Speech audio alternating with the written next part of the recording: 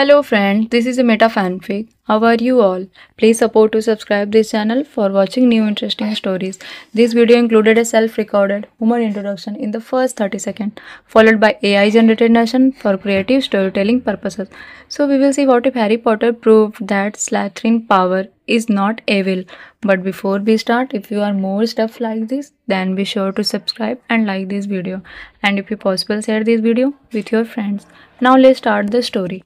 Here is short summary. Tired of being slandered by the Daily Prophet, Harry takes matters into his own hands, this time using cunning, ambition, and his hidden Slytherin side to change everything. Why am I asking somewhat impertinent questions? Well, all this ongoing smear campaign against a teenager has me wondering. What are you and the Minister of Magic so afraid of? I mean, come on, Harry Potter is only 15 years old. I see less negative news concerning he who must not be named than you print about Harry Potter. Are you and the minister that insecure? Where are the facts? The solid news reporting? All you are printing is hearsay and conjecture that runs the gamut of making a saint of Harry Potter to making him as reprehensible as he who must not be named. You really can't have it both ways. Where in Merlin's name are you getting your information, or are you just making it up as you go? If that's the case, don't libel laws apply here? If you were writing about me, my parents would sue you. Just because Potter has no one to stand for him doesn't mean he's fair game. If you were to print half as much hearsay about he who must not be named, you probably wouldn't have a paper to print. Has anyone really asked Potter what his side of the story was? All you've reported was, Mr. Potter is unavailable for comment. That's the easy way out. Where are those that are reputed to be his associates and friends? Why haven't you interviewed them?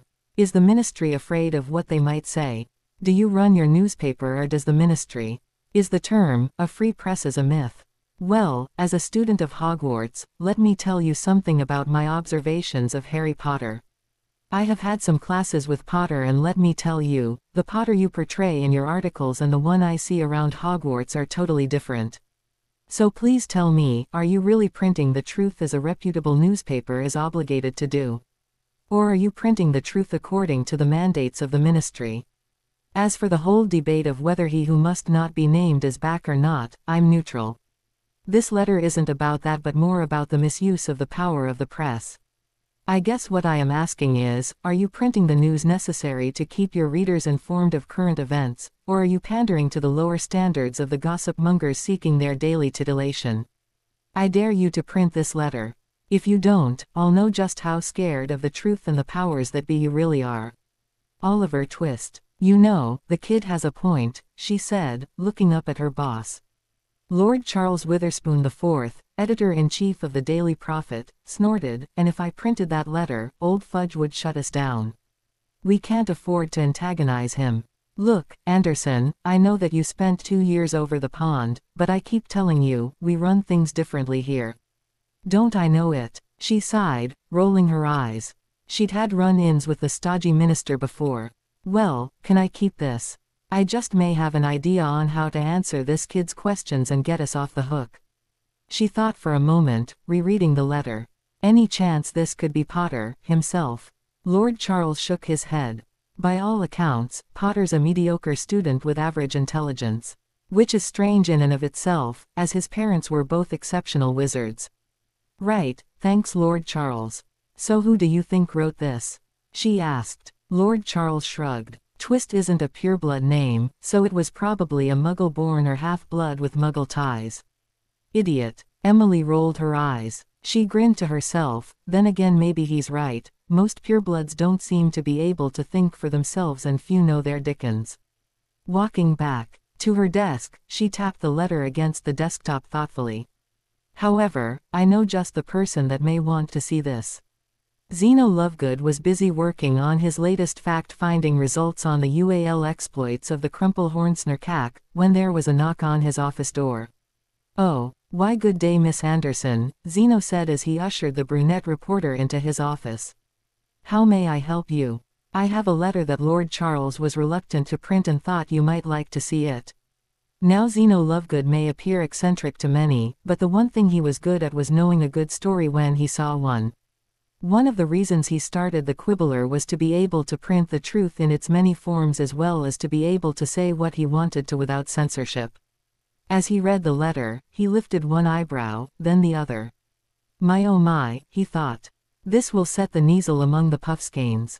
So the prophet was asked the hard questions and reneged on their responsibility to the public, he chuckled. Emily Anderson grinned. I thought you might see it my way. Harry Potter was pissed with the wizarding world in general and Dumbledore in particular. The headmaster, in his infinite wisdom, had decided that Harry would be safer with his relatives yet again this year. And let's not forget good old Fudge, who refused to believe Voldemort was back. Yeah, right, Harry thought as he glared at his locked bedroom door. It was, of course, locked on the outside with him inside. Then Dumbledore decided that it wasn't safe for me to get the news and cancelled my subscription to the prophet. Way to go, Dumbledore. Let's keep the golden boy ignorant. It's not as if I need to know what's going on. After all, it's not as if I have a dark wanker out there who wants to kill me. A slow, evil grin appeared on Harry's face.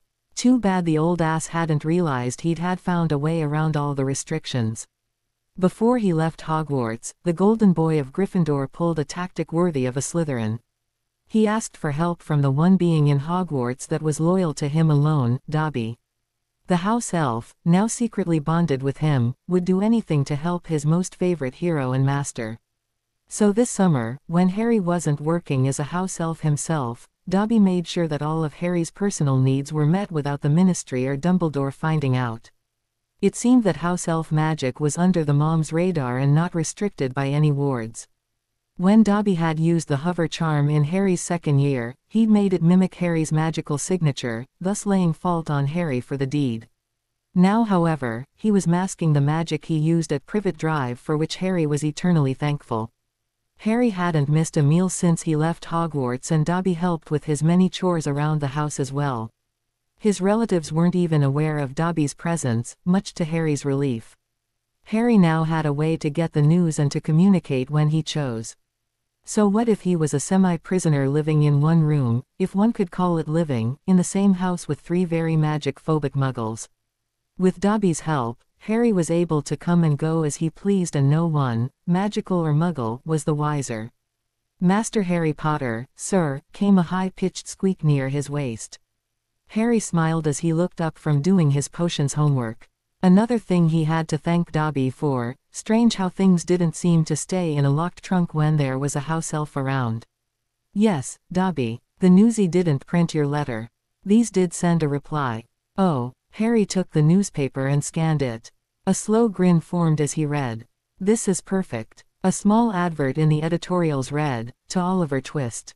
We have taken your questions under advisement. We hear that the Quibbler is looking for interesting articles like yours, therefore we forwarded it on to their staff, the editorial staff of the Daily Prophet.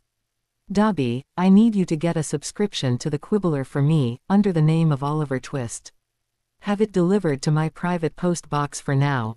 I'll set something up with the goblins in the future, Harry ordered, setting the newspaper aside. Dumbledore is watching your mail still? Dobby asked, wringing his fingers. Harry sighed and nodded. He's even keeping Hedwig at Hogwarts. Says it isn't safe for her to travel. Dumbledore is being bad, Master Harry, sir. That's why I had you set up the post box. You still have the key to it. Dobby's head bobbed rapidly. Yes sir, Master Harry, sir. Dobby keeps it safe. Harry grinned. Perfect. Ever since primary school, the young wizard had hidden his true nature and potential from the world. The Dursleys hadn't liked him outshining their precious Dudders, so Harry had to go underground as it were. It so happened that Dudley and his gang had an allergic reaction to libraries and books, which made them Harry's favorite hideouts. So books became the friends Dudders denied him. Of course, when he finally thought he was free from such oppression, he found he was just as trapped by the wizarding world's perception of him. So Harry decided to keep his true talents hidden from them as well. He didn't think either Hermione or Ron knew how intelligent he really was, and as much as he loved his friends, he couldn't let them know. Hermione prided herself on her knowledge and being first. He knew she would resent him doing better than her. Ron, on the other hand, was a jealous prat to start with and wanted nothing more than to goof off. So Harry decided to use Ron's level of ability as a gauge to go by and avoid conflict. So what if he turned in mediocre essays? What did it matter in the long run? He wasn't sure that he would live to be an adult, all things considered. Between Dumbledore's asinine testing of Harry's self-preservation skills, Snape's hostility and Old Tom's determination to kill him, Harry's lifespan didn't look to be too long or too pleasant. That's why he wrote to the Prophet. He was tired of that gossip rag dragging his reputation through the mud. If he was an adult, he would be suing the rag for libel. He was not as stupid as people thought. He knew if he had signed his own name, he would have everyone under the sun jumping down his throat for such cheek. Thus proving the Prophet right in the eyes of the wizarding world. Emily smiled as she read the next issue of the Quibbler. Oliver Twist's letter appeared as a front-page editorial. Zeno Lovegood printed the teen's letter word for word and his answer was priceless. Dear Mr. Twist, unfortunately, our esteemed competitor, the Daily Prophet, declined to print your letter for reasons of their own. Only they can reply to your probing questions. I am afraid I cannot speak for them. However, I am more than happy to try to address the more intriguing questions. I may fail to address them fully, but I will try. Truth, I am afraid, is a relative term in the wizarding world. One man's truth is, sadly, another man's lie. The Prophet must cater to authority, while I cater to those who seek the truth. Although my reader base is fewer, I hope they are more open-minded. Your comments about Harry Potter mirror those of my daughters, who it so happens is a year behind him at Hogwarts. According to her, Harry Potter cares more for Quidditch and his friends' safety than calling attention to himself. If anything, Mr. Potter tends to try to hide from the crowd rather than seek attention for himself. As far as I know, we of the press corps have been asked not to seek out Mr. Potter as he is currently enjoying the summer with his family. So unless we hear directly from him, we have no recourse but to say, Mr. Potter is unavailable for comment at this time, for it is true. Only in America can you find true freedom of the press. As I understand it, it is one of the many basic privileges guaranteed by the laws of their land. I will have to look into it, but I think the Prophet is a privately sponsored newspaper and must therefore answer to their sponsors. If the sponsors have no objections to what is written, then you can be assured it will appear on their pages. Your questions, Mr. Twist, come at a time when we must review many of our beliefs and loyalties. I hope I have answered a few of them to your satisfaction. If not, I would invite you to write back and institute a dialogue between us. Zeno Lovegood, Editor-in-Chief. The Quibbler. Emily Anderson stood outside Lord Charles's office door, glaring at the two burly Aurors standing guard who refusing her entry. Behind the closed office door, she heard the raised voices of the minister and Lord Charles, as well as a girlish, simpering voice that literally dripped malice. Suddenly, the door flew open and Minister Fudge and a disgustingly toad-like woman stormed out. You will find out who leaked that letter to the Quibbler, Witherspoon, or I will have your job. I know of several who would jump at the chance. Fudge threatened, jamming a green bowler on his head. Emily was given a curt nod by the Aurors as she slipped past them into Lord Charles's office. She found her employer downing a calming draught with a fire whiskey chaser. What in Merlin's name was that all about? She queried. He waved for her to close the door and take a seat. He pulled out his wand and cast a few spells. From what she could see, they were anti-spy and silencing spells. Well, Miss Anderson, Charles said.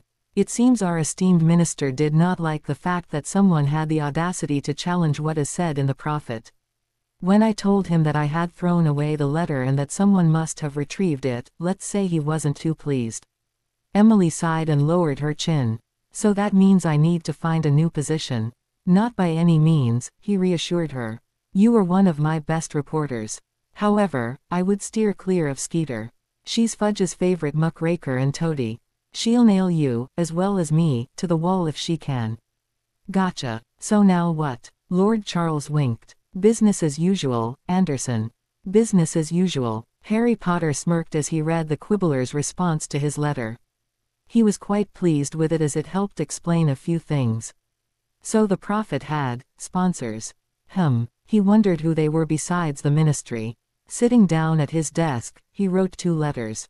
The first was to the goblins. Harry would have liked to pay them a visit, but wasn't sure if he could manage it as he was still a prisoner in his relative's house. He refused to call this place his home, no matter what the delusional headmaster said. Harry smiled as he reread the letter to the goblins. Setting it aside, he looked at the empty perch and cage in the corner. His smile turned to anger. Dumbledore had no right to take Hedwig away from him. No right, at all.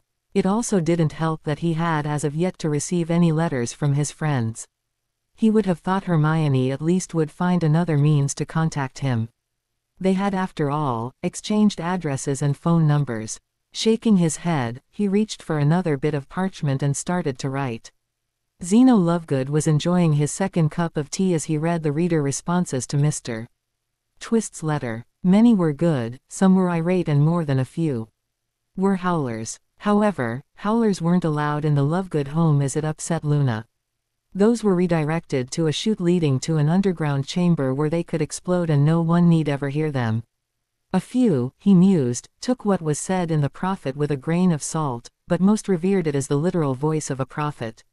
More fools they, he thought. He even received a visit from a ministry flunky by the name of Percy Weasley. Zeno shook his head. The boy was clearly infested with nargles if he thought the ministry could dictate what went in the Quibbler. There were only 2 major stockholders, himself and one other, and neither were willing to sell their shares. Zeno stood with a sigh. Well, tea time is over. Back to work. Albus Dumbledore prided himself on being a wizard of great wisdom and integrity. He wanted Harry to have time to recover from the harrowing ordeal of seeing Tom come back last spring, which was why he was tucked safely away with his relatives. Too bad it wasn't safe to correspond with his little friends, as it would have brought great comfort to the boy. Ah well, it's for the greater good, after all. He started to take a sip of his tea as he picked up the Quibbler, his favorite newspaper. Scanning the letter to the editor quickly, the aged wizard spewed his tea. What in Merlin's name? He read then reread the letter and Zeno's response. Granted, the man hedged his comments about the prophet, but even he could read between the lines and see that Zeno Lovegood had no respect for the ministry-controlled rag. This Twist lad sounded very angry at the world and at the prophet especially. What was the boy playing at? Daring the prophet and the ministry to answer him. Could the boy be correct in his views about Harry? Granted, he wasn't too specific in his details, however, did he really know Harry? Could this have been written by Harry? No. The boy had no way to send anything to the prophet. Hedwig was being taken care of by Hagrid. Who could this Oliver Twist be? Why did that name sound familiar? In a dark room with only a rat-faced man for company, a S-like man was recovering from his rebirth. The rat-faced man picked up the prophet and started to read it aloud. Neither wizard read the personal section for the prophet. So the personal notice listed there to a Mr. Oliver Twist went unread. Since neither read the Quibbler, they would not understand the notice since they hadn't read the original letter. As for the other followers, no one felt it wise to inform their master of the letter as it was considered far too dangerous to call his attention to it. Gringotts, director, Ragnarok, picked up the letter addressed to Family Accounts Department and scanned it quickly. To whom it may concern. I, Harry James Potter, son of James and Lily Potter, wish to know who my account manager is. I would like a copy of all my bank statements from the time my parents were killed to present time. I know I am underage, but as I will be 17 in a couple more years, I would like to learn how to manage my own affairs.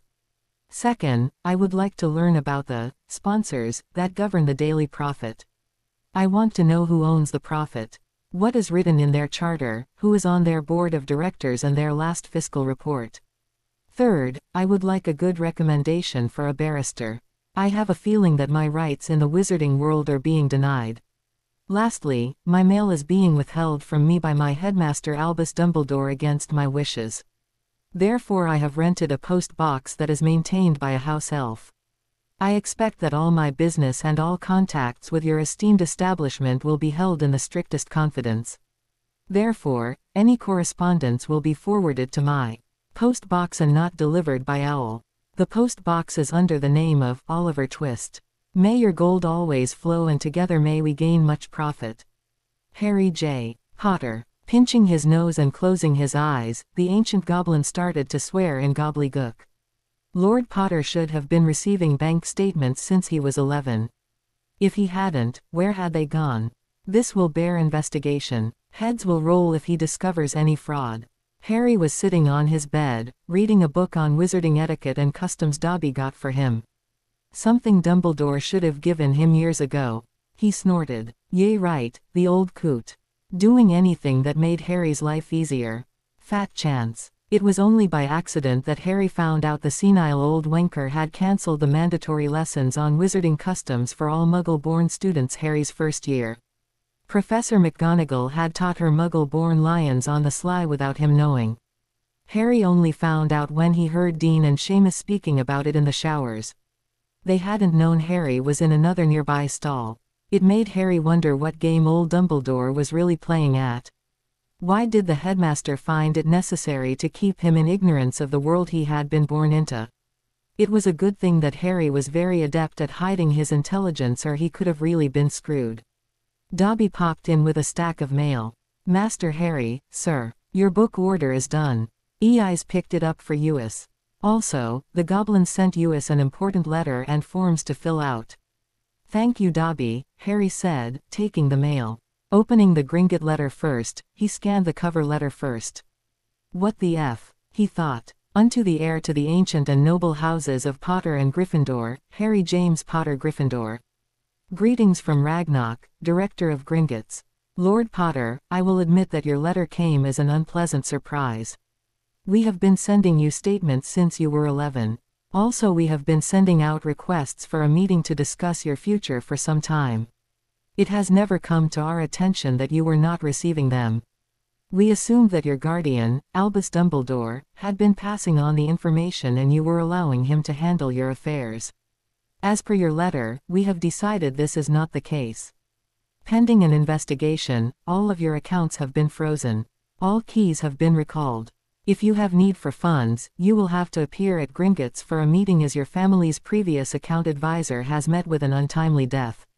I will be assuming the role myself until such time as we can come to a mutually agreeable arrangement. As for the profit, as of noon yesterday, you are the major stockholder with 68% of the shares. Ministry of Magic holds about 20 shares and the rest is owned by the Prophet themselves. The board of directors was appointed by the ministry after the first fall of the Dark Lord Voldemort. The ministry currently controls the Prophet through political intimidation. Lord Charles Witherspoon, the fourth, is the current editor-in-chief. He was hired by your grandfather, Lord Harold Potter.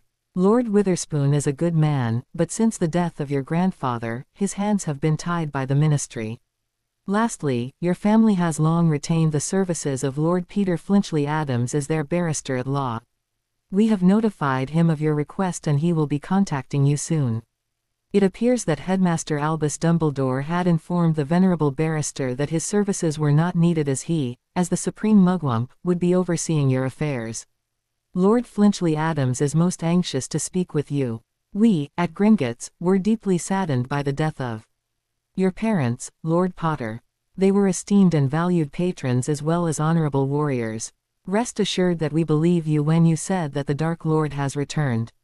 We will do everything in our power to assist you in your battles. We need to speak soon. May your gold always flow and together we will make much profit. Ragnarok, Director of Gringotts. Potter Account Manager. Well, here is Chapter 2. Thank you all for the wonderful reviews. This story is almost finished in draft form. There will be around 30 plus chapters all told. This was Frau's and mine contribution to NaNoWR. I don't have my notes handy to tell you how many words Poison Pen ended up having, as we also did a couple of chapters of our Narnia crossover, a chapter of What's Said is Said and a MASH one-shot. Final count was over 50,000 words all told. I was quite pleased. Frau was ill but now she's better. Thanks for everyone's concern. She and I will be trying to put out a chapter of Poison Pen a week and still work on finishing the others. Arthur Weasley, head of the Weasley clan, stepped out of the courtroom with a very pale Harry Potter. It had been a grueling hour and a half for both. Fortunately for Harry, the Wizengamot had found the boy innocent of using underage magic to chase two Dementors away from himself and his Muggle cousin. It had been a near thing. Albus Dumbledore saved the day at the trial and then promptly left, leaving Arthur to take care of the traumatized young wizard. The tall redhead was perplexed with the elderly wizard's cavalier attitude towards the distraught boy. Why had Albus left in such a hurry? And why didn't the man look at Harry, greet him, or comfort him? He was sure Albus had his reasons, but not explaining them had left young Harry bereft and shaken. "Wait, Mr. Potter, a moment of your time." A stately elderly wizard strolled up, holding a cane in the air to draw their attention. The man was well dressed and carrying a briefcase in his left hand. "Sorry, no autographs," Arthur started to say, ushering Harry towards the exit. "I should hope not," said the elderly gentleman, pulling out a card. "I am Lord Peter Flinchley Adams, retainer for the Potter family for many years." Harry took the proffered card and looked it over. "Why are you just now approaching me?" he asked, confused. "My apologies, Mr. Potter. I was unable to attend your trial. It would seem someone in the ministry told me the incorrect time and place," the distinguished wizard complained disdainfully. "For which I wish to offer my sincerest apologies, Mr. Potter. I can assure you no one in my office would make such a reprehensible blunder." Arthur looked at Harry, who was fingering the business card. Both were thinking that having a barrister earlier would have helped tremendously in Harry's defense. Leaning closer, the silver-haired gentleman placed a hand on Harry's shoulder. "Could I have a moment of Mr. Potter's time in private?" "Now see here," Arthur sputtered, recognizing the wizard was one of the top barrister of the wizarding world. This regal wizard was not someone to offend. However, he had his orders from Albus. "I need to get Harry back to the burrow. Molly and the others are waiting for us." "This will only take a few moments, sir," the barrister reassured, glancing at the teen. "I don't see what it would hurt, do you, Mr. Weasley?" Harry asked, turning to the gentleman in question. "You aren't a Death Eater, are you?" Lord Peter smiled, raised his cane and invoked an oath. "I, Lord Peter Flinchley Adams, do swear on my magic that I am not now nor ever will I be a follower of the Dark Lord Voldemort. Yes, I too can say his name. I am who I claim to be, a barrister at law and a personal retainer to the Potter family. So, mote it be." "So mote it be," Harry repeated and smiled as magic swirled around them, sealing the oath. Turning to Mr. Weasley, he pleaded, "I would like to hear what he has to say." Arthur sighed but nodded. "Very well, Harry, but I have to stay with you. Albus and Molly would have my head if anything happened to you." "If I may," Lord Peter Flinchley Adams interjected. "Headmaster Dumbledore has refused me access to Mr. Potter since his parents were killed." He ushered them into an empty nearby conference room. "Furthermore, he has repeatedly denied all my requests to meet with him since his return to the wizarding world at age 11. I can assure you both, what I have to say is very important." A stunned Arthur complied silently as the door closed behind them. Harry was delighted. Finally, someone would be on his side. The brief meeting went well. He could tell that Mr. Weasley was overwhelmed by it all. Thankfully, Lord Peter was able to get a wizard's oath from Mr. Weasley. Lord Peter had insisted on the oath to protect his client's rights to privacy. Harry and Lord Peter couldn't go into great detail on past family business with Mr. Weasley present, but it was a start. Lord Peter was appalled that Harry had been kept in the dark about his rights and status in the wizarding world. Later that night at the burrow, while Ron was sleeping, Harry was able to write a quick note to Lord Peter about how to contact him without using an owl. It wouldn't do for anyone to intercept any of their correspondence. It was unfortunate that he couldn't tell the barrister everything he wanted to with Mr. Weasley listening in. He instructed Dobby, now that he was back in the wizarding world, that any mail addressed to Oliver Twist should be placed in a new envelope and readdressed to Harry Potter before it was delivered. It just wouldn't do to have Harry Potter to accepting mail addressed to Oliver Twist. Dobby was also instructed to make sure that Harry's magic signature could not be traced on any outgoing mail as a precaution. Setting up a date with the goblins would be tricky. He was sure that he would not be allowed to go to Diagon Alley alone. Maybe if he asked Mr. Weasley if he could accompany him. No, Mrs. Weasley and Dumbledore would not allow it. Maybe if he asked the goblins for a solution. Ragnarok tapped the letter he had just received from Mr. Potter. The meeting between him and Lord Flinchley Adams went well but had been supervised by a third party. Mr. Potter expressed his regrets about missing the meeting between him and the goblins as someone from the ministry sent 2 rogue dementors after him and his muggle cousin. Now Mr. Potter would be watched constantly and have no way to get free of his watchers. A slow smile formed on the ancient goblin's face. There was one way to fix that. Quickly he wrote out his orders and a letter to Gringotts' most valued customer. That done, he sat back and waited. That next evening Dobby slipped Ron a sleeping draught that the goblins had provided. Once Ron was safely asleep and the house quiet for the night, Harry took out the port key and whispered, "Prophet." Since the third task, Harry had been a bit squeamish about using a port key, but he'd been reassured that this one was to Gringotts and nowhere else. Harry trusted the goblins more than he did almost anyone else. Landing unceremoniously in a heap at the feet of 2 goblin guards, Harry swore under his breath. The guards grinned at the young wizard before helping him up. "Mr. Potter," one of them asked. "That's me," Harry said, dusting himself off. "I have a meeting with Director Ragnarok." The meeting lasted an hour and a half. Harry and the goblins agreed they couldn't take the chance for him to be missing longer than that. Both he and Ragnarok had a list of items that needed to be worked out. They were both pleased with the outcome. Nothing was fully solved as it would take more than just an hour to go through everything, but they at least had a good start. Harry was pleased to note that Dumbledore had kept his fingers out of the Potter accounts, even if he was receiving Harry's bank statements. Gringotts had sent a letter to the elderly wizard that all keys and bank statements were being recalled due to irregularities. The ancient wizard had sent a reply that he was agreeable with this arrangement and to let him know when he could expect the problem to be resolved. Harry smirked, placing the Potter heir's ring on his left hand. "How long can you stall?" he asked as he watched the ring become invisible. "For as long as you need, Lord Potter," Ragnarok replied with an equally evil smirk.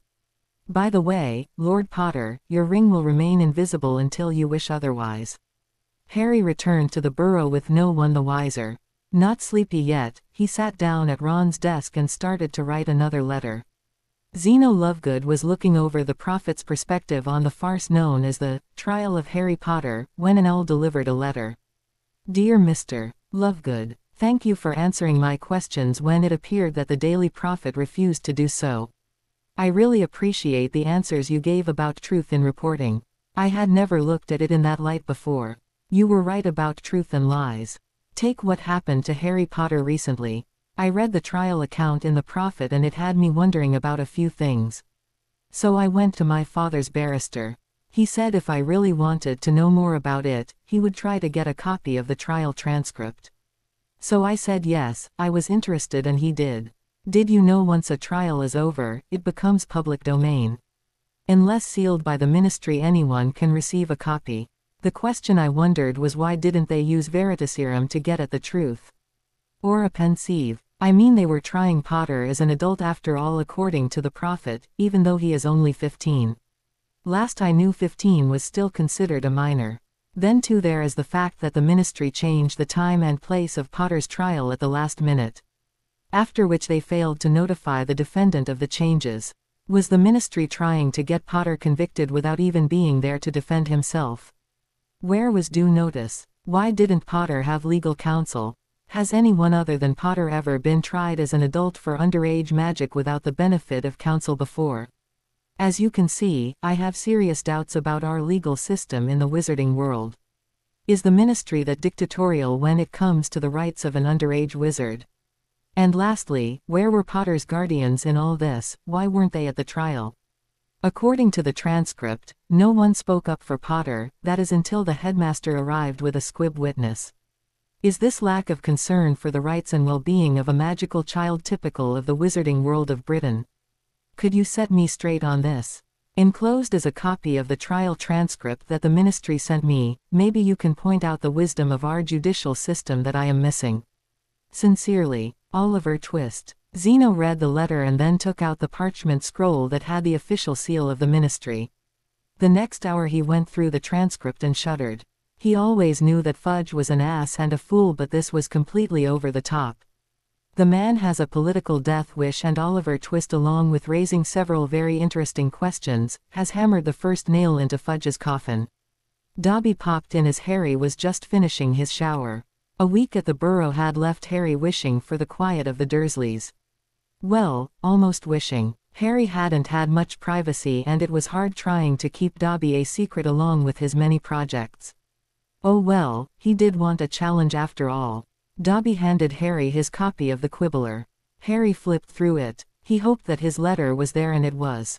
His jaw dropped as he read the response.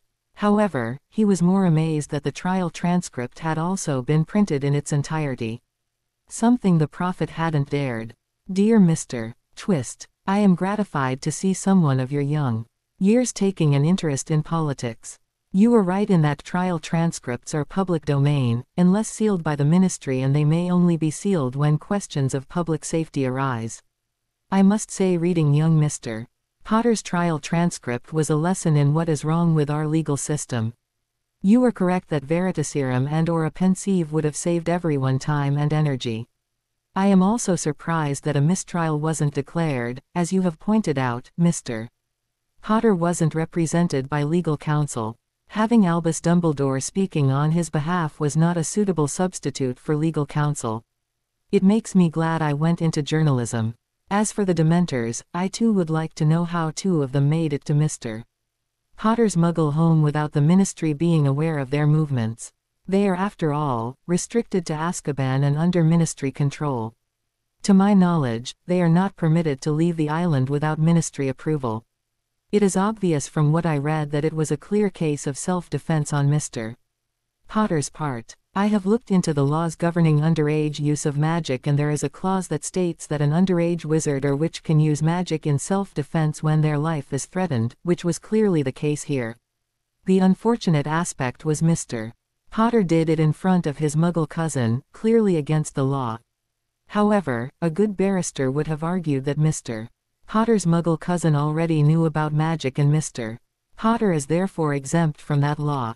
If Mr. Potter so chooses to pursue the matter, a good barrister has a solid case against the ministry's lack of control over their Dementors and for trying him as an adult. As for guardianship, I am afraid Mr. Potter's files have been sealed since the day his parents were killed. No one knows who his magical guardian is, and I can almost bet that Mr. Potter doesn't know either, from what I could ascertain, since they would have protested his treatment last year at Hogwarts, when he, as a minor, was forced into a magical contract against his will. Lastly, I must caution you, my young reader. The ministry is very quick to sue any they feel who have libelous intent against them. However, they would not be wise to set such a precedent. Although I have enjoyed the questions you raise, I am sure the ministry does not. So take care, my young friend. Zeno Lovegood, Editor-in-Chief. The Leaky Cauldron was having a slow day. Zeno Lovegood had just dropped off the 25 copies of this week's Quibbler. Tom picked up his complimentary copy and looked it over. Old Lovegood was a decent chap in the old bartender's opinion, if a bit mental as it were. Flipping through, his eyes caught the strange letter to the editor, then they widened.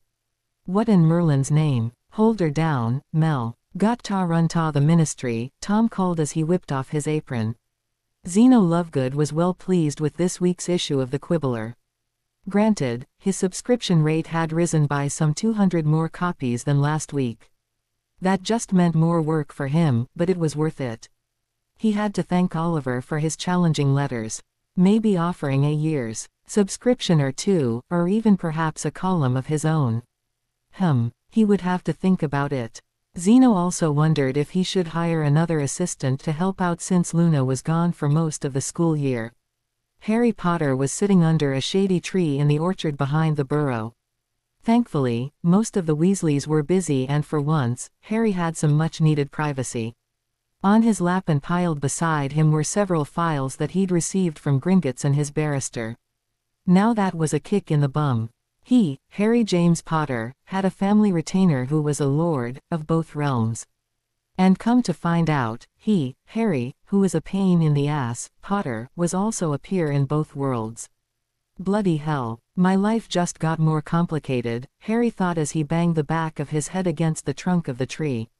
He closed his eyes for a moment as his mind took in the fact that he had a seat both on the Wizengamot and in the House of Lords. Merlin's bloody bollocks. Returning to the files as he brought his mind back to the matter at hand, Harry read over the stock reports of several companies he owned. According to what he was reading, it seemed the Potters were in the top 10% of the richest families in the wizarding world, and in the top 25% in Muggle Britain. What was Dumbledore playing at? Sending him to the Dursleys all those years ago? To live like a house elf and dress like a pauper? Why was he keeping him so ignorant of his inheritance and his titles? Why wasn't he being trained in dealing with his responsibilities as head of an ancient and noble house? Bolting straight up, he whistled as he stared at the file in his hand. He couldn't believe it. He owned controlling shares in the Daily Prophet, half-owned the Quibbler and O'Merlin, a quarter of the businesses in Diagon Alley. Bloody hell, he even owned the land that Hogwarts and Hogsmeade sat as heir to the Gryffindor line. He may only own a quarter share of Hogwarts, but still. He turned to the next page. What's this? A yearly tithe? What the hell? What kind of special vault? According to what he was reading, it could only be accessed by 3 people, himself as the Potter heir, and under specific criteria, the current headmaster and the director of Gringotts. As of this date, Albus Dumbledore had accessed it 3 times in the past 5 years, in his tenure as headmaster, draining about a quarter of the available funds from the vault. Wonder why? Too bad, it doesn't list the reason for the withdrawal, Harry thought, making a note in the journal he kept handy to inquire at Gringotts what criteria had to be met to make a withdrawal. Picking up the last file, his eyes started to scan the list of Muggle properties and again he had a shock.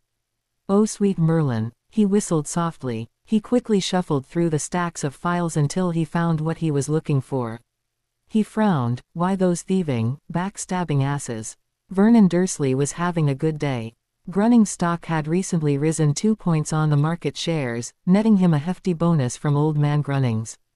Dudley had been given a clean bill of health from his ordeal with those unnatural thingies that went after his freakish nephew. He couldn't wait to get his hands on that freak next summer. He'd teach him a thing or two. Awaiting at his desk was a slender stack of the Morning Post left for him by his secretary. Taking a sip of his 5th cuppa for the morning, Vernon reached for the first opened envelope. He took another sip as he glanced over the letter, only to spit out the mouthful, choking as he reread. From the office of Peter J. Flinchley Adams, Barrister, Lord of the Realm. To Mr. Vernon C. Dursley, it has come to our attention that there has been misappropriation of funds. Therefore an audit was been ordered on all records in all departments dating back to 1981. You are hereby required to present all records and accounts for inspection Tuesday next. There will be an audit of personal expense accounts for all department heads performed as well. Compliance is mandatory. Any department head failing to cooperate will be suspended without pay pending such time as the audit is final, whereupon disciplinary action will be taken if necessary. Thank you for your cooperation. Lord Peter Flinchley Adams, Retainer at Law, C.C. Ragnock, Director of Gringotts Bank. All stockholders, Grunnings Inc. All heads of departments, Grunnings Inc. Vernon stood up as coffee spilled down his pant legs. What the F? Martha, get your ass in here, bring your notepad. He roared, grabbing the phone, and angrily punching his home phone number as his secretary entered. Pet. Quote. Lord Peter Flinchley Adams polished off the document needed to free Lord Potter from Albus Dumbledore's control, adding it to the swiftly growing Potter file. He mused on the young lord leaning back in his chair. Harry James Potter had surprised him. The rumors surrounding him bore no likeness to the young wizard he met right after the trial. Time had not allowed for them to go into details of Lord Harry's life to date, and with a third party listening in, it was more than awkward. However, his impression of Harry was very favorable. It appeared that the lad inherited his parents' high intelligence and high levels of magic, belying Harry's mediocre academic records and poor press reviews. How did the lad manage to hide his talents so well? He could see that Arthur Weasley was out of his depth and flabbergasted at the few details that Harry had revealed. He hoped the man would shake his blind allegiance to the conniving headmaster and open his eyes to the wrongs done to an innocent child. The secret letter exchange he and Lord Harry were carrying on was proving to be very enlightening. This is where the lad's true abilities shone through. If they adhered to the agenda the lad wanted, they could set the wizarding world on its ear. Something that was long overdue, in Lord Peter's opinion. Tom was leaning over the bar with the quibbler beside him, and next to the rag was an official-looking parchment carrying the ministry seal. He was checking between both of them with great interest. "Watcher Tom," called one of his regulars as he plopped down on a stool across from the bartender.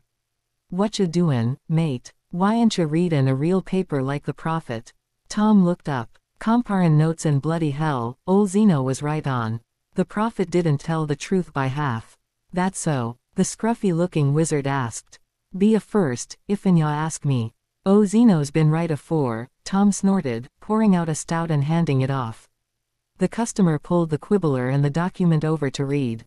"Hey, this'n is a court record. Bloody hell, where did ya get this?" "Hall of Records, 'twasn't sealed, court records are open to the public." "This is Potter's trial from a few days ago," Tom replied, setting his copy aside for the moment. "What? Thought the boy got off on a technicality or the like." "Eared the minister wasn't happy," came from a nearby table. "Right, 'nuff. There arst off. Seems what was in the Prophet was only half the story, as usual," Tom snorted.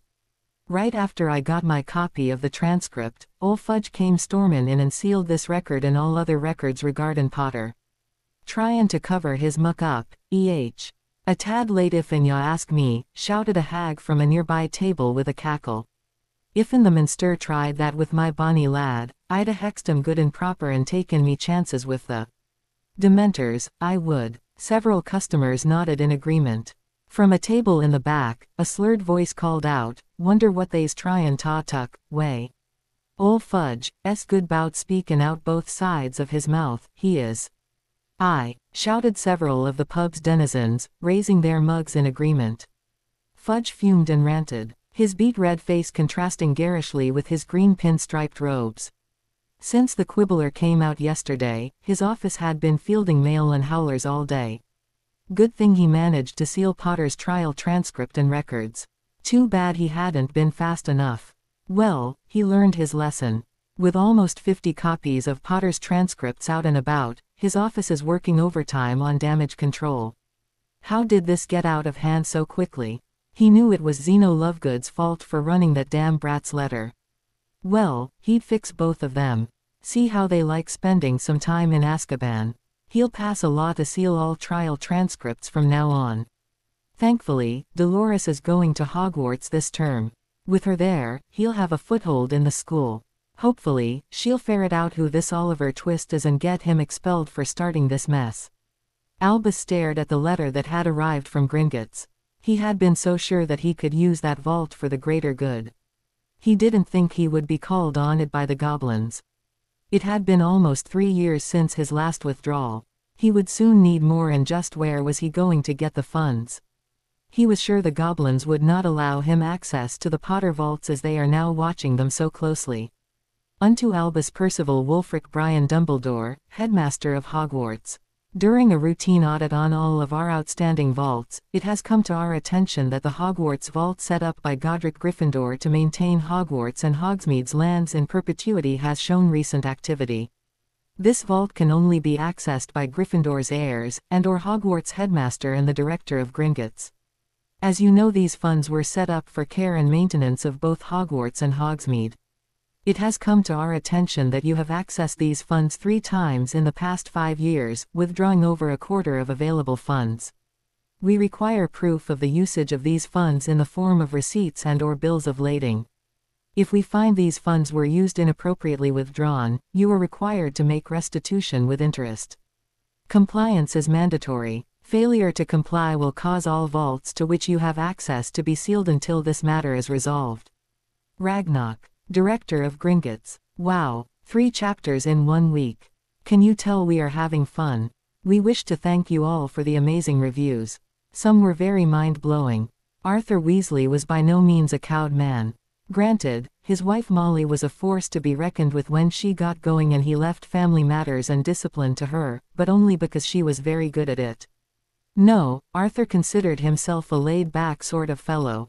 However, since Ron had befriended an orphan by the name of Harry Potter, Arthur's comfortable world had turned upside down.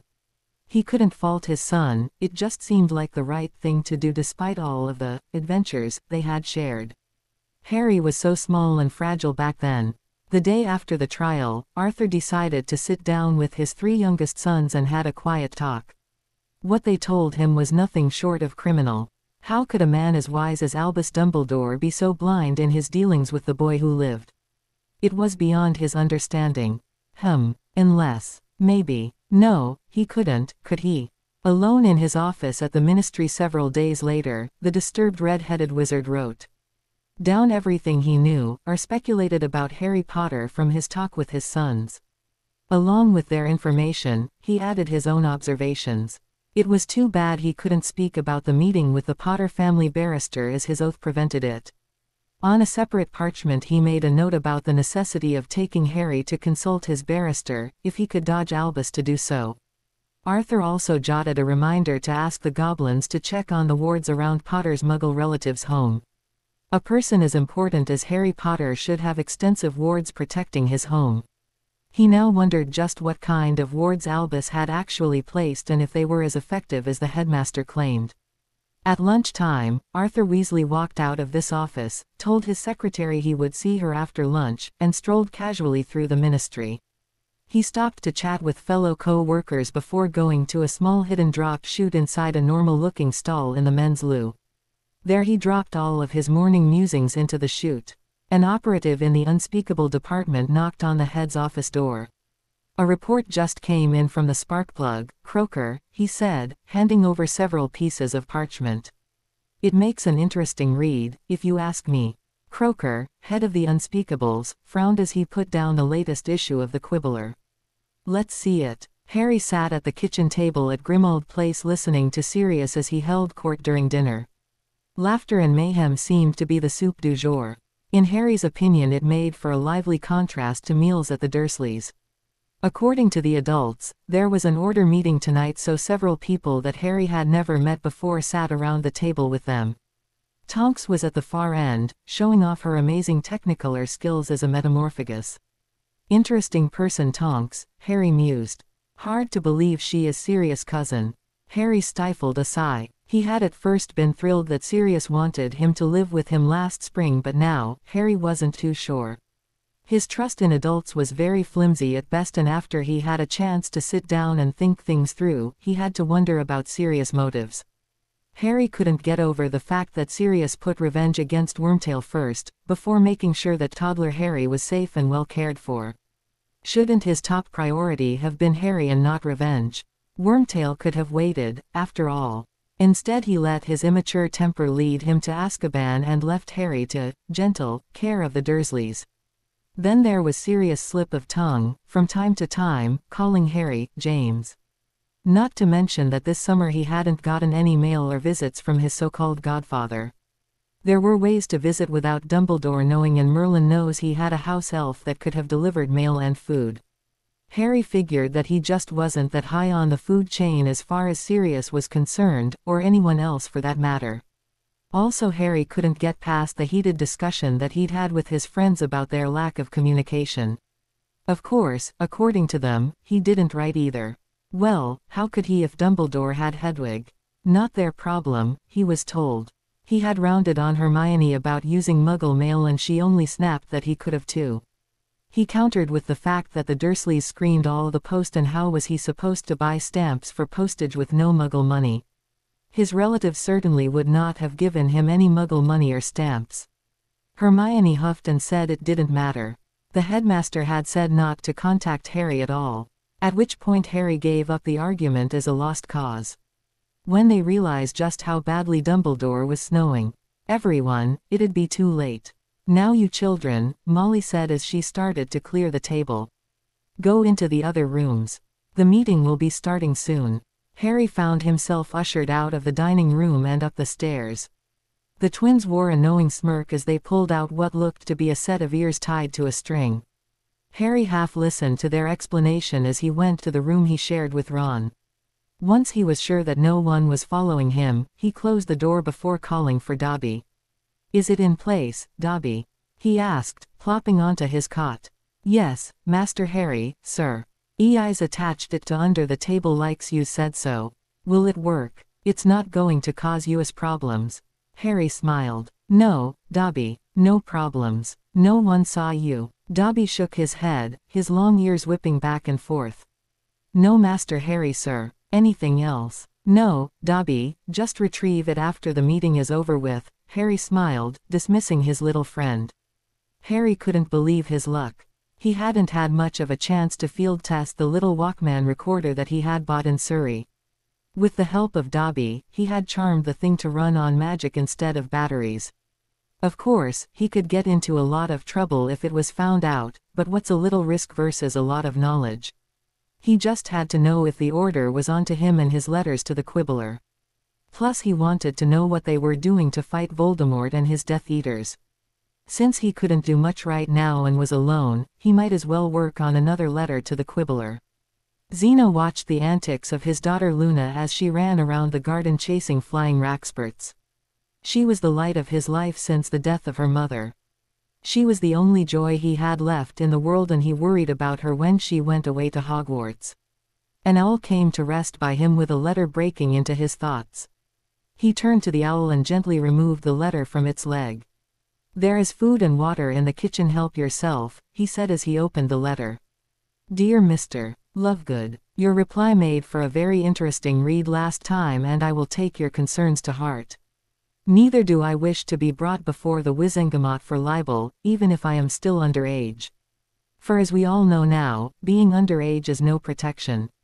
Since you and I are discussing trials, I was very interested to learn, by eavesdropping on Potter and his little friends, that Sirius Black was never given a trial. Very bad form that, if you ask me, since he is after all head of an ancient and noble house. If the Ministry can so blatantly do that to one head of an ancient and noble house, what keeps from them doing it to another? Oh, I forgot, they did. According to the Prophet, Potter is also the head of an ancient and noble house, even if he is underage, and look at the farce of a trial he was given. Where was Albus Dumbledore in all this? Why didn't Professor Dumbledore push for a trial for Black? He was head of the Wizengamot at the time, and it was certainly within his power to do so. Why did he stand by and condone such a miscarriage of justice when 3 little drops of Veritaserum would have put paid to the whole matter? Last spring, I managed to overhear Potter and his little cohorts discussing Black. Did you know he was Potter's godfather? And according to what I overheard, he wasn't even the Potter's secret keeper. Potter mentioned someone by the name of Peter Pettigrew was. Potter claimed that Pettigrew was alive and hiding, and no one was seeming to take him seriously when he told them about it. Here again I ask, where was the Veritaserum or pensive memory? And what was the Ministry doing sending Dementors to Hogwarts 2 years ago? I was at the game where Potter was almost dead. Yes, almost dead. What kept them from going rogue with all the fresh, impressionable minds around school? What was the Ministry's take on all this? Why, it was to keep us safe from a lone serial killer. Oh please, Dementors have killed more people than Black allegedly did. So isn't putting a hungry pack of wolves in with the lambs and then expecting them to behave rather idiotic? Don't you think a lone serial killer whose only target is said to be Harry Potter is far less of a threat than a pack of Dementors who don't care whose soul they happen to? Lunch is served at Hogwarts and the students are the main course. What is the policy of Veritaserum on minors and pensive memories used in trial? Why haven't Potter and his cohorts been questioned and their memories viewed to confirm or deny their statements? Or is the Ministry afraid that the truth might actually come out and make them look the fool? The more I dig through this little fiasco, the more it has holes the size of bludgers in it. Also, what about the Queen's Law? Is the Ministry so removed from reality that they forget to acknowledge British common law? We are, after all, still the Queen's subjects. Maybe I shouldn't question things. Maybe I should be a sheep and do nothing, like most wizards. However, I like to sleep at night with a clear conscience, if you can understand that concept. It would seem not many in the wizarding world do. Oliver Twist. Frau and I are really taking most of the helpful reviews to heart. We are amazed at the number. However, we feel we need to address a couple of issues. Yes, the chapters are choppy. We are focusing mainly on Oliver's letters and the reaction to them and are not trying for a smooth-flowing story but rather a series of vignettes. The tip from Lovegood was a good one. He'd been right on target. The ministry was trying to bury their mistakes with Sirius Black. According to Fudge, Black was being blamed for everything, from being a Death Eater to being responsible for the nasty, overflowing urinal in the men's loo. Anything and everything, the minister was trying to pin it all on the escapee from Azkaban. According to public opinion, it was working. When Lord Charles came out of that fateful meeting with the barrister last week, he announced that the Prophet was under new management. The ministry no longer had any real say on what was, or wasn't, printed. Also, under the new policies, all news stories had to be backed up with solid facts and hardcore evidence. No more quick quote pens were allowed. If you couldn't back it up, then the story, no matter how exclusive, would not be printed. Several reporters already had turned in their resignations. Unfortunately, Rita Skeeter wasn't one of them. Which is why Emily was digging in the files. Lord Charles had given her a week off, with pay, to do some dirt digging. Since the day that Lord Flinchlywood ever came into the offices of the Prophet on behalf of the primary stockholder, Lord Charles had been looking more like his old self. Emily was quite pleased with the shake-up since Rita was demoted to the garden columns. The news reporting was now less biased towards gossip and dealt more with the real issues. Rita was finding herself with more and more trivial garden club assignments than actual hardcore journalistic stories. The rumor mill had it that Rita was out for blood, anyone's blood. If it was Harry Potter's, even better. She didn't like her new assignments, even if they were more her style of writing. Which is why Emily was now digging in the Hall of Records. She was looking for everything pertaining to the Potters and Blacks that wasn't classified. So far, she was coming up with nothing. No will was on file for the Potters. Strange, as the Potters, a wealthy ancient and noble house, knew that the Dark Lord was hunting them, so they had to have a will made up to protect the interests of their infant son, Harry. There wasn't even proof of guardianship arrangements for their son that she could find. All this smacked of a cover-up, but how to go about proving it? Harry was getting used to the small amount of sleep he'd been getting since his return to the wizarding world. At least once a week, around midnight, he would portkey to Gringotts for a meeting with his advisors, Lord Peter and Director Ragnarok. Both were very helpful in their advice on Harry's legal and financial dealings. Harry, however, had been looking over some law books and had a question for both. Tomorrow would be his 15th birthday, so he felt it was only fitting to ask this question. So hypothetically, Harry queried in the meeting the night before his birthday, if 3 government bodies declared, for legal purposes, a minor to be an adult in such a way that it became public record, would said minor, due to the precedents set, be considered an adult in the eyes of the law? What do you mean, Lord Harry? Lord Peter asked, a bit stunned by the question. Well, let me put it this way, Harry said. Say a 14-year-old boy's name came out of a magical artifact that had a magical age restriction of 17 on it, and yet said authority figures in charge required said underage teen to honor the magical contract without the written permission of parent or guardian. Would that constitute acknowledging the teen in question as a legal adult? Then, the same 14-year-old boy was brought before the whole Wizengamot for violation of underage magic use and was tried as an adult. Would this mean said 14-year-old could be considered an adult in the eyes of the ministry?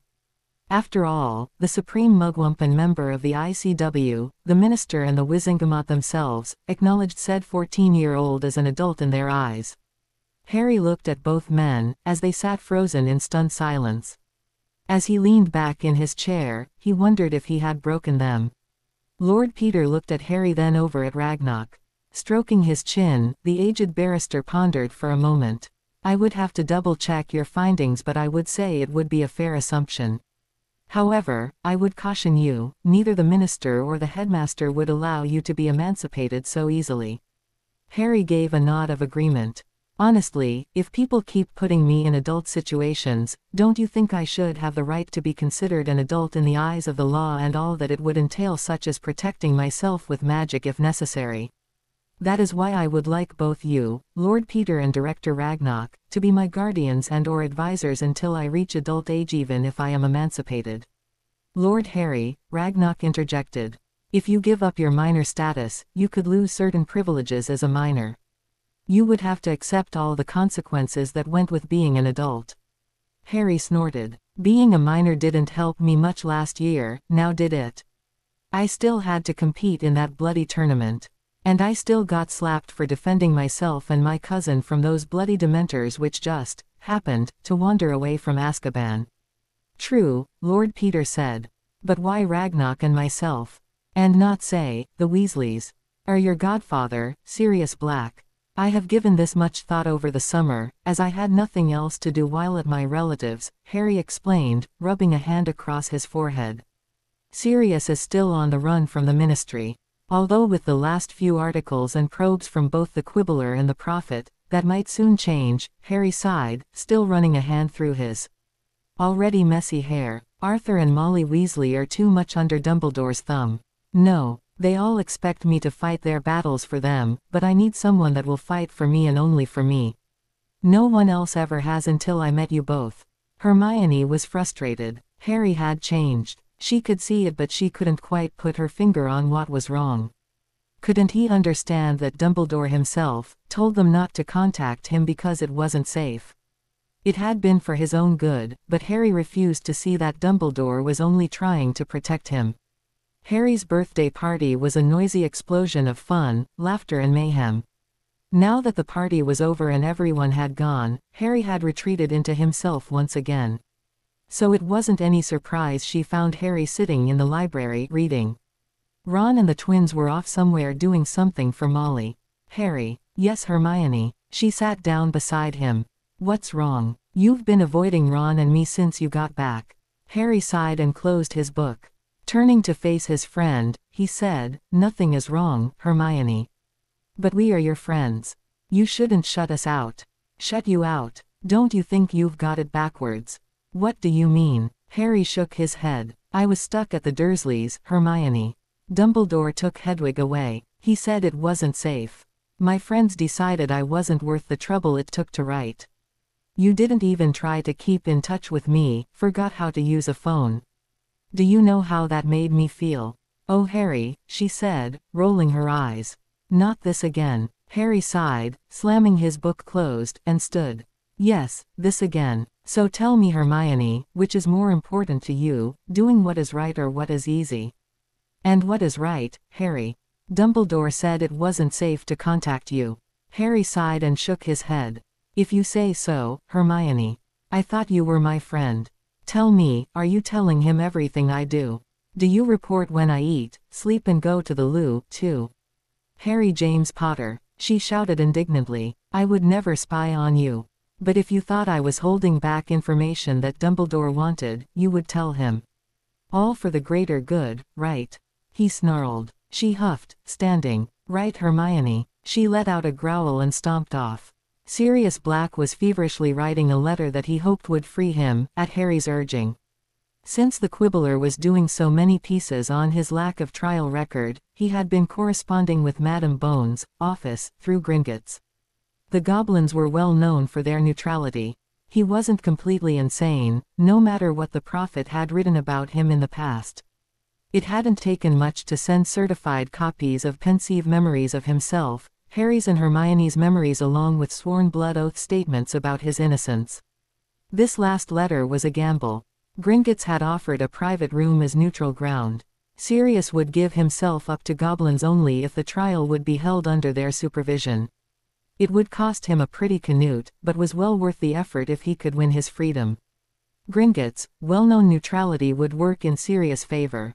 He was too afraid that Fudge and his administration would sabotage the deal and bring in the Dementors before he could open his mouth. He was well aware of Fudge's mandate to be Ed on capture. Sirius could only thank this Oliver Twist and the Quibbler for this chance. He didn't know who this student was and wondered if had been Harry, the boy was the son of a marauder after all. However, all of the evidence pointed to a Ravenclaw with a bit of Slytherin in him or her. Who cares? He would name his firstborn after this kid if he got free. Albus Dumbledore sighed as he pondered this latest development. He felt bad that he'd been a party to sending Sirius to Azkaban without a trial, but all the evidence pointed to his guilt. For the greater good, it was necessary to get Sirius out of the way, as the man would not go along with his plans for Harry. As head of the Wizengamot, Albus could have pushed for a trial last year when new evidence was uncovered, but he still needed Harry with his relatives for the boy's own safety. Now this push for Sirius, acquittal was threatening to undo years of hard work. His thoughts turned to this Oliver Twist. Just who was this boy? He had to be a Muggle-born student. Maybe Ravenclaw by the writing. There were Muggle-borns in that house that had, in the past, loudly questioned how the wizarding world ignored basic tenets of British law. Dumbledore would have to ask Phileas when he returned to Hogwarts. Perhaps, Albus mused, he will have some thoughts as to who this student could be. It was surprising to him just how many were reading that rag and believing the letters. Most people usually dismissed the quibbler, as Zeno usually focused on the absurd. The aged headmaster couldn't forbid his staff or the order members to read the newspaper. Zeno was very good at printing Death Eater activities as well as passing messages to allies in code for him. Plus the crosswords were ingeniously clever, and made a good lining for Fox, Perch.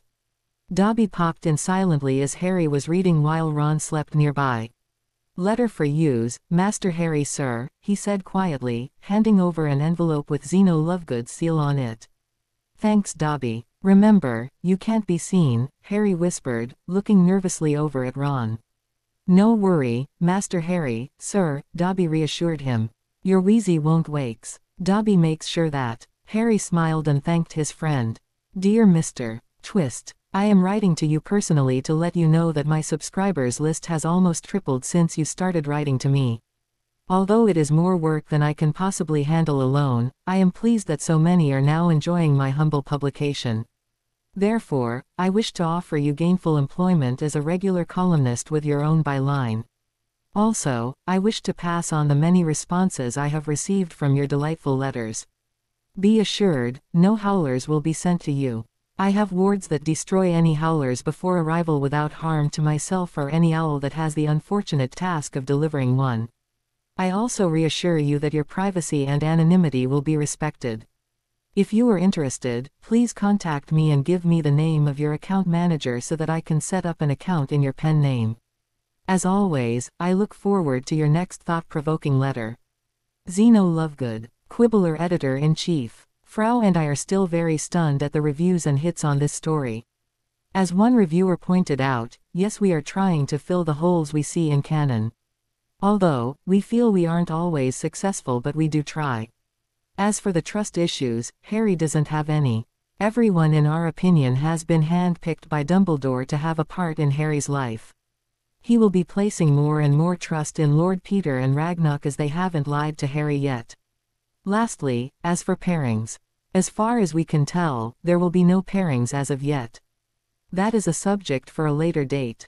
I accept your offer. Enclosed as my first article. If it doesn't meet your standards, please let me know and I will rework it. Also enclosed is the number of my vault under the name of Oliver Twist. Please remit all payments to Gringotts as I would like to remain anonymous. This way we are both protected as you only know me by my pen name. I hope this will prove as protection for you from ministry harassment and is not too much of an inconvenience for you. I look forward to a long and interesting career working for your newspaper. Oliver Twist. Harry smiled as he watched the landscape go whipping by. He was sure that by now that Mr. Lovegood had received his letter and his column. He had, at first, been worried that he'd given away too much information in his last published letter. However, for some reason, it seemed to have gone over everyone's head. I guess it just goes to show that Wizarding Society needs someone to do their thinking for them, Harry thought with a mental snort. Sitting across from him was a blonde-haired girl reading the Quibbler upside down. Hermione and Ron had left the compartment to go to a prefect's meeting. In Harry's opinion, making Ron a prefect was one of the more asinine ideas the staff of Hogwarts had. Then again, it probably wasn't the staff, more like Dumbledore rewarding the Weasleys for their blind obedience. Don't get him wrong, he liked Ron, up to a point. Ron protected Harry from their more overzealous classmates, for which Boy Who Lived was grateful but not that grateful. Again, in Harry's opinion, Neville would make a better prefect than Ron Weasley ever could. He wondered how long before McGonagall pulled his badge. Probably for fighting, what with that temper of his, he mused. The train ride did nothing to ease Harry's mind about the upcoming term. If anything, it was undoubtedly going to be business as usual. Hard telling what kind of a test the headmaster had planned for this year. If past years were any indication, it'll be a near-death experience as usual. How near was anyone's guess? Exiting the train, Harry hurried to an open carriage. He hesitated before entering it. For the first time he could see what kind of a creature usually pulled the carriages to Hogwarts. Now that was freaky. Phileas Flitwick sipped his tea as he mentally sighed. He had several things he needed to finish before the students arrived, and here he was, stuck in yet another of one of Albus' let's get on the same page staff meetings. Of course, this twist is a Ravenclaw, Severus Snape, the resident potions master snarked, breaking into the diminutive charms master's thoughts. And why do you think that? Phileas asked, finally taking an interest in the topic at hand. Well, for one, it can't be a Gryffindor as they are not thinkers, and for the most part are barely literate, Severus sneered, causing Minerva to huff. Severus smirked at her as he continued. Now don't deny it, you old tabby. We all know that your little lions are not capable of questioning anything, much less writing about it coherently. They tend to leap before they think. Well, there is Miss Granger. Pomona started to say. Oh please, he interrupted with a roll of his eyes, that little know-it-all does not question anything coming from an authority figure. And everything she reads, she takes as gospel. It stands to reason that this twist is a Ravenclaw. I am sure that Phileas would back me on this. Don't get me involved in this discussion, Phileas said. I really do not care who Twist is. I applaud any student that questions the world around them. It is a sign of an inquisitive mind and should be encouraged rather than slapped down. Then he, or she, is not a Ravenclaw? Albus asked. Phileas shrugged, taking a sip of his tea. I did not say that. I said I really don't care who Twist is. Be they a Ravenclaw or not, the questions being asked need answers, and I commend whoever is brave enough to ask them. The meeting went on to other things. Finally, everything covered, hashed and rehashed until it was down to a couple of hours before the train was due to arrive. Thank Merlin that this is over with, Phileas thought as he hurried to leave. Honestly, doesn't anyone pay attention to the essays that are turned in around here? Students rarely change their writing style overnight. The charms professor found Twist's letters intriguing and their tone somewhat familiar. It had taken him several letters before he had narrowed it down to who he felt was writing as Oliver Twist, but he wasn't about to say anything. Plus there was the clue in the pen name as well. Oliver Twist was a well-known and well-loved character in Muggle literature. This alone was enough to point towards a Muggle-born or Muggle-raised. After all, it wasn't his place to identify the writer, and frankly, he agreed with his goblin brethren. The wizarding world, in his opinion, needed a good shaking up. While the Hogswort Express huffed its way through the Midlands of England on its way north, Lord Peter strode purposefully through the halls of the ministry. He was on a mission and he really did not want to be intercepted or deterred. His first stop would be at the Children's Wizarding Services. He would need a copy of Lord Harry's file before he met with Madams Marchbanks and Bones. If everything went well, then the first step of the emancipation of Lord Harry James Potter would be well on its way. By the time Lord Peter was finished, the exalted, at least in his own mind, Albus Dumbledore would be unable to say or do anything about it. Zeno Lovegood looked over the final draft and was well pleased with Oliver's first article. The theme was perfect for the fall opening of Hogwarts. Today, it is with great pleasure that we, here at the Quibbler, now publish Oliver Twist's first column under his own byline. We hope to see many great things from this inquiring young journalist, Zeno Lovegood, Editor-in-Chief. Reflections on a New School Year, by Oliver Twist. As the Hogwarts Express barrels through the English countryside towards a new school year, I find myself anxious about what lies ahead. I notice that all my friends are excited for the term to start, but I have to wonder. The professors, are they ready for us this year? I hope so. I know I am ready for the term to start. Who will be our new Dada instructor? Will they be competent? If so, it will be a pleasant surprise. Last year's was supposed to be a retired Auror, but rumor has it, he was a former Death Eater. The bloke was strange to say the least, and taught us some highly illegal spells. He even demonstrated all 3 unforgivables in class. And then, he even turned a student into a ferret. Will our next Dada professor have a master's in defense, or at least an O-level NEWT in the subject?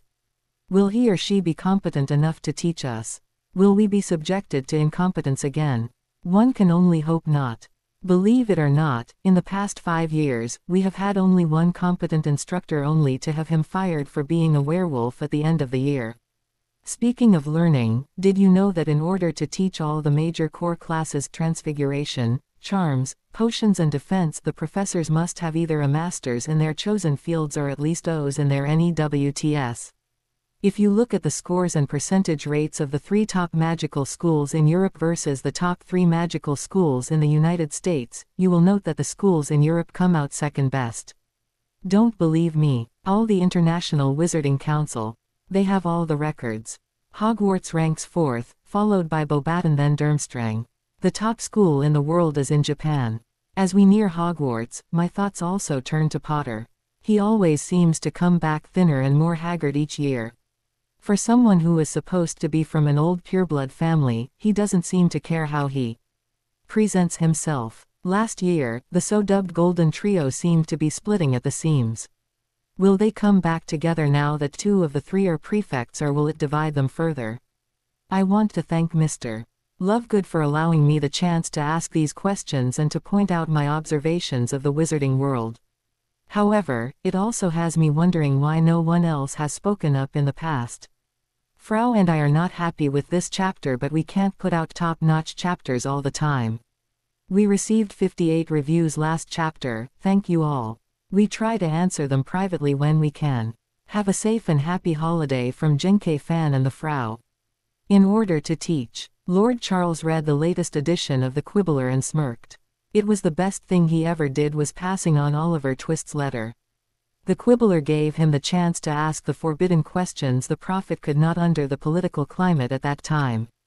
It had been a proud moment when he took over as editor-in-chief of the Prophet, but that moment didn't last long. With the death of the Potters and their political and financial influence, the Prophet slowly fell to the machinations and power of the ministry. Gone were the tenets and principles espoused by the Potters in all their business dealings. Without their influence as major stockholders, the Prophet became little more than the ministry's mouthpiece. Thank Merlin, that has now changed.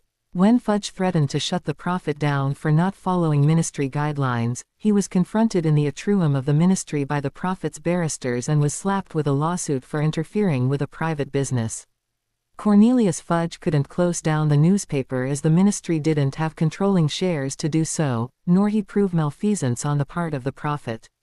The rather public confrontation and ensuing embarrassment was enough for Fudge to beat a hasty retreat back to his office, legal papers clutched in a sweaty fist.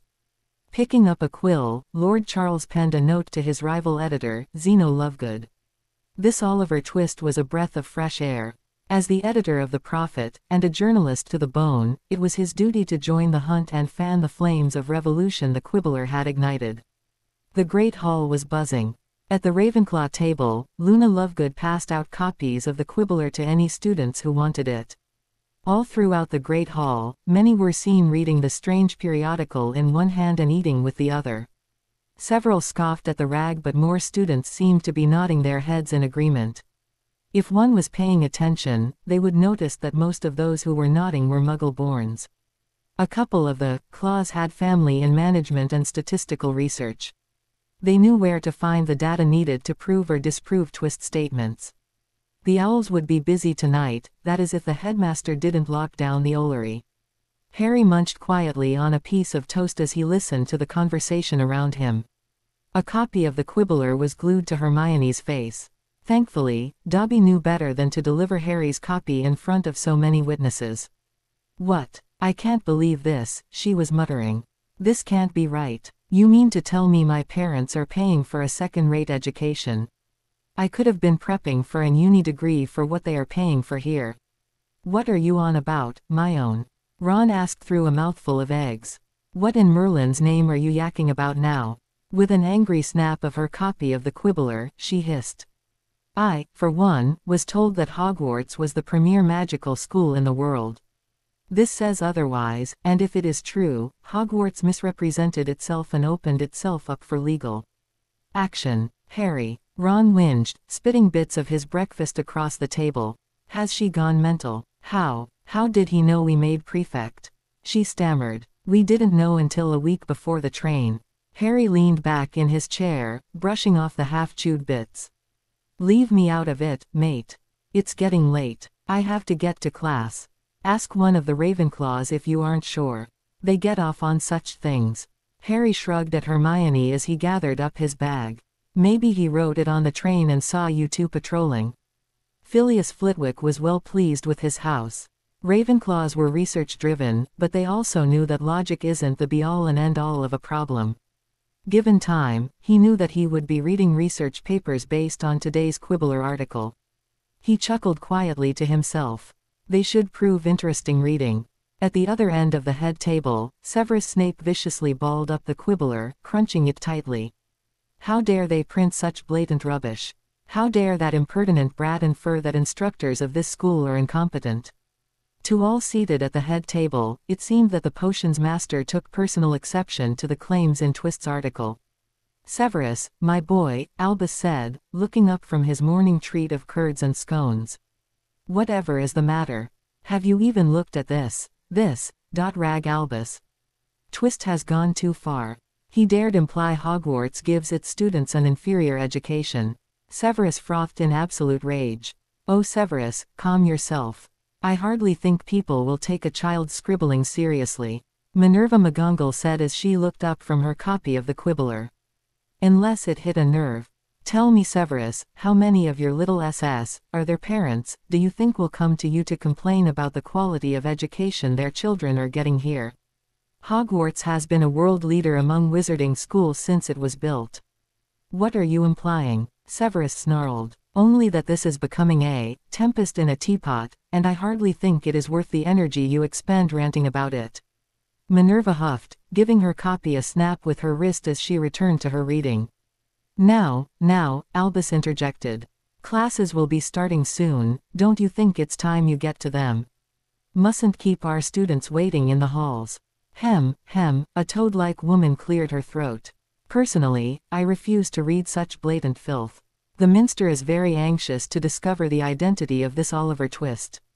His lies are causing problems, and I think the good professor has every right to be upset, she simpered in a little girl voice while smiling sweetly at Severus. I am sorry my dear, Albus said affably. We have no clue who Mr. Twist is. We do believe he is either a Muggle born, or has Muggle connections. We suspect he is a Ravenclaw but Phileas. I object, Albus, Phileas jumped in, standing. For all we know he could be a Hufflepuff or Slytherin. I see no reason to accuse my house without proof.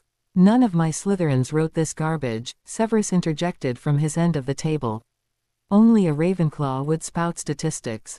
Sensing an impending explosion from Flitwick, Madam Sprout broke in, I wonder if Mr. Potter could have written this. Severus snorted. Please. Potter couldn't write his way out of a cauldron. He is a mediocre student at best and lacks the vocabulary to have written these articles. His parents were highly intelligent, Phileas muttered as he turned to leave. As much as I would like to finish this discussion, I have a class in 15 minutes. If you will excuse me. Quote, he is right, Minerva said, sounding a bit disappointed and a mite sad. James and Lily Potter were gifted wizards. Harry just doesn't seem to measure up to them. Thank Merlin, Severus muttered as he stood to leave. Harry watched the sun sinking into the west as he sat alone by the lake. In his hand was the tiny Walkman that he and Dobby had charmed to tape the head table during breakfast and lunch. He replayed the professor's conversations and smirked. So far, his plan was working. They were totally clueless, although Professor Flitwick sounded like trouble. It was too bad that the wizarding world was so blind and couldn't see their nose to spite their face.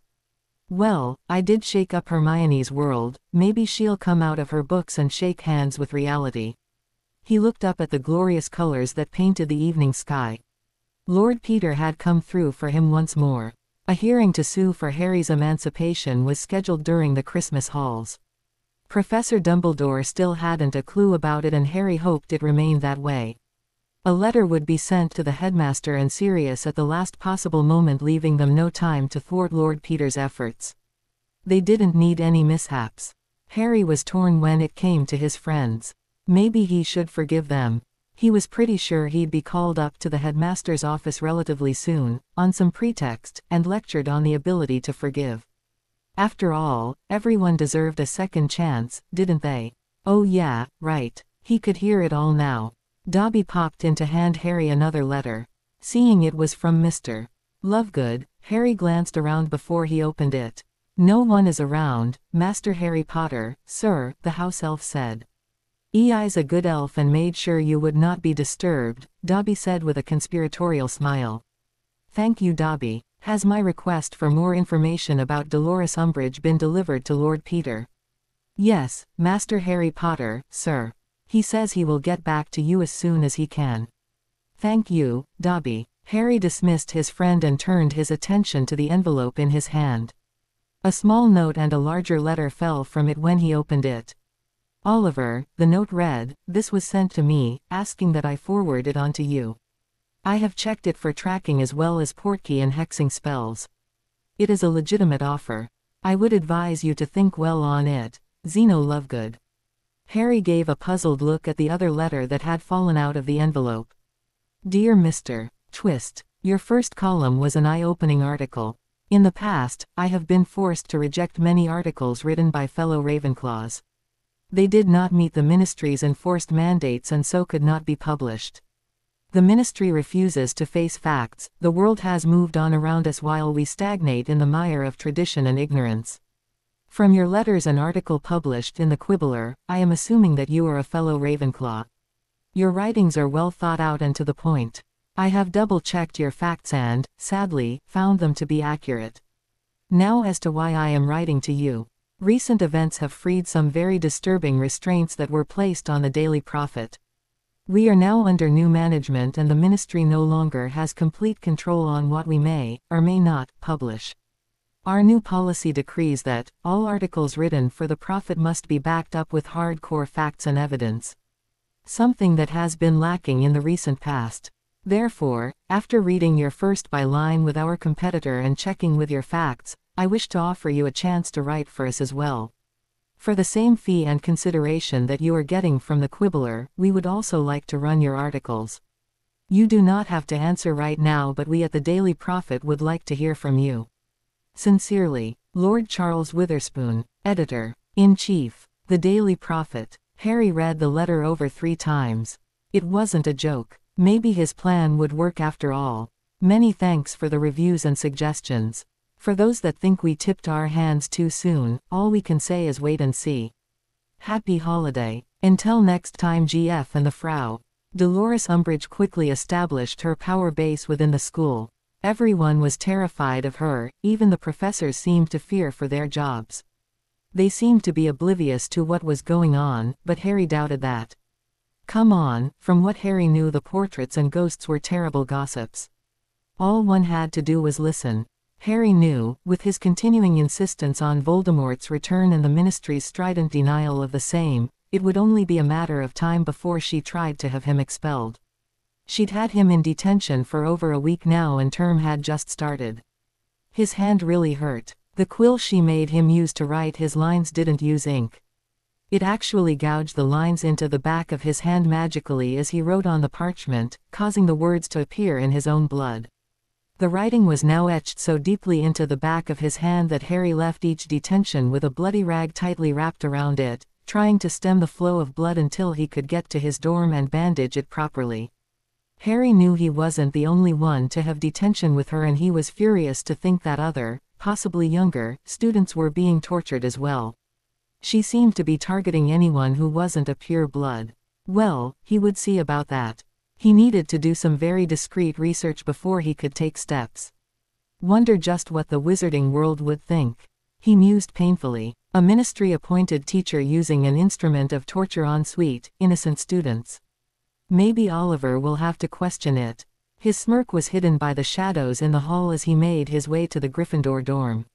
3 weeks later, he was in the back of the library. Beside him was his invisibility cloak and the Marauder's map. Harry was in hiding. Since the first day of the new term almost a month ago, someone was always with him. He rarely got any time to himself, and the only way he could was to sneak away. It was only very late at night or when he could sneak away that he could work on some papers that Lord Peter had sent him, plus look over his bank statement from the goblins. Like he was doing tonight. He really wished he didn't have to sneak, but what else could he do? His minders, usually Ron and Hermione, stuck to him like lint on black wool. It was driving him crazy, and if they thought their clinging presence would drive him to forgive them, not bloody likely. If anything, it was pushing them even farther apart. Still, there was an upside. He had a ready-made alibi when people went looking for Oliver Twist.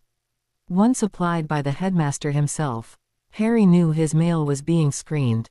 Thankfully, he had arranged that mail drop with Dobby as courier last spring. Harry would have been screwed otherwise. He was still peeved that Dumbledore was keeping him ignorant of wizarding customs. However, the young wizard was no fool even if he was forced to play one. Lord Peter was filling that gap in Harry's education quite nicely. The Sorting Hat knew what it was doing when it said Harry would do well in the House of the S's. It was going on midnight when Harry finished up his paperwork. He just had one more thing to do. Rubbing gently across his freshly scarred hand, Harry wrote a complaint to Lord Peter and one to the goblins. It was illegal to use a dark artifact, such as a blood quill, on anyone under the age of 17, and even then it was only used to sign very important documents. Madame Dolores Umbridge was a ministry official, and as such she should know the law better than most. Harry also provided date, time and incident documentation to further his complaint. Picking up another blank parchment, Harry began to work on his column for this week. He was thankful his column came out only once a week. He didn't think he could, at this time, handle a daily one, too many ways for him to get caught. Thankfully, his deadline was Tuesdays, with a copy of the column from Zeno going to the Prophet for publication a day later. He'd signed a contract with the Prophet at the beginning of the school term, allowing them to carry his columns. However, while they were his secondary publisher, they would have to print the columns one day later as the Quibbler had an exclusive contract. The contract called for the same fee from the Prophet as that paid by the Quibbler. Harry enjoyed the fact that he was paying himself and not getting caught. A week later, after breakfast, Dolores Umbridge was enjoying a second cup of tea in her office. Dozens of pictures of cats in all forms and sizes lined her office walls. Most were dozing peacefully. One or two were slowly stretching and yawning. The toad-like woman smiled at her treasures. Everything pointed to it being a good day. Last night had proven most satisfying as well, due to the fact she'd had that awful boy in her office doing lines. Dolores giggled. I made sure he got the point of the exercise, she reflected. She'd made sure it was a very sharp and painful point. Her grandfather's pens really did come in handy. She had been surprised she'd been able to bring them to Hogwarts. So much for the vaunted wards Dumbledore touted. The Morning Post arrived along with her copy of the Quibbler. She didn't have the clout just yet, but soon she would see about banning this rag. It was responsible for this whole mess. She would deal with the Post first. She wasn't going to fritter away her good mood on that disgusting waste of print. A few minutes later she was flipping through the Quibbler when she found Twist's article on the second page. Is the Charter of Hogwarts being ignored? In my foraging for an essay for my charms class, I came across an interesting book. It was a slim, worn and ragged volume tucked away and hidden on a shelf of forgotten volumes. It had been handwritten by Helena Ravenclaw, the daughter of Rowena Ravenclaw. Imagine that. One would think the school would take better care of its heirlooms. To get back to the topic at hand. Did you know that she states the Charter of Hogwarts has 3 basic mandates and they may never be overridden or changed? According to the Charter, if these mandates are not met, control of Hogwarts reverts to the founders, heirs. These mandates are: 1. No student, no matter how prestigious the bloodline, pure, half or Muggle-born, shall be denied an education. Education is a right, not a privilege. 2. All instructors shall not, regardless of house affiliation, blood status, or familial relationship, favor one student over another. All students are equal while attending Hogwarts. 3. The headmaster and the school instructors shall teach all aspects of their subject, be it dark or light magic. Magic is about intent, and any magic can be used to harm. Teaching students to know that it is their intent which makes magic, light, or dark, dispels misconceptions and separates myth from fact. I have to wonder, how has Hogwarts drifted so far from these ideals? I mean, look at how the feud between the Gryffindors and Slytherins is so out of hand. It has reached the point where hexes are not uncommon in the halls between classes. And the tension is only escalating, what with the headmaster putting these two houses together in class after class in a futile attempt to promote inter-house unity. The professors are doing more refereeing in class some days than teaching if their complaints are any indication. Also, since when are dark artifacts allowed in the castle to be used on students for punishment? I would not have known about it if I hadn't walked into two students rubbing their bloody hands and crying. They had deep gouges on the backs of their hands that were dripping blood. When asked, they said they had detentions with a professor and this was the result. They were too terrified to give the name of the instructor, but it wasn't hard to figure out if one just followed the drops of blood to the source. It would seem this professor has detention students write lines with a special quill. What is most surprising is that the headmaster is allowing this, in the safest place in Wizarding Britain. Especially since his golden boy, Potter, seems to be getting an excessive amount of detentions this year with particular professor. I've even seen the Gryffindor rub his hand a few times. Surely these students are writing home about this. I know if my parents found out that someone was using a dark object on me, they would be up in arms. Don't believe me? All you have to do is check the message boards in the common rooms.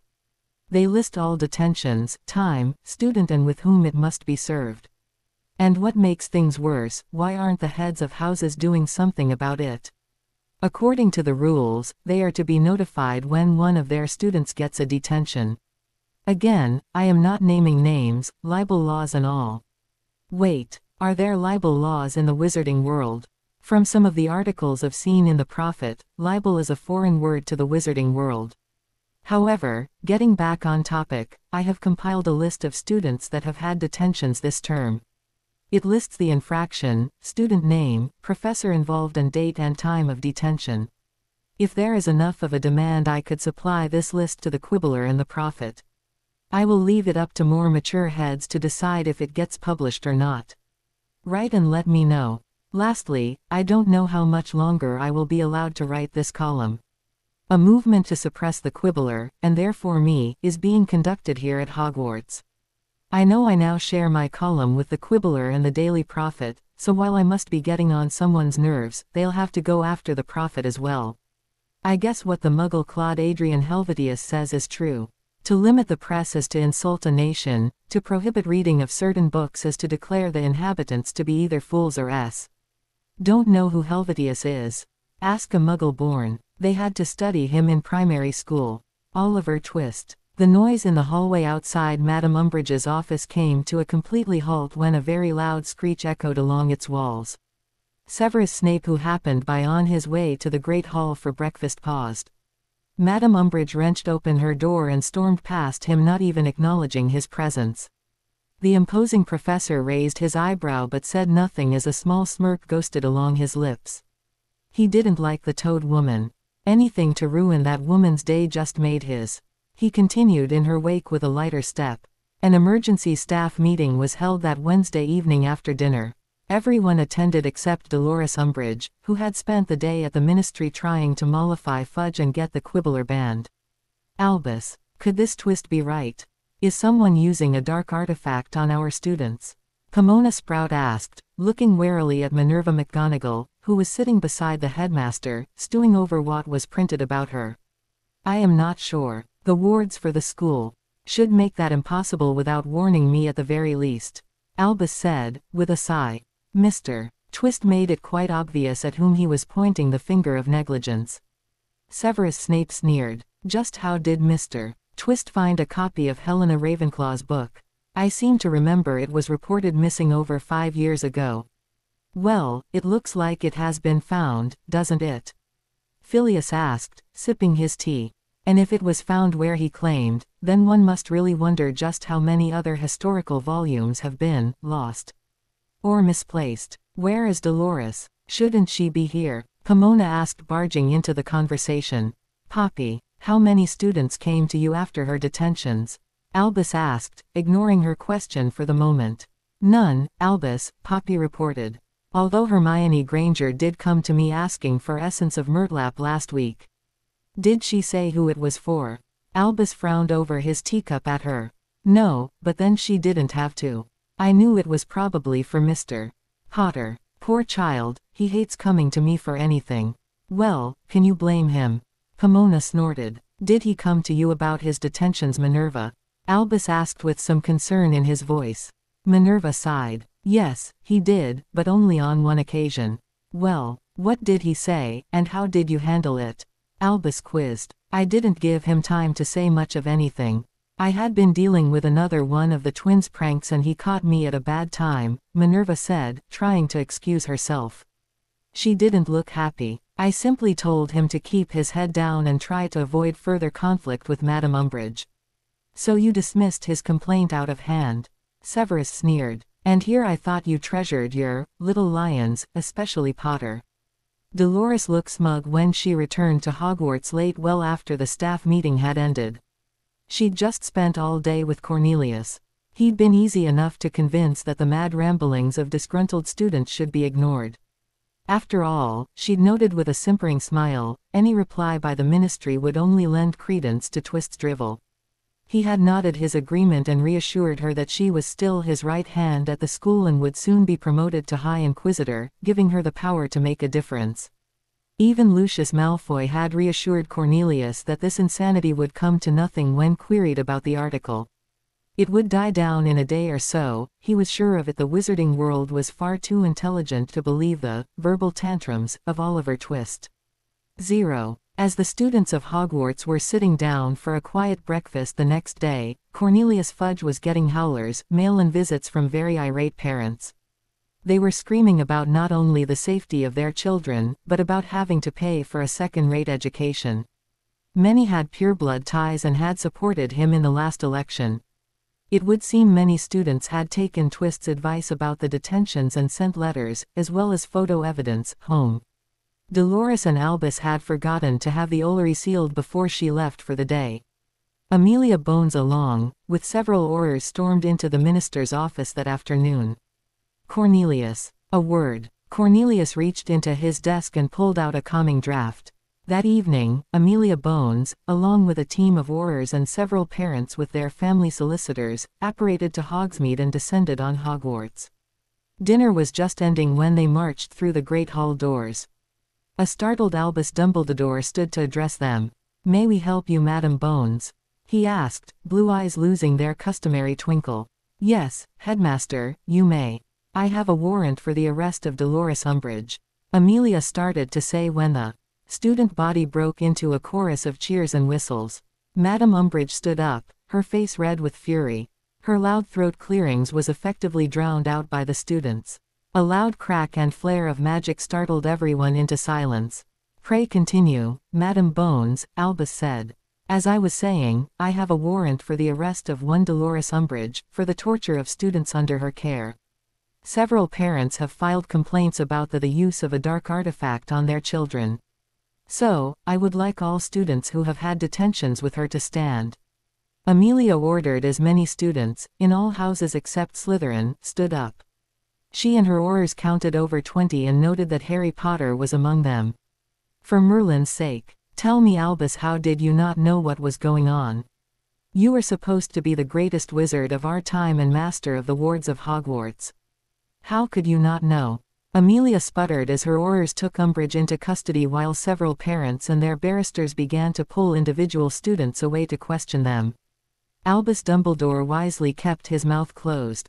Oh, Mr. Potter, Phileas called from on top of his stack of books as the charm class was letting out. It was a week after the article about the use of blood quills. At Hogwarts, the ensuing furor it caused had finally died down a bit, and now it seemed that everyone was holding their breath, waiting for the next shoe to drop, as it were.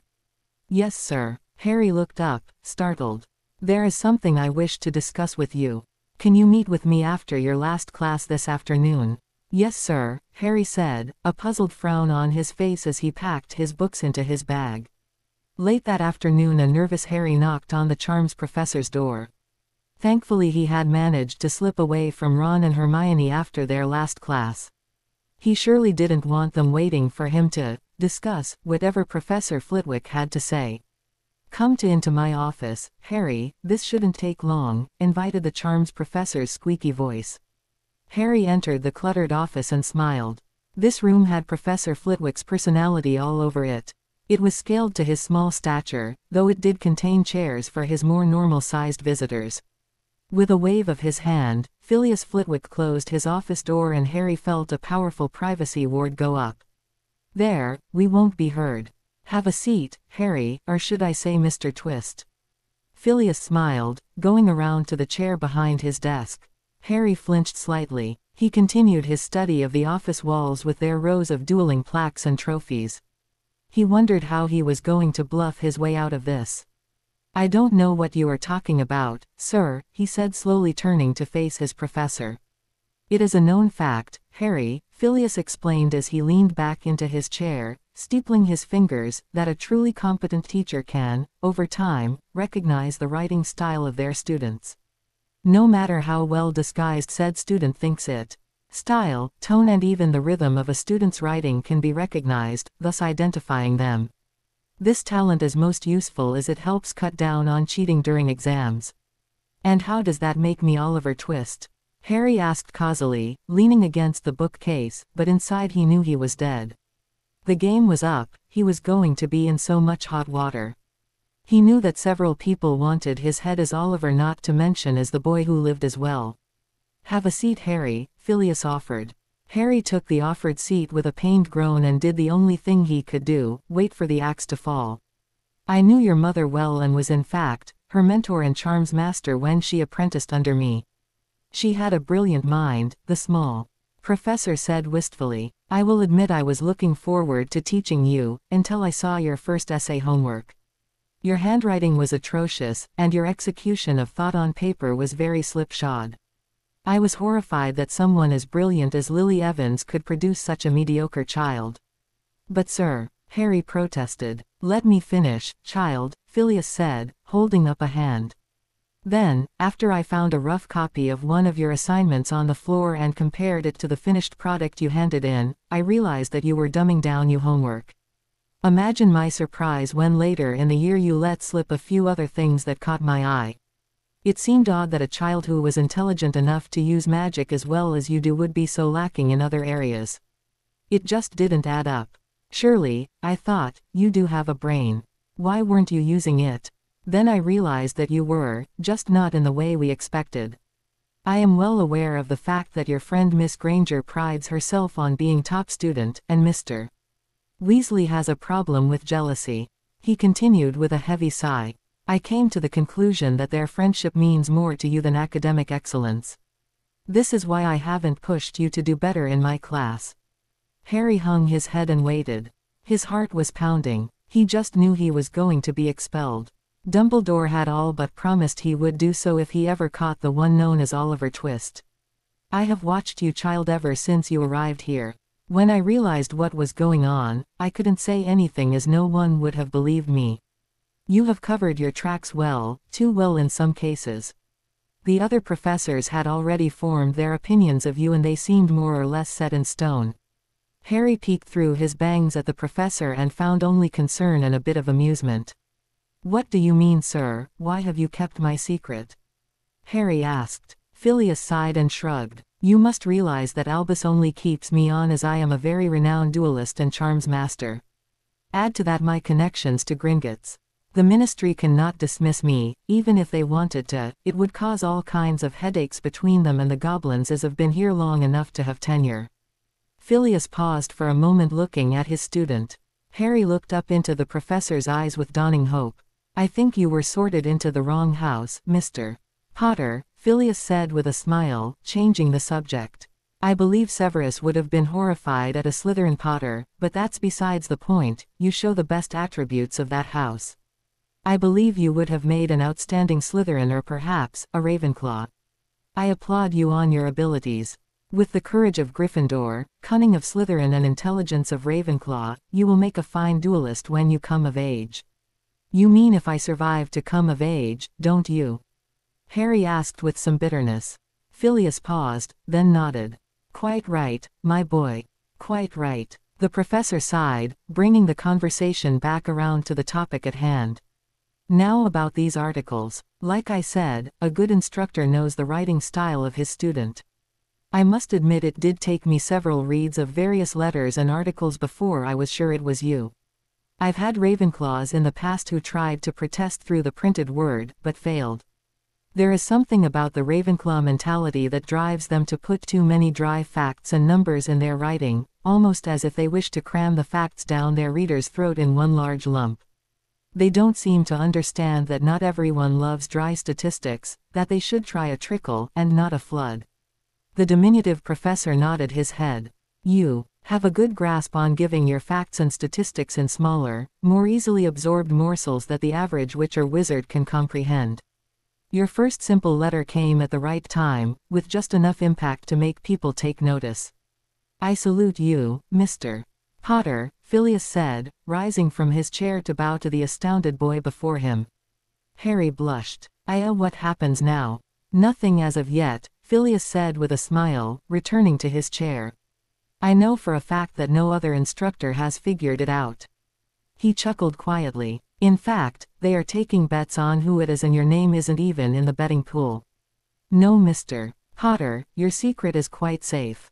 Now then, the reason why I asked you here. I will be giving you some additional help with statistics and little-known facts as you need them, in secret of course. But why? Harry looked up, stunned. He knew he couldn't trust his head of house. She had never been there for him, even when he went to her for help. Last week he went to complain about his detentions and she simply told him to, keep your head down, Mr. Potter, and avoid detention. And Snape, he snorted in his mind. For your mother's sake and for yours, child. There have been too many secrets hidden for far too long. It's about time someone opened the curtains and let the light in. Harry came away from the meeting with Professor Flitwick with hope. It was too bad that he hadn't approached this professor years ago, but he hadn't known who to trust then as well as now. At least, now, he would give the man the benefit of a doubt. So they were. Harry almost cackled with glee. He wondered if the twins were taking bets among the students as well. Anything for a key. Harry put down his copy of the Quibbler. Change was slow in coming, but from the increasing numbers of letters to the editor questioning everything from the quality of education to the lack of a trial for Sirius Black, it was creeping in. Granted, the pace wasn't as fast as he would have liked, but it was there. The prophet no longer sought to destroy his reputation since the switch to new management. It was a relief. At least he wasn't being called an attention-getting brat anymore. There had been no sign of old S face since last spring. It seemed he was keeping quiet, trying to convince everyone the ministry was right in denying his return. Well, there was nothing Harry could do about that, and truth be told, Harry welcomed the peace. As far as he was concerned, Voldy could lay even lower, like 6 feet lower in fact. Sirius was away again on some useless mission for Dumbledore. Harry figured that the old coot was deliberately keeping them apart. It wouldn't do to have Sirius close by. Merlin forbid, the man might just pursue the matter of his innocence, or worse, try for custody. Harry rubbed a hand through his messy hair. How he hated waiting, and he'd heard nothing from Lord Peter on this matter in a while. A heavy sigh crossed his lips. It seemed that the quieter Voldemort was, the less peaceful Harry's sleep. Lately there were dreams about a long corridor with a lot of doors. Harry looked it up in his divination books and didn't like the interpretations he found there. One interpretation was the hallway was a new opportunity and could signal spiritual enlightenment. He huffed mentally. A new path. Oh right, I wonder where it leads and just what, or who, I'll find at its end. Wonder if it forks. I have a senile, meddling old coot at one end that thinks of nothing but running my life, and a megalomaniac trying his best to end said life. Some pathway. Somehow, he mused, I don't think that's what these dreams mean. Oh well. Harry looked at the time and groaned. If he hurried he had just enough time to get to Snape's office for his first occlumency lesson, or as Dumbledore refers to it, his remedial potions lesson. He wasn't looking forward to his time with the greasy git and just had a feeling these lessons were doomed to failure from the get-go. Harry stood, shouldering his book bag, and began his weary way to the dungeons. He flinched when he heard a familiar voice call out behind him. Oi mate, there you are. I been lookin' for you. Ron's grating cheerfulness washed over Harry as he turned to respond to his friend. Hello Ron, sorry I can't stop to natter. Got to get to my remedial potions, Harry explained with disgust. But, if you want to join me, sock mate, wouldn't want to get in your way. Ron replied with a shudder. Guess I'll leave you to it then. See you later in the common room. Harry's only answer was a brief wave over his shoulder as he disappeared down the stair. Maybe Snape does have his uses, he thought. Later that night Harry begged off the chess game that Ron tried to coax him to play, claiming a screaming headache. He retired to their dorm room, jumped into bed, pulled his curtains and sealed them with privacy spells. Then he drew out parchment and ink and set work with a shaking hand. Dear Lord Peter, I am happy to say I will be able to attend the meeting you have set up before the winter halls. I look forward to finally being free of Dumbledore's manipulations. Currently he is forcing me to take occlumency lessons with Professor Snape. Please understand, if I were actually getting lessons in the mind arts, I would not be upset. However, I am not. My so-called first lesson consisted of Professor Snape standing me up in the middle of the room, pointing his wand at my head and shouting, "Clear your mind, Potter." Followed immediately by legilimens. He then expected me to throw him out of my mind. How? I have no idea, as Professor Snape never gave me any instructions. Nor has he given me material to study the theory involved. Before my first lesson, I looked for books discreetly in the school library and found none on the shelves. Tonight was the first lesson and I am currently have a blinding headache with no relief. I was unable to make it to the infirmary before curfew. Please forgive the shakiness of my hand in penning this. I have no idea on how to go about remedying this situation. I don't want to tip my hand too soon, but any help you could offer on this matter would be most appreciated, and my head would feel a lot better.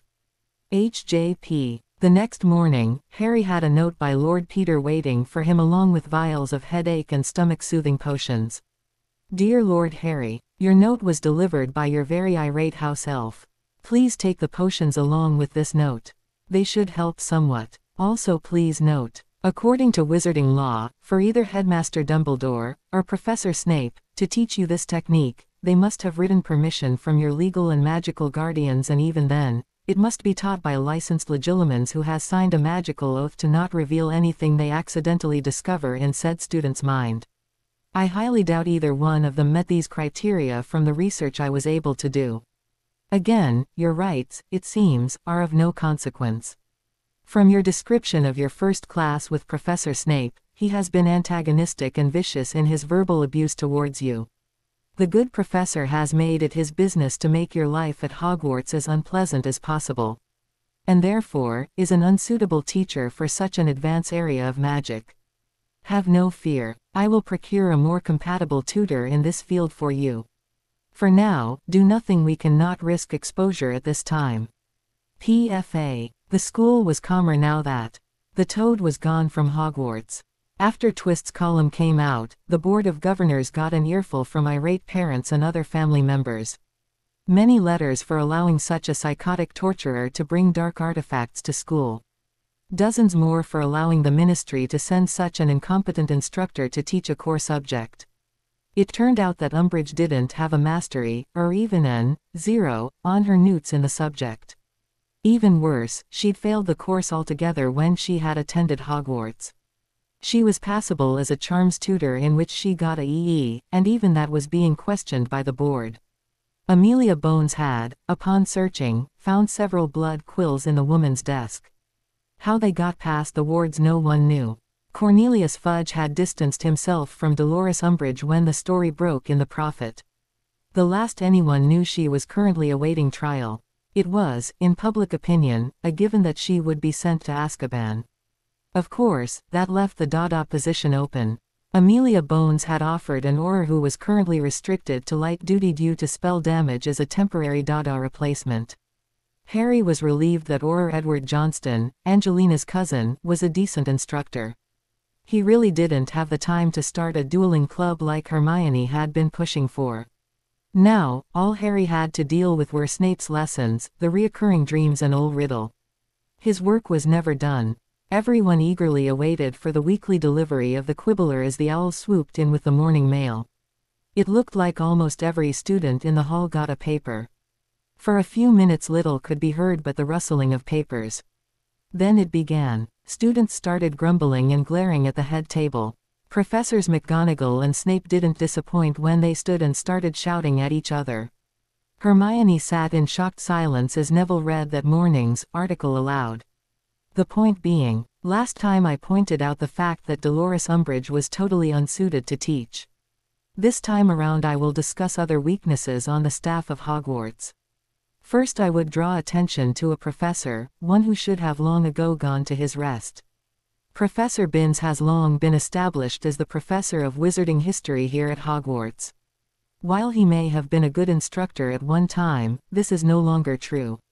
You see, he is a ghost and it seems death has done him no favors. He has been stuck on teaching the Goblin Wars since I became a student. Not to say they aren't important, mind you, but I personally think there is a much richer tapestry to our history than just that one subject. I have several questions for the administration of Hogwarts. Did someone neglect to mention to Professor Binns he had died? Is he still paid a salary? Could he pass the test for teaching certification if it was given him? Is Hogwarts administration too cheap, if he is not paid, or too lazy to hire a competent instructor for history? As it now stands, I would venture 95% plus of the students consider history of magic as either a free period or nap time. We learn far more of history studying on our own. If we did not we would never pass our history owls and newts. And our parents pay for this. Another sad excuse for a professor is the divination professor, Sybil Trelawney. Going to her class can be very entertaining if she is in one of her prediction modes. Entertaining, that is, if you are not the one whose death she is foretelling. A poll is going around at the number of times she will predict Potter's death this year. Last year it figured out to 245 times and Potter is still with us. Let us not forget that her classroom smells cloyingly of incense and she, herself, of sherry. Very unprofessional, if you ask me. Lastly, another professor who knows his subject forwards, backwards and inside out, but is incapable of effectively conveying that knowledge to his students in a positive and encouraging manner is Professor Severus Snape. Professor Snape, while an admitted genius and one of the premier potions masters in the world, is totally unsuited to teach the subject. Like many of genius level, Professor Snape has neither the patience nor the understanding to teach young people this most exacting and demanding art. His frustration at having to deal with pupils he considers ignorant dunderheads leads to daily vituperative rants containing cruel and degrading insults that discourage and shame his students. His juvenile tantrums, bordering on bullying, make his classes the most dreaded and hated in school. This in turn leads to the destruction of the desire to pursue advanced potion study in most of his pupils.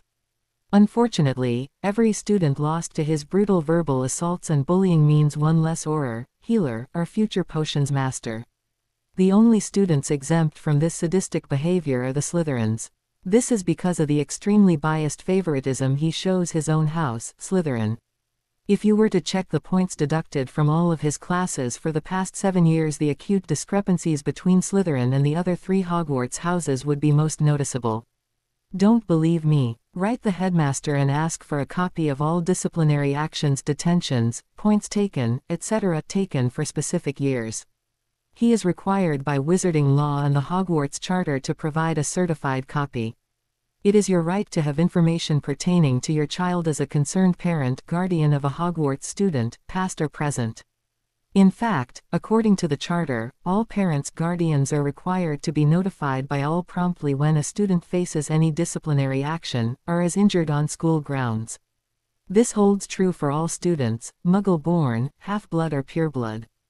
Speaking of points, I have a copy of the points taken since Potter has been at Hogwarts. The numbers are laughable, so laughable it is pathetic. For the past 7 years, including the 5 that Potter has attended, read thus. Professor Snape has taken points off for breathing too loudly, asking questions, not asking questions, sneezing, and tardiness. Even a note. Percentage-wise, Gryffindor earned the most points taken and the least points given. Hufflepuff comes in second for points taken and third for least points given. Ravenclaw comes in third for points taken and second points given. Slytherin seldom had any points taken, even if they were clearly in the wrong, even with witnesses, and are given unearned points, sometimes for something as simple as chopping an ingredient properly, even if they were doing nothing at the time. Did you know, the Book of Discipline lists every point given and taken, house affiliation, professor involved, and the reason for the action. And here is the kicker: Headmaster Dumbledore has to sign off on all actions, be it points given or taken, and detentions on a daily basis, so he has to know what's happening. He cannot plead ignorance. In the past 10 years, Professor Snape leads in the number of points deducted. Of the many points deducted from Gryffindor, Professor Snape is responsible for almost 90+%. Professor McGonagall comes in second and is responsible in points deducted from Slytherin by 65%+. In Potter's first year, Slytherin was clearly in the lead for the House Cup until the Leaving Feast, when the headmaster gave all those points to Potter and his cronies for service to the school. It caused the House Cup to go from Slytherin to Gryffindor by a margin of less than 30 points. It was the first time in several years that Gryffindor has won the cup. It was the first time in decades that the headmaster awarded that many points to one house. The House of S's has yet to regain the cup, even with the war of points going on. Makes one wonder just who is winning the House Cup and why. Doesn't it? Let us not forget, each year, the Sorting Hat calls for house unity. How can there be house unity with all animosity this going on? C.K. Quid, hey. Tom Riddle, also known as Lord Voldemort, was holding court in the grand ballroom of Malfoy Manor. Clutched tightly in his shaking hand was a copy of yesterday's Prophet. Lucius, my faithful follower. Why was I not told about this Oliver Twist and his Malice SS so USSSS right MG? The Dark Lord hissed angrily. How long has he been writing to the Prophet, and why wasn't I told? Lucius Malfoy, head of the ancient and noble house of Malfoy, wasn't a stupid man. He knew there was no way he could put the blame on anyone else for this lapse in information, nor could he safely direct the Dark Lord's attention away from him since he was the only other person in the room. My lord, Lucius said humbly, hoping that he could appease his lord. This Twist hasn't been writing for the Prophet long. His articles, until now, were only published in that nuisance rag The Quibbler. When I saw his column in The Prophet, I checked and found they are under new management. The people we have on the staff there have their hands tied. They have to do what the owners wish or risk exposure. Crucio. Hogwarts was in turmoil. No one knew who Oliver Twist was. Many rumors were floating about his identity as well as demands that he give himself up. The Weasley twins were running a betting pool. The odds were currently favoring some bloke in Ravenclaw. Harry Potter's name wasn't even in the running. Harry snickered to himself as he relaxed into the overstuffed chair he was sitting in. He had sequestered himself in the room of requirements. Dobby had shown Harry this room when he asked him for someplace to hide from everyone. It was a lot better than trying to hide out in the library where anyone wandering through could stumble on him. No one would believe that any of the disparaging remarks made about him in the articles were actually penned by Harry himself. It was a brilliant bit of subterfuge. The only reason Professor Flitwick managed to figure it out was because he recognized Harry's writing style. Speaking of the charms professor, Harry had to hand it to him. He had pointed Harry to the whereabouts of the Book of Detentions and it hadn't been hard to find. The library book was officially only available for 7th years, something about being available to aid in filling out job applications. Harry had managed to use his invisibility cloak and the Marauder's map to locate the book after curfew. One pile of parchment and a quick copy spell taught by the charms professor and Harry was set. Professor Flitwick then generously added the self-updating charms and keyed Harry into it. Viola. No one thought to check to see if anyone had removed it from the library until after the column was published. By then it was too late. Harry chuckled as he flipped through the book. It was amazing how often students at the school got up to no good. He found some of the reasons given for detentions and taking points very amusing. Master Harry Potter, sir, Dobby's voice broke into Harry's thoughts. The ever-eager house elf was holding up the little Walkman. They's done with the staff meeting, Master Harry Potter, sir. Dobby done what yous ask and placed the talkie thing under the table before the meeting and tooks it after the professors was gone. Thanks Dobby, you did great. Harry laughed at his hyper friend as he turned the little machine on. Dumbledore's voice started the recording. Now that we are all here, does anyone have any idea on how Mr. Twist found a copy of our detention records? Is that all you are worried about, Albus? Came McGonagall's voice. We all know that a self-updating copy is available in the library, and only the 7th years have access to that part of the restricted section. No, the question we must address here is how did things get so out of control? That's easy, Minerva, came Snape's voice. We all know that our illustrious headmaster has always favored the bloody Gryffindors. Ever since they arrived here first year, Potter and his cohorts have ruled the roost, just like the Brot's father and his pack before him. Beware, Severus, I checked the facts before this meeting, Flitwick said, and Mr. Twist is quite correct in his figures. The point system here at Hogwarts has been a laughable exercise in futility for years. It only works if students care enough about house pride. If it is abused, it loses its effectiveness and becomes divisive. It only serves to create and maintain house rivalry. Professor Sprout broke in, if Minerva isn't taking points off the Slytherins, it's you doing it to the other houses, especially the Gryffindors. With Minerva, points she takes are reasonable, yours aren't. Points off for breathing too loud. Really, Severus? Phileas sneered. Honestly, Severus, for all your bitter protests about what unholy terrors James Potter and his friends were, you seem to be returning tit for tat to his son. In my opinion, you've become what you most hate, a bully. Harry snickered. Way to go, Professor. He could picture the small being standing rigidly on his chair as he delivered his rant. People please. Phileas, sit down. Severus, enough, roared Dumbledore's voice. A silent pause, then the headmaster spoke. I must admit I am as worried about this as you are. Mr. Twist likes to air our failings in public. These attacks on the school have to stop. And I want Mr. Potter kept out of the press for his own safety. And what does Mr. Potter have to say about all this?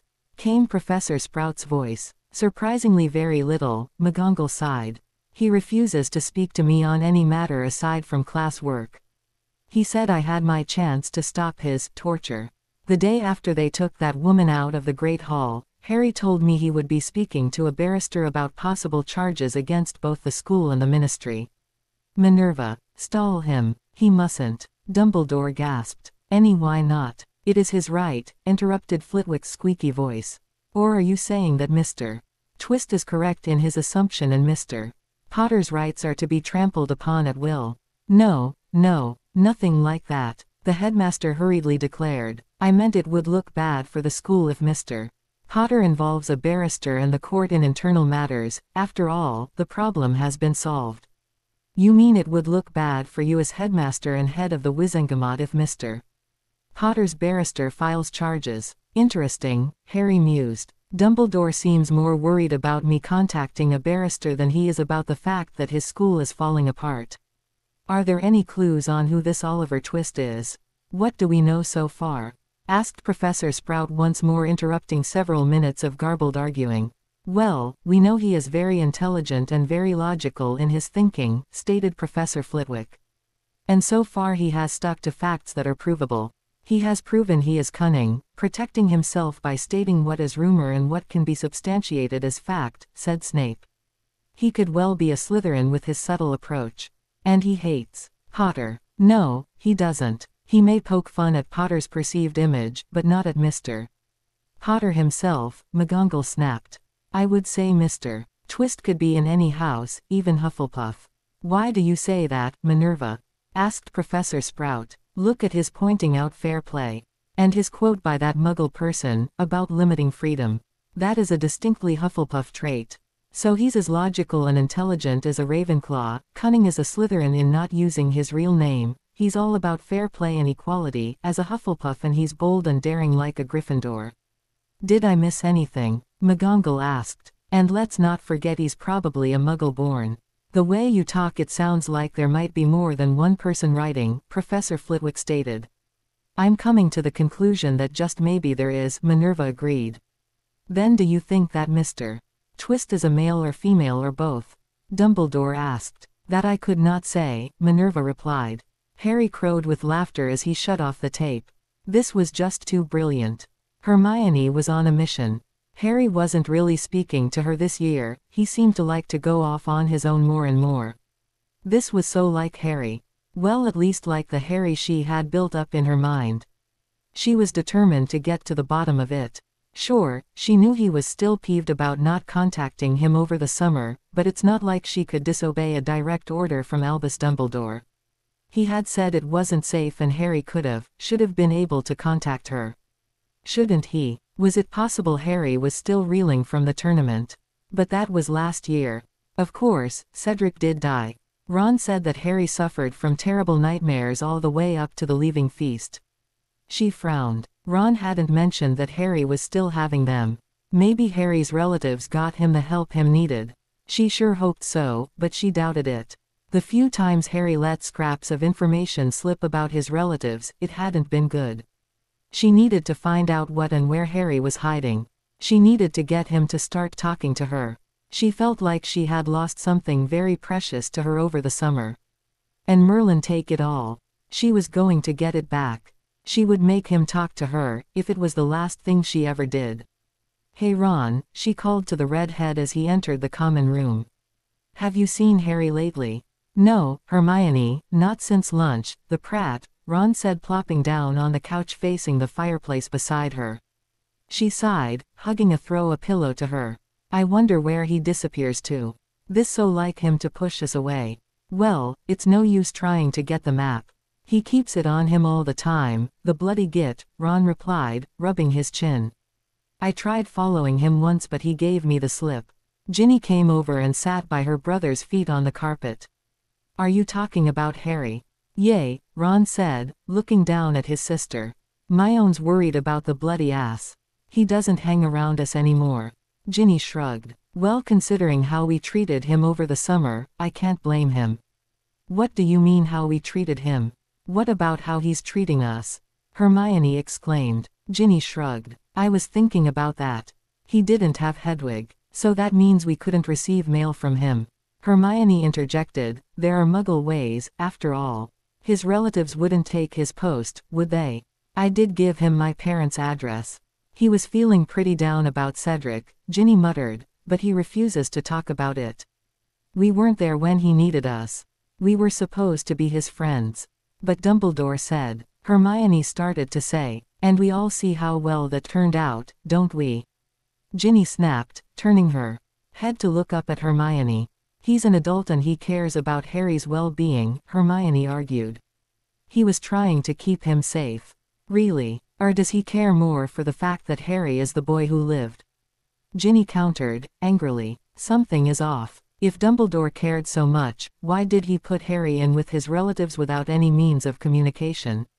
How safe was that? Hermione snapped her mouth shut. She didn't have answers to these questions as the argument she had with Harry at Grimmald's place replayed in her mind. She still felt she hadn't done anything wrong. Ginny shrugged. I can't blame Harry. He has never trusted adults and has always gone with what he felt was right.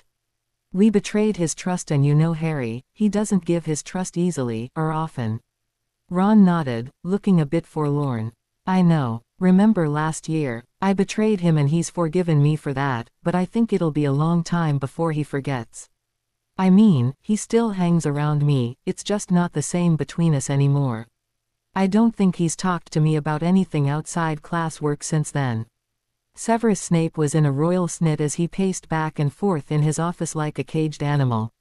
Ever since this Oliver Twist wrote that blasted article about house points and teaching abilities, he was now interrogated by the other heads of houses as to his policy for administering points. It seems they all blamed him for making the point system a laughable waste of time and effort. Even Albus was questioning him more. This had to stop. He had enough on his plate without having his judgment questioned by such ridiculous slander. He had even fired off a letter to the twist brat, threatening to sue for libel. The reply that was sent back told him to go ahead. All he had to do was to prove one an authenticated, and thereby slanderous, remark was made. Of course, he couldn't. In fact, the article in question had complimented him on his skills as a potions master. The reply also stated Twist had only printed the facts from Ministry and ICW records. Picking up his teacup, Severus Snape pitched it across the room, watching as it shattered against the far wall. "Severus, have I caught you at a bad time?" Severus swirled around. "Albus, you know better than to sneak up on me. What if I had been brewing?" "Ah, but you weren't, my boy. So, have I come at a bad time?" Albus asked, stepping into the potions master's office, surveying the damage. "Oh no, headmaster. Come in, make yourself comfortable." Severus Snape snarked sarcastically. "Why thank you, I will, my boy," Albus said with a smile and a twinkle in his eye, making himself comfortable. "I have need to ask you if you have any ideas on this twist situation." A roar of rage echoed through the dungeons, causing many of the Slytherins to freeze shivering in mid-stride. Harry was thumbing through the book on occlumency that Lord Peter had sent him along with a letter. He must be doing something right if Professor Snape hadn't picked up anything about Oliver Twist during their so-called lessons. The dark-haired teen smiled. Of course both Barrister and teen agreed on one thing: for some reason Dumbledore seemed to want Harry to fail at occlumency. Why else would he, a master occlumens himself, allow Snape to use such a brutal and ineffective method? Not to mention the fact he was having Harry taught by someone that hated him when he knew full well the level of trust needed between teacher and student. Harry was having a hard time deciding what to write about in his next article. He had been hitting them pretty hard and fast lately and was pleased with the results. From what Dobby told him, the headmaster's desk was buried under a mountain of mail. The day after his last column, the Great Hall was inundated with post and howlers directed to Snape and Trelawney. Students as well as staff members were forced to flee from the assault of owls and the general mayhem caused by the exploding howlers. Dumbledore had no choice but to declare a free day as the house elves were desperately trying to keep up with the mess. Many of the staff decided to hide in their offices. The following day Harry learned from Dobby that Hogwarts wards had always directed all post for the headmaster to his office as not to disturb him at meal times. The howlers had driven him as well as Fawkes, and all of the paintings of past headmasters from the office. Harry giggled and wished he had witnessed the spectacle. He could not imagine the devastation after the howlers had exploded. Amidst of all of the howlers directed to the Great Hall, several owls with angry red letters flew around in confusion until they exploded midair. The howlers had to go off undelivered, causing many of the poor owls to lose precious tail feathers in the process. Most notable among them was the one sent by Molly Weasley. Her voice easily outshouted everyone else's. Seems those were howlers sent to Oliver Twist, and the owls knew that Twist was in the Great Hall but could not find him. Molly's piercing, vindictive harangue lasted a good half-hour, by which time the Great Hall was empty. Harry laughed all the way to the Gryffindor common room. Thank goodness for Dobby's house elf magic. It had rendered Oliver invisible to post owls. All mail was supposed to go to his postal box at Gringotts anyways. How any mail for Oliver managed to be delivered to the Great Hall was beyond Harry's understanding. Turning his attention to today's paper, Harry saw in the Prophet that Sirius was now free. He had been cleared of all wrongdoing and freed, with monetary reparations to follow. Madame Umbridge was facing time in Azkaban, and Fudge was on his way out after a vote of no confidence. Maybe it was time to rattle ol' Face's cage, but how, without giving himself away? Sirius Black looked down at his pardon. He was finally free. His name has been cleared of all wrongdoing. He didn't know what to do first: get down on his knees and thank Merlin, Amelia Bones, and offer his services at stud, or maybe run D through the ministry while painted red. James would have liked to see that. In all of his wild musing on what to do about his new freedom, he didn't once think about Harry, nor did the fact he had written a letter explaining his lack of contact because he was on a mission for the Order. Sirius told himself it was because he hadn't wanted to get Harry's hopes up if the pardon didn't go through. It wasn't until a week after the notice came out in the Prophet that he woke with a fiendish headache in a dingy room in the back of the Hogshead. He was D as the day he was born, with 2 women and 1 man in bed with him. Empty bottles of fire whiskey littered the floor and the room stank of booze and unwashed bodies. Not until that time did his feverish mind vaguely turn to thoughts of his godson. OWW. He was in serious need of a hangover potion. What was he thinking again? Oh yes. He was the godfather, James and Lily said so. He needed to get to the goblins and get the Potter will. He needed to claim Harry's guardianship before. Why did he have to rush again? Oh right. Dumbly Dory. The old coot had the will sealed and had claimed Harry's guardianship for himself. Well, he just have to unseal the will and kick Dumbledore in his wrinkly ol' ass. Ew. The thought. Bad picture. Right first, he needed another drink. Where were his pants? Sequestering himself after curfew in the room of requirements, Harry now knew what to write about in his next article. Honestly, the wizarding world made it so easy for him to find things to write about. Part of the problem. Well, I didn't think anyone would be truly interested in my little letters of inquiry, and now I am writing a column. I have come up in the world, I must say. I have recently learned that there is a betting pool going on between both staff and students at Hogwarts on who I am. I find this very entertaining. According to what I overheard recently, I could very well be in any house as I somehow encompass all of the virtues of all of the houses. How amusing. Does such a paragon really exist? Should I provide clues on who I am? Sorry. Why should I make it easy on you, my readers? Isn't the mystery a large part of your interest? Several letters have been passed to me, by both the editor of the Daily Prophet and the Quibbler, that have piqued my interest about various and sundry aspects of wizarding society.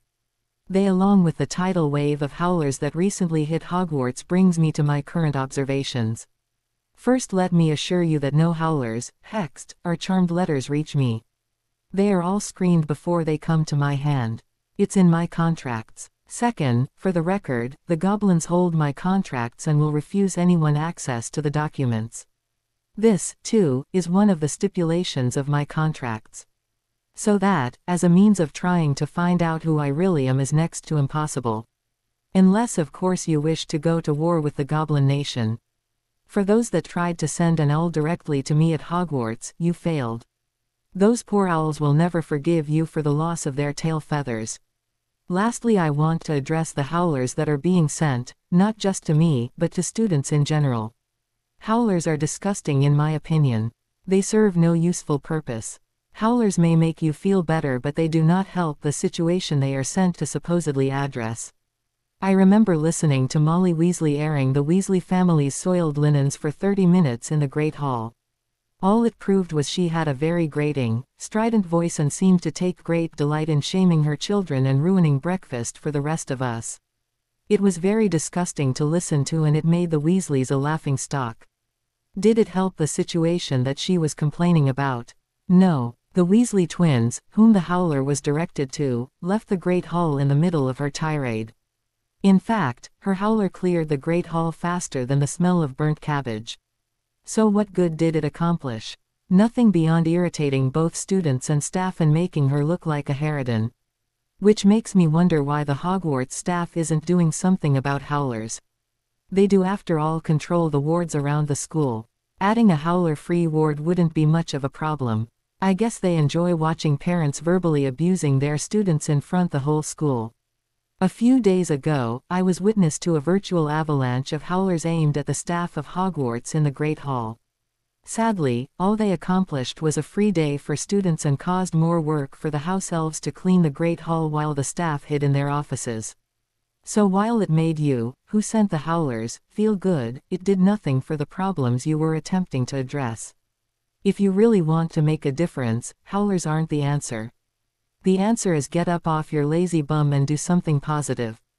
In the Muggle world, a student in trouble fears their parents being called into their school for a conference. It would seem that the wizarding world doesn't value their children highly enough to put forth actual effort to solve problems firsthand. By the same token, if you have a complaint about ministry policies, well, it's your own fault. You voted them in, vote them out. If you don't like what the newspapers are saying, then don't buy the paper. Have a problem with a dark lord running amok and killing innocent people? Then stop waiting for someone else to end the problem.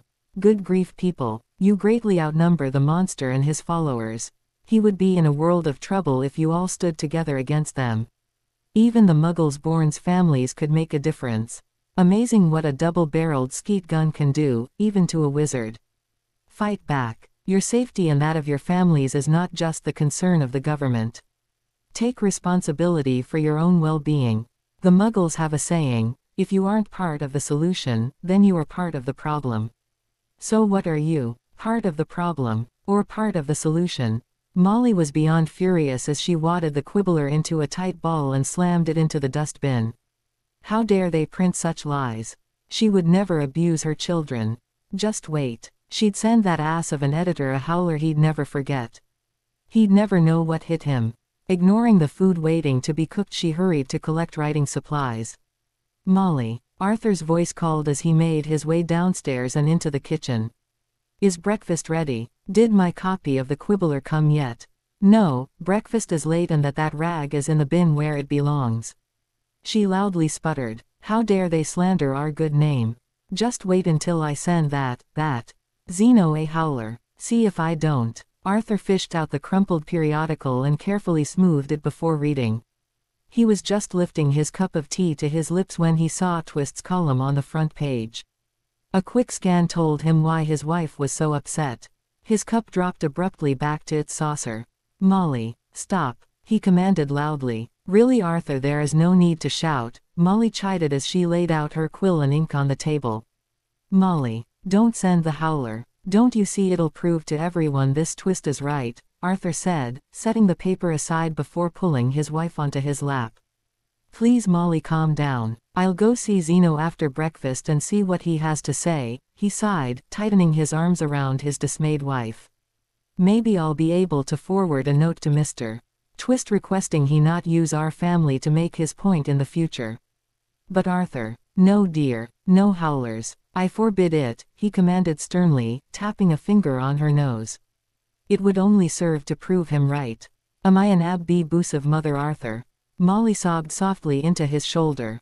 No, Molly Wobbles. You just let your temper get away from you sometimes. His arms tightened in a warm hug as he comforted his wife. Harry was sitting at the breakfast table when the owls delivered the morning mail. Hermione gave the owl next to her plate his payment and took her copy of the quibbler. Setting aside a piece of toast, she hurried to unfurl the paper. Harry found it amusing that she'd taken a subscription to a paper she once called, next to useless. When he'd called her on it, she simply replied that Twist's column came out a day before the Prophets and she only got the quibbler for that reason. Many other Gryffindors, along with most of the school, took both the quibbler and the Prophet as well ever since Oliver Twist started writing. Well, this is interesting, said Hermione as her eyebrows rose to her hairline. What? Ron asked, as he started to scoop a pile of scrambled eggs into his mouth. Hermione eagerly began reading Twist's column aloud for her friends. When she got to the part about Molly Weasley's howler, I remember listening to Molly Weasley airing the Weasley family's soiled linens for 30 minutes in the Great Hall. All it proved was she had a very grating, strident voice and seemed to take great delight in shaming her children and ruining breakfast for the rest of us. Ron's face turned fiery red as spewed his half-chewed mouthful across the table and onto Harry, who had the misfortune to be sitting opposite the furious redhead. Hey, Harry exclaimed, jumping back, as Ron, with a shaking hand, jerked the paper out of Hermione's grasp. I'm going to bloody well kill him, Ron shouted, rising to his feet as he read the article. That bastard better damn well hide for the rest of his life. Harry struggled to contain his laughter. Darn good thing I'm writing anonymously, he thought. 5 points from Gryffindor, Mr. Weasley for such an unruly display at table, said Professor McGonagall. And another 5 for language, she sniffed. But, Professor, the paper, Ron shouted, waving the crumpled periodical in her face. The great hall had gone quiet as all eyes turned to the Gryffindor table. "You know," Harry said, spelling himself clean before returning to his seat. "Twist has a point. Why isn't there a ward against howlers? And you have to face it, Ron, your mum can be very unforgiving with her howlers. Oi, don't you remember she was the loudest in that bunch last week?" shouted Seamus. "I'm glad she ain't my mum. I tell you, off her trolley, she is." Ron whipped around to hex the Irish lad, only to come face to face with Professor Snape. The potions master stood, arms folded across his chest. 10 points for drawing a wand on a fellow student, Mr. Weasley. Care to try for more? Professor McGonagall huffed, straightening as she glared at her fellow colleague. "Really, Severus, I had everything in hand." Severus Snape smirked as he returned to his place at the head table. When Ronald Weasley sat back down, the head of the Gryffindor house turned to Harry. "Mr. Potter," she said sternly, "the headmaster has better things to do than to play with the wards for the convenience of students." Minerva sniffed loudly as she walked towards the head table. All eyes followed her while many eyes darted to the ceiling, expecting more owls to wing in bearing red letters only to be disappointed. "Yay, like meddling in my life," Harry grumbled softly, rolling his eyes, earning a look from Hermione. "This Oliver Twist makes a lot of sense. You know." Albus sat uneasily at the head table while Phileas was calmly discussing the article with Pomona Sprout. It would seem they were two of the few who had not suffered from Twist's previous column. "Well, I would say Mr. Twist is very arrogant if he finds this all amusing. I surely don't, Professor," Sinestra said, breaking into the discussion. "The very idea of us promoting child abuse." "I think you missed the point, my dear," Phileas responded. "It's not that we encourage abuse, but rather that we allow it to continue." That said, he turned once more to his meal. Albus winced slightly as his eyes moved to the Gryffindor table and to the messy-haired young man eating quietly with his friends. Did he do the right thing by Harry? He knew that Lily's sister wasn't the best role model for the boy, but he would at least be safe from Death Eaters while with her. He continued his musings while conversation ebbed and flowed around him. "True, but how many students besides the Weasleys get howlers?" asked Pomona. "And I'm not talking about that barrage we got last week." She shuddered from the memory. "Normally," Severus Snape sneered, looking over his teacup, "we get about 4 or 5 a month, most from Molly Weasley. The rest are usually sent to other Gryffindors. Although, I do remember one being sent last month to a Ravenclaw.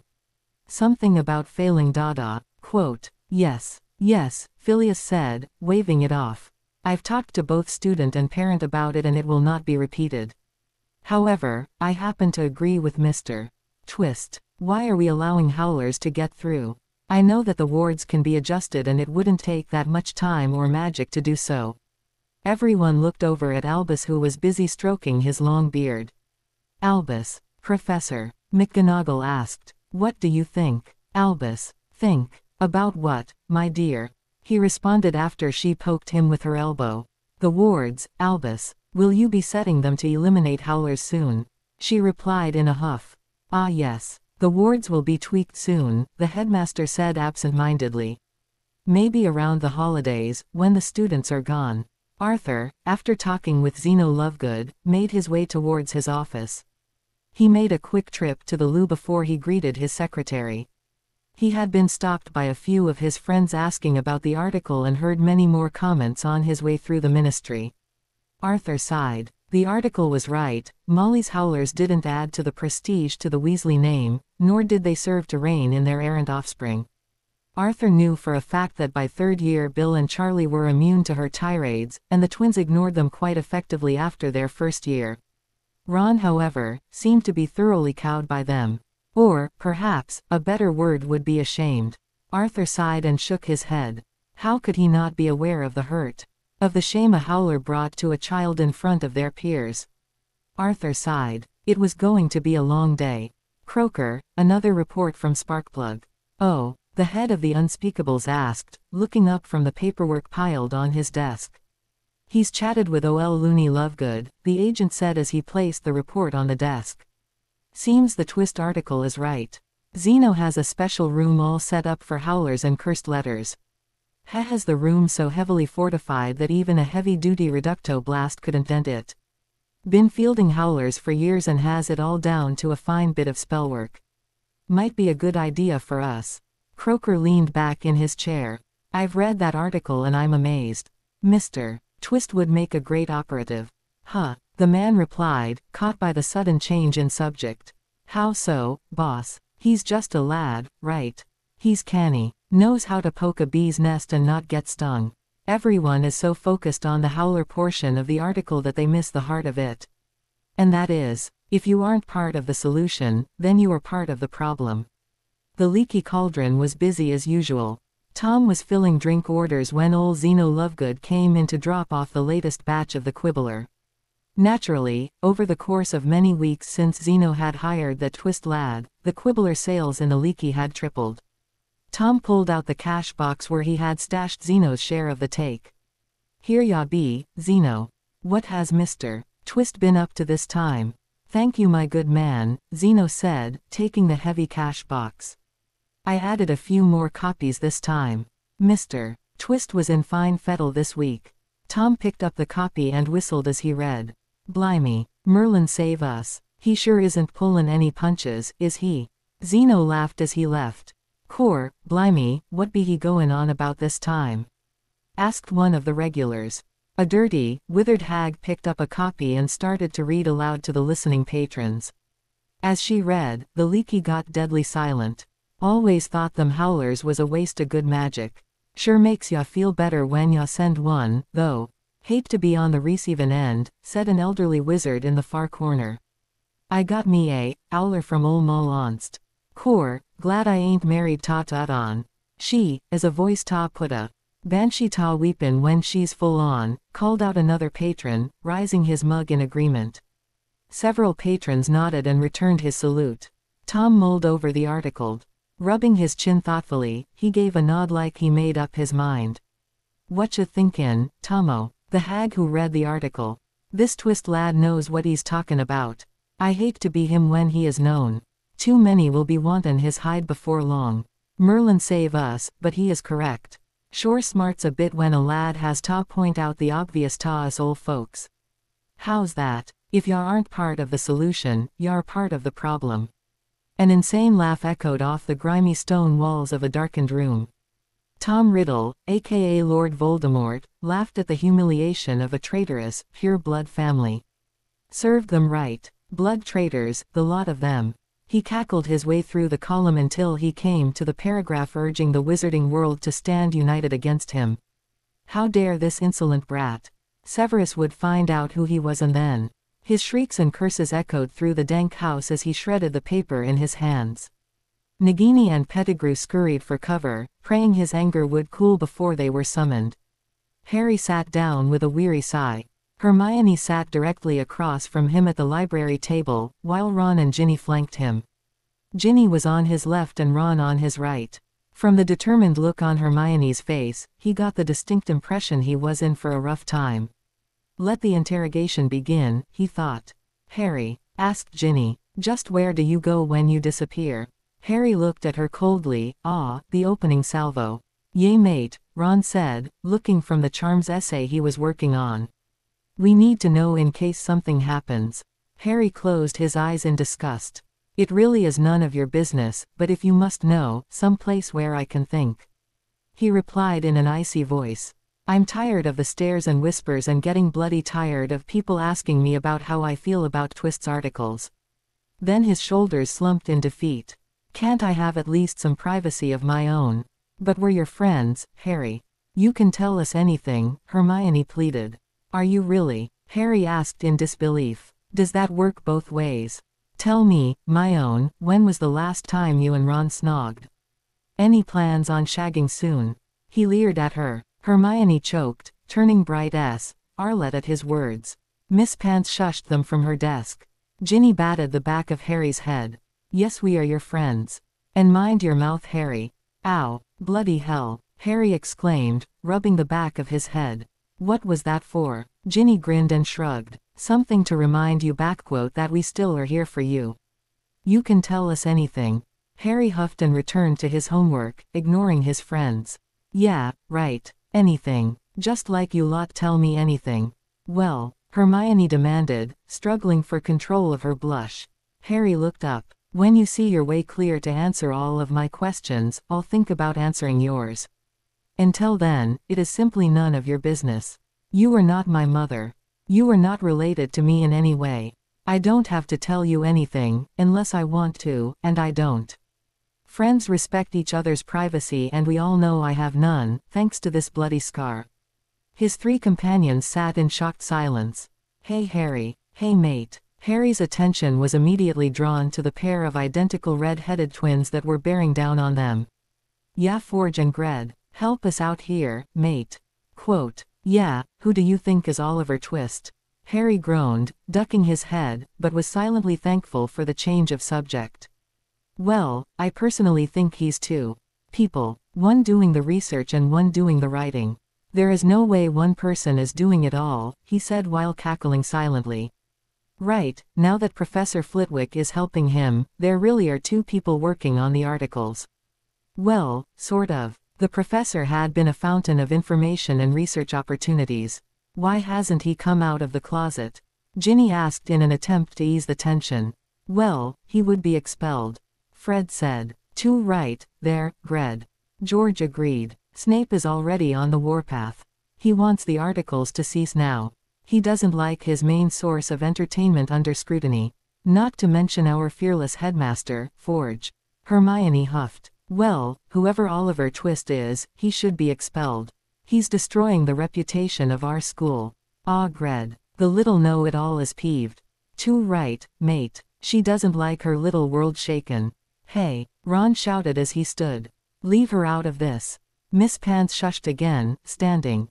If you can't be quiet then you'll have to leave, the librarian scolded. Harry shook his head at his friends. They just don't get it.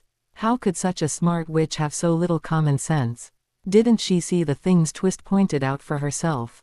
With a heavy heart he slammed his book closed and stood. Harry, Ginny called. Oi, where you going? Ron called out as he scrambled to follow Harry. It was after curfew when Professor Snape finally released him. Harry had just finished his latest session with Snape in what Dumbledore chose to affectionately call remedial potions. Harry's head was pounding as he struggled to make it back to the dorm before he passed out. His staggering, ashen form drew sympathetic nods from his dorm mates as Harry dropped limply onto his bed and closed the curtains. A flick of his wand and they were locked closed, another flick and a silencing spell went up. As soon as the spells were up, Dobby popped in quietly with a headache potion. Harry sighed as he quickly drank it. Then the excitable little house elf snapped his fingers and a golem was laid out next Harry. It looked just like him, pajamas and all. One illusion charm later and anyone looking in would only see a soundly sleeping Harry. Thanks Dobby, you are the greatest, rasped Harry. Knock me up if anyone tries to wake me. The eccentric house elf nodded, blushing happily that his master had thanked him. Harry activated the goblin-made port key hanging around his neck, bracing himself for the nauseating sensation of port key travel. When he next opened his eyes he was flat on his ass in a special room set up for him by the goblins at Gringotts. Normally, it would have cost him a pretty hefty sum for this service, but somehow he had impressed Ragnarok, so all Harry was paying for was the setup cost of the room. Quite a coup, if Harry stopped and thought about it. Waiting for him were Lord Peter and another middle-aged man in a street. Mungo's healer's robe. Harry had yet to learn the finer points of traveling by port key, as most times he ended up in an inglorious heap, but he was working on it. However, using a port key in the throes of a backlash headache from a failed occlumency session with Snape wasn't a very good thing. He had been taking lessons on port key travel, among other things, with Lord Peter, and they'd found that with the amount of raw magic at Harry's fingertips, the young wizard still tended to overpower the spell and crash on arrival. Lord Harry, Lord Peter said, reaching to help the teen back onto his feet. As Harry stood, he lost the little bit of supper left in his stomach. Occlumency lesson? Lord Peter asked, as he helped his charge over to the nearby lounge chair conjured up for tonight's meeting. Yes, sir, the shaking boy quietly acknowledged. The healer hissed as he stepped forward. Let me take a look. If This is what his lessons do to him. Severus Snape and Albus Dumbledore should be brought up on charges. They are not licensed to teach the mind arts, either of them. Harry, I want you to meet Healer Atwaters. He comes highly recommended and has already taken a vow of secrecy on top of his healer's oaths. He won't say anything unless you release him, Lord Peter explained as the healer moved closer. He has been briefed on your situation. We had plans of doing a full diagnostic on you tonight for our records, Lord Peter informed, softly as he took a nearby seat by the table. On the table were many folders, vials and writing implements. Do you need a pain reliever, young man?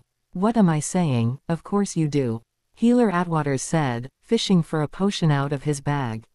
I took one before I came, Harry protested, rubbing his scar. I'm just glad that Lord Peter was able to arrange this meeting so fast. Someone had to believe me when I said the lessons weren't working. Unfortunately Dumbledore doesn't. He just keeps saying, Harry my boy, you need to learn this. Harry groaned, rambling on. His head hurt and his scar felt inflamed. The cool touch of the healer's hand brought mild relief and Harry leaned into it with a sigh of gratitude. And all I get from Snape is, concentrate. Try harder. Clear your mind. You're useless, Potter, you're not even trying. And then he points his wand at my head and screams, Legilimens. So far that's the extent of my lessons. Sometimes I'm so sick afterward that I can barely make it to the loo to vomit. Hasn't anyone given you the books or any of the basic instructions at all? Healer Atwaters asked, appalled. As he waved his wand, he made note of the information it gave off. The more Harry told him, the more shocked he looked. No sir, not at Hogwarts. I did ask Lord Peter for some help in that area, he replied with a wan smile. Before we proceed, Lord Potter, I would like to do a more comprehensive diagnostic scan on you. Aren't you doing that now? All I'm doing at this time is checking your vitals and looking for a fever. Harry looked over at Lord Peter. He's under oath and we need it for your records, the barrister explained. All right. You may, sir, Harry said with a slight nod but winced at the movement. Healer Atwaters waved his wand in an intricate pattern over the teen's body. When he finished he said in a very deep breath.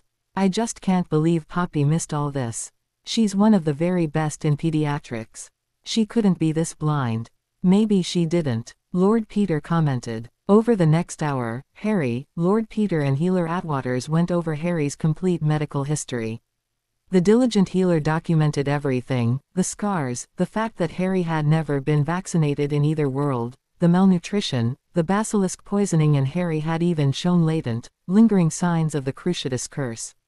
How in Merlin's, Morgana's and Sekhmet's blessed names have you survived this long, Lord Potter? Healer Atwaters gasped. By rights, you should be dead, or a vegetable in a ward at St. Mungo's. And has anyone looked at your curse scar since you received it? No sir, not to my knowledge. Harry looked up at the healer through his bangs. Sir, yes Lord Potter, what's going to happen now? Now, Healer Atwaters said, I'm going to give you proper occlumency lessons. Later, I will go over what I learned tonight and form a health plan regimen. I understand you suffer from nightmares. Yes sir, and strange dreams as well. Harry hesitated, unsure if he should mention anything about the way his scar hurt when he was near Voldemort. What the hell, in for a penny, in for a pound. Besides the nightmares, I can tell whenever Voldemort is around because my scar hurts, feels like my head is gonna explode. When it's really bad, it breaks open and bleeds. Atwater's eyebrows rose to his hairline in shock. Well then, let's get started. Thus Harry added another clandestine lesson. Thankfully, Dobby was very good at helping him keep track of his schedule. Lord Peter was gathering evidence against the so-called leader of the light for Harry's upcoming hearing. However, it would take more hardcore evidence than just what Lord Harry could provide. Which is why Oliver Twist's articles were so important. By weaving the gossip mongering that the wizarding world so enjoys with true facts and issues, Oliver was sending a very strong message for change. Thankfully, despite his hectic schedule, Harry was able to get an article out that week. His friends were getting very persistent at dogging him. Harry wasn't sure if they really cared or were simply following Dumbledore's orders. Either way, it was getting beyond annoying.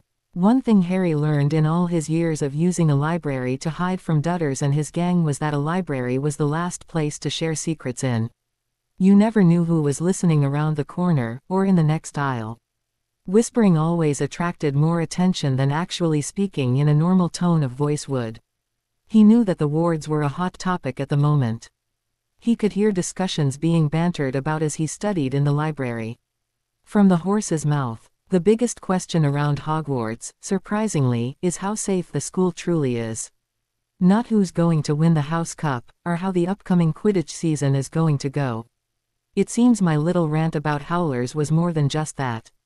According to the professors, Hogwarts will be closed during the holidays to upgrade the wards. Of course, that means everyone will have to leave school, including Potter. Speaking of Potter and the halls, Halloween has just passed. Halloween, the night everyone likes to celebrate so lavishly, is also the night that made him one of the most famous figures in our world and an orphan. I decided to find everything I could that was printed about what happened that terrible night in 1981. I found book after book on the topic, as well as newspaper articles.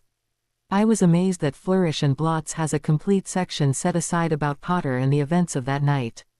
What amazes me is very few agree on what really happened. Most tales of the events of that night are based on theories and suppositions.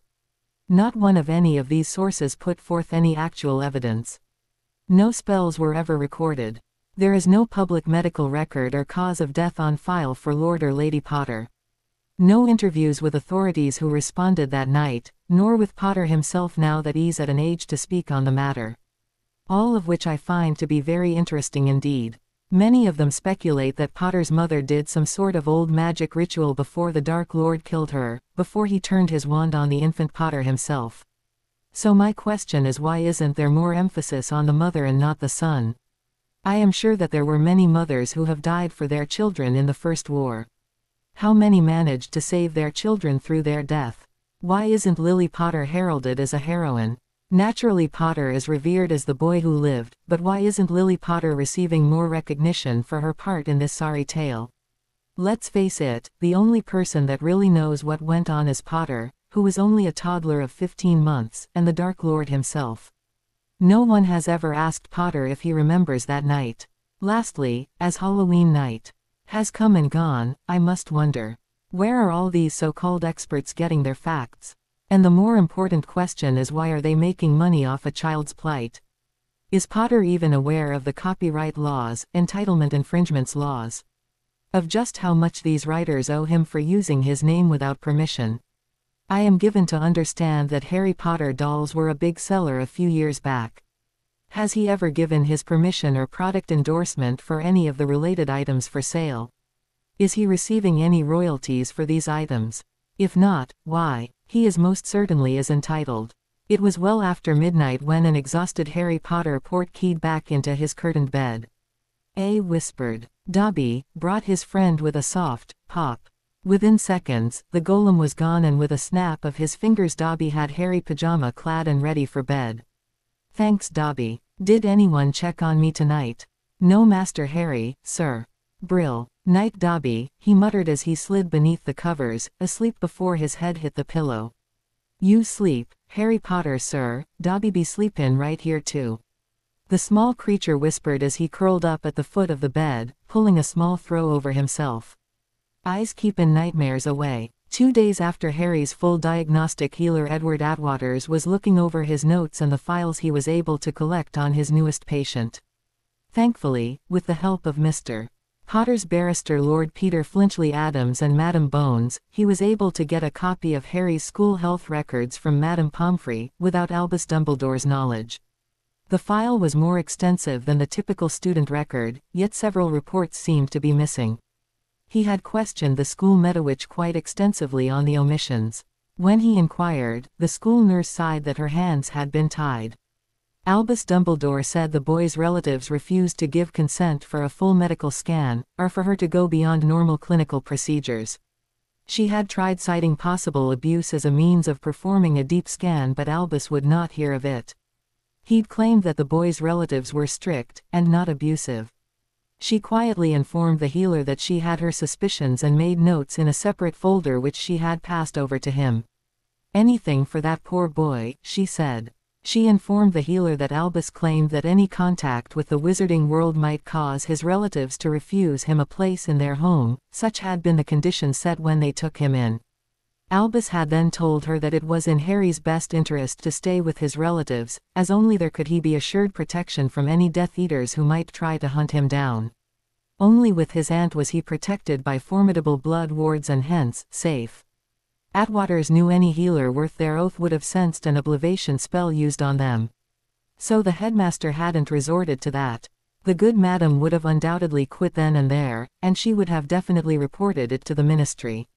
With a weary sigh he continued reading. Harry's file read like some sort of macabre story to frighten children with, and healer Atwaters shuddered as he leafed through it. "Edward," Lord Peter asked as he knocked on the healer's office door. "Peter. Come in," Edward smiled, waving his cousin in. When Lord Peter Flinchley Adams had come to him with a concern about a client of his, Edward had been disinclined to take on a new patient. His patient load was already horrendous with all the Death Eater activities that were starting up. That was until his cousin let drop Harry Potter's name.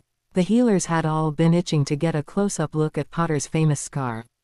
Papers had been written on it, but with no real examination of said scar and with no real data, they couldn't prove the validity of any of the theories floating around. "So how is it going with the files?" Peter asked, taking a seat. Edward stood and poured out 2 glasses of port. "It's rough reading. You were right, the case has all the earmarks of child endangerment, child abuse, child neglect and verbal abuse." Thankfully, Edward turned to hand off one of the glasses. "There is no evidence of UAL abuse. Unless you want to call mind beep a UAL charge." Lord Peter closed his eyes. "Then Severus Snape isn't teaching Harry anything." "No. The boy's natural defenses are too weak to keep the man out and they are being eroded as we speak. If this keeps up, Harry won't be able to keep a flea out of his mind.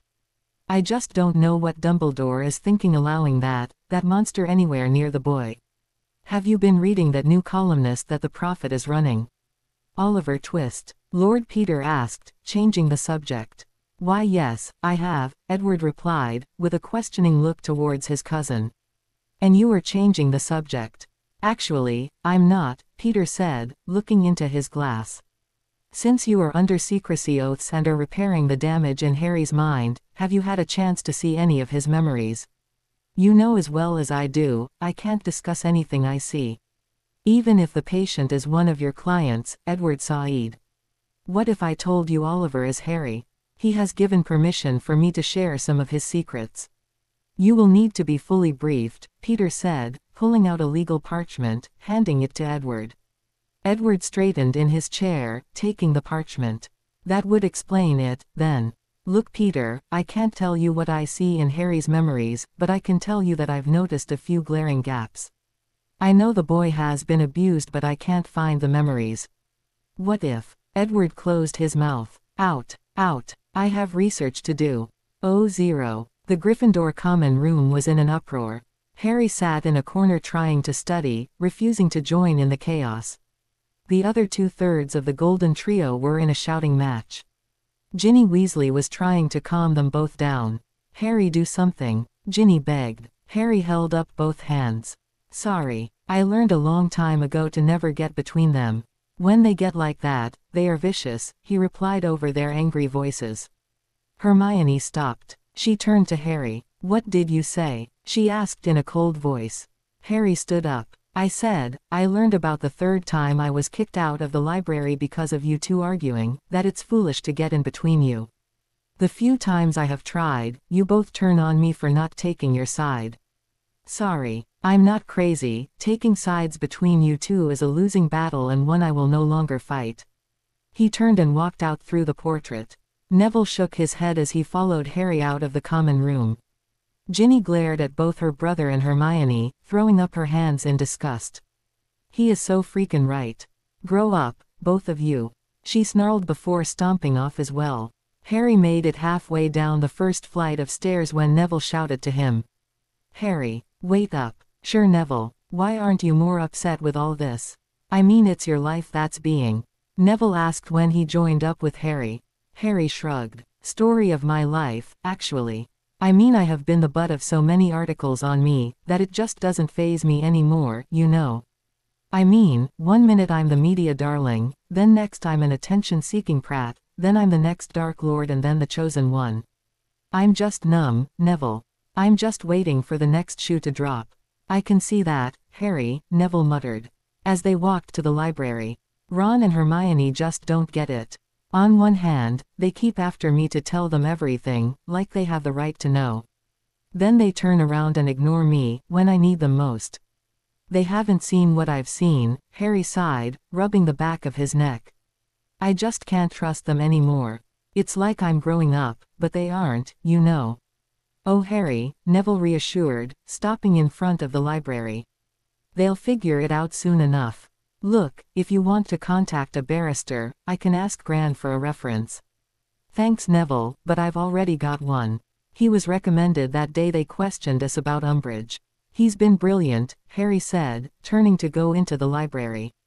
You won't say anything, will you?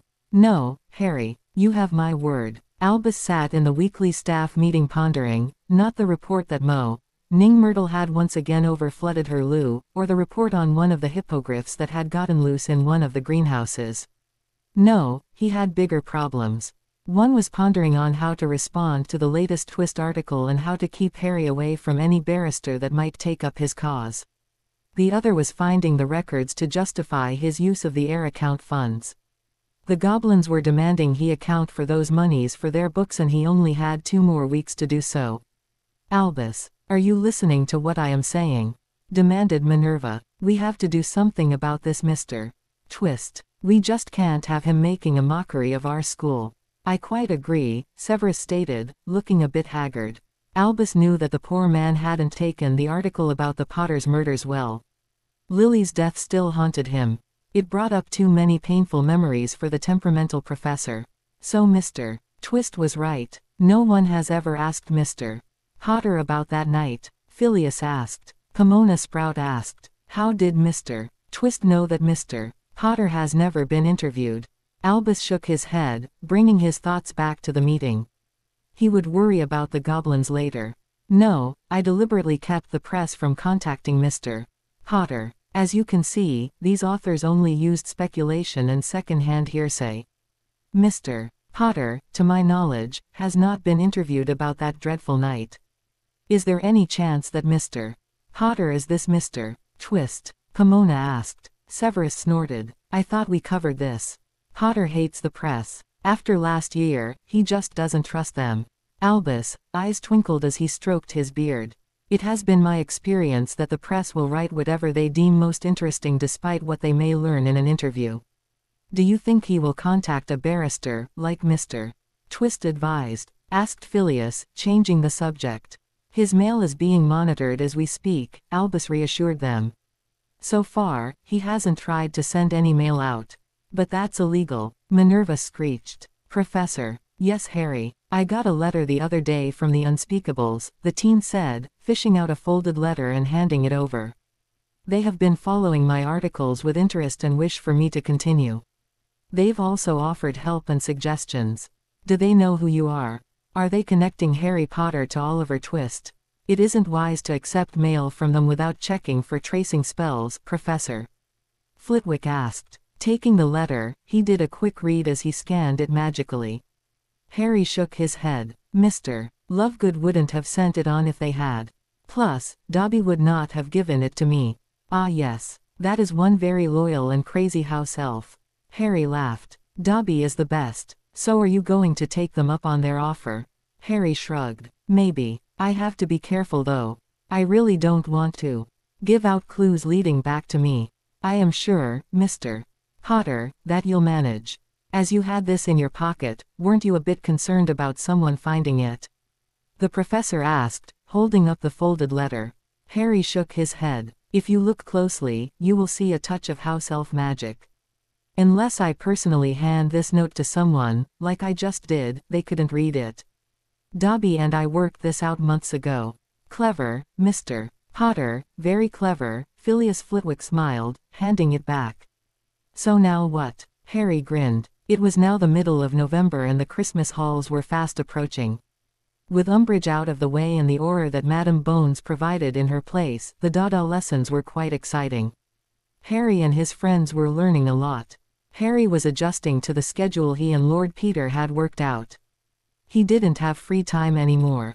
Between the remedial potions twice a week, studying with Hermione and Ron whenever she could nag him into it, plus Quidditch practice, Harry wasn't sure how he managed the meetings with the goblins and Lord Peter once a week and Healer Atwaters twice a week. Thank Merlin for Dobby. Harry's estate management meetings with the goblins were thankfully only 2 hours long. They were currently going over his portfolios in both the Muggle and Wizarding worlds, keeping up with market trends. Lord Peter sat in on these meetings to briefly detail his progress of Lord Harry's emancipation suit against the Ministry. Lord Peter also reported the audit for Grunnings was almost finished. They were still compiling the data. At least so far they'd managed to keep Dumbledore, the old meddler, out of the loop. With the Christmas holidays fast approaching, it wouldn't be that way for long. As soon as Lord Peter filed, everything would go ass over teacup. The meetings with Healer Atwater varied in duration. He was busy healing the damage done to Harry's body over the years. Plus, he had to undo the damage that the remedial potions were causing without leaving signs that Harry was being helped. The exercises and books that Healer Atwaters gave him helped Harry to understand just what Snape was doing and the damage he was causing. "Sir," Harry asked one night. "Yes, Harry. Why is it that Snape hasn't found any memories about me being Oliver Twist? It is one of the reasons I dread seeing him. I keep thinking he'll find out." Healer Atwaters had no love for the potions master. He had no problem with Harry's lack of respect for Severus Snape. Therefore, he made no attempt to correct the disrespect or to force Harry to add the title of Professor in front of the man's name. It was patently obvious to him that the man couldn't teach and therefore held no claim to the title. "Well, Harry," the healer said, waving him over to a chair. "I have a theory about that. Have a seat while I explain." Once they were comfortable, the healer started. "I was concerned about it at first when your barrister, Lord Peter, came to me. However, I have noticed an odd quirk in your mind that I couldn't explain away until he mentioned your secret." Harry frowned but said nothing. "The fact is, Harry, that you have developed the ability to lock away certain parts of your thoughts and memories that you don't want to share or that bring you pain. I believe this is an innate part of your mind and it was created when you were a child. It is where you push everything you don't want to deal with. A form of natural occlumency often seen in abused children." Harry frowned as he thought about what Healer Atwaters said. "Do you mean when Snape does what he does, he's actually tearing down my defenses? Is that why it hurts so much?" "Exactly." Here the healer was a bit uncomfortable. "I am spending most of our sessions repairing the damage and helping you shore up your defenses." Harry straightened a bit. "So basically he's tearing down and you're rebuilding. What happens if he manages to break it down completely?" "What would happen, Harry, is that you would develop two very distinct personalities. Right now, they are still connected. Should that connection be severed, you will have two separate personalities. One, shall we say the child, who first felt the need to hide as your Slytherin side. The other, for want of a better term, would be the side everyone expects to see in you. You were the boy who lived, Dumbledore's golden boy." Harry listened thoughtfully as the healer continued. "With the need to protect yourself as a child, you developed your Slytherin side very early in your life. You had to hide all of your natural abilities so that you would not be punished. This included your intelligence and your magic. When you finally re-emerged back into the wizarding world, everyone expected a confident, heroic young wizard and your mind adjusted to fit that role. Well, the Sorting Hat did say that I would do well in either Gryffindor or Slytherin and I chose Gryffindor," Harry mused, with a slight frown. "Remarkable. I didn't think anyone could influence that ancient scrap of fabric," Healer Atwaters remarked.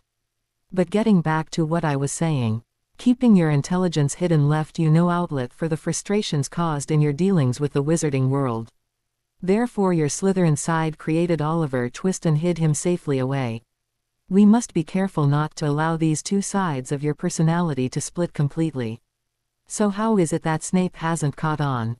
Harry asked, directing the subject back to the problem at hand. "When you are standing in front of him, what side are you showing him? Your Slytherin side or your Gryffindor side?"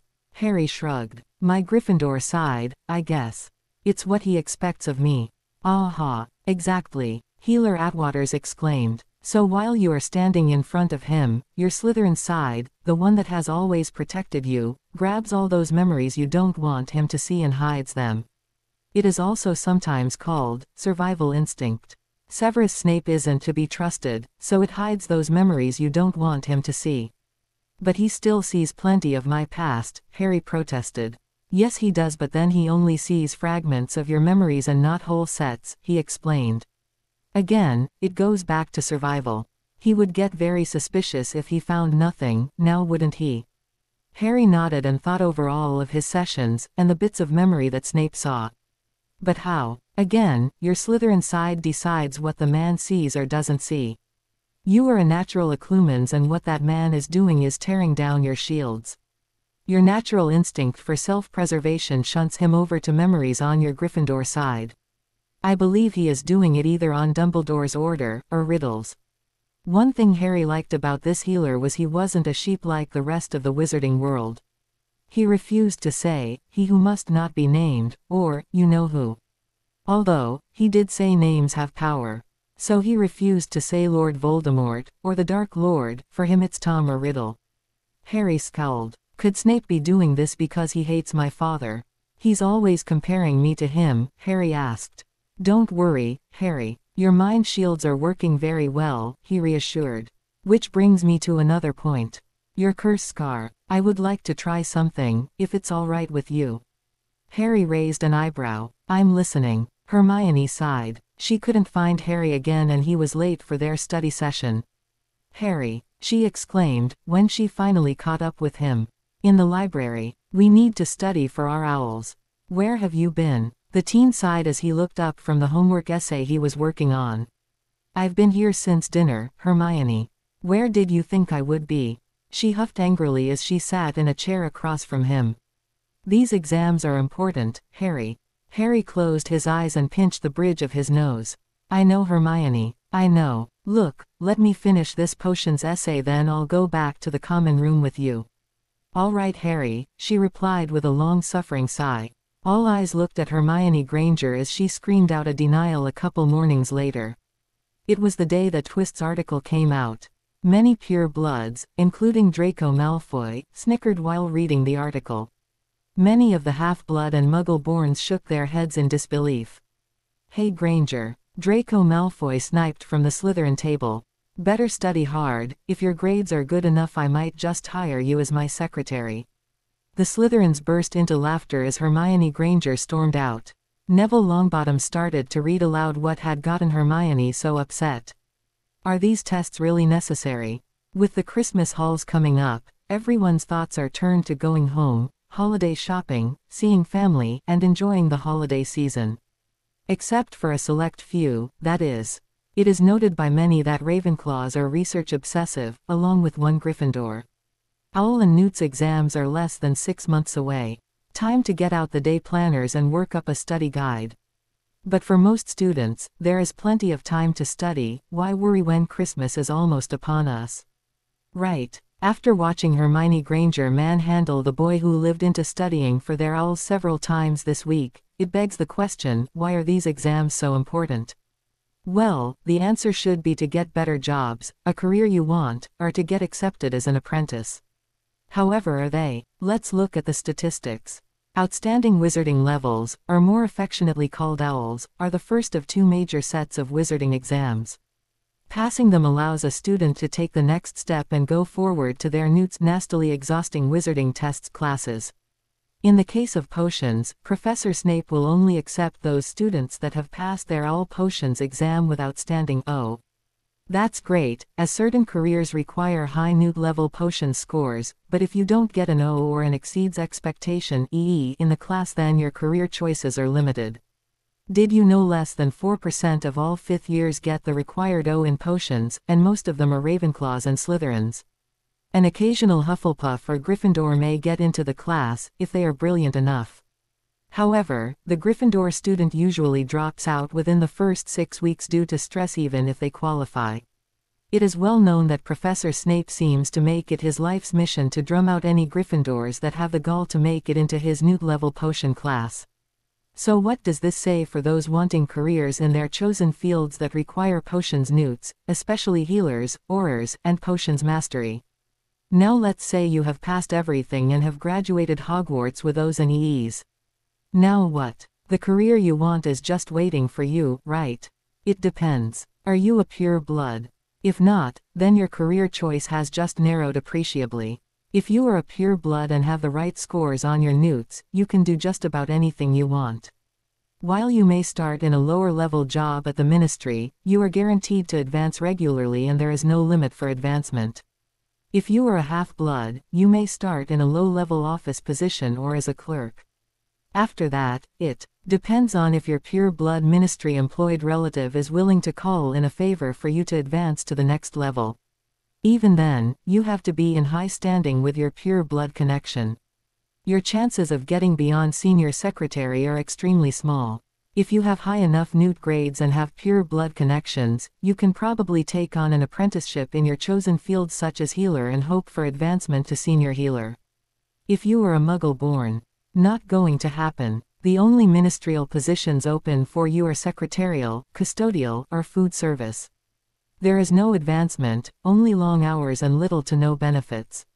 The only fields where Muggle-borns stand a chance are healing and Auror Corps. Apprenticeship is almost non-existent. Don't believe me? Check with the Ministry Personnel Office and their job listings. They also have a standard questionnaire for various job openings. In small print at the bottom of most of the forms, it reads, Muggle-borns and those with creature inheritance need not apply. My questions to you are: how many department heads are Muggle-born? How many department sub-heads are Muggle-born? How many senior secretaries are pure bloods? What is the ratio of pure blood to Muggle-born clerks? How many ministers were pure bloods? Half-bloods are Muggle-borns. According to my research, I found no department heads and sub-heads to be Muggle-born or half-bloods. Almost all senior secretaries are pure bloods with one or two exceptions. I had a hard time working out the ratio.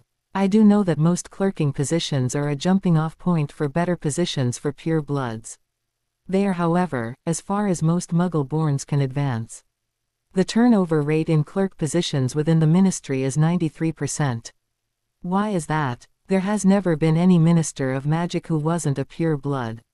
It is a documented fact that 95% of all Muggle-borns who have graduated from Hogwarts either leave Britain or return back to the Muggle world for further schooling and better jobs. These students are some of the brightest and best of our graduates. Depending on their pure blood connections, most half-bloods also leave to seek employment outside Britain. So, coming back to our owls and newts. Why take them if they are so worthless for the majority of our students? It would seem their only purpose is to justify Hogwarts' existence as a school for the minority of pure bloods. Just where was this Oliver Twist getting his facts? That was on the mind of Cornelius Fudge, Minister of Magic. His plans for Hogwarts were in jeopardy. The whole fiasco with Umbridge was now proving to be his undoing. He should have sent someone with more defense knowledge than Dolores, but no one was more loyal to his cause than her. With Dolores now in Azkaban for torturing students with a dark artifact, Cornelius just wanted to destroy someone, anyone.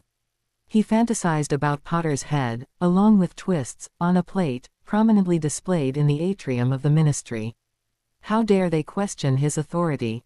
Sir, a red-headed aide stepped into the office nervously. Yes, Weatherby. The department head's meeting is ready, just as you ordered, sir, Percy Weasley said with a slight frown. He hated being called Weatherby, but he was tired of correcting the minister. There were times when he wondered if Fudge deliberately used the wrong name out of spite. The meeting dragged on as Cornelius had expected. He demanded to know the makeup of each department's staffing, asking in particular for a breakdown of each position by blood status. He sent Weatherby out in the middle of the meeting for more tea, a calming draught as well as a headache potion. Every department, it seemed, was headed by a pure blood with one exception. Dirk Cresswell, head of the Goblin Liaison office, who had claimed to be a pure blood, had just been found to be Muggle-born. Needless to say, he was sacked and imprisoned for falsifying his family tree. However, not many wanted the position anyways. Dealing with the goblins was considered beneath most pure bloods. Each department had Muggle-borns holding some positions, but nothing above the minor clerk and secretarial level.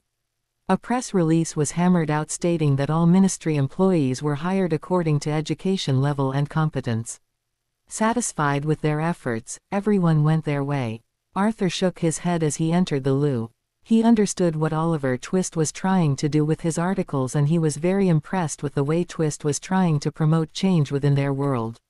However, everyone knew it would take more than just mere words in a newspaper to bring about true change.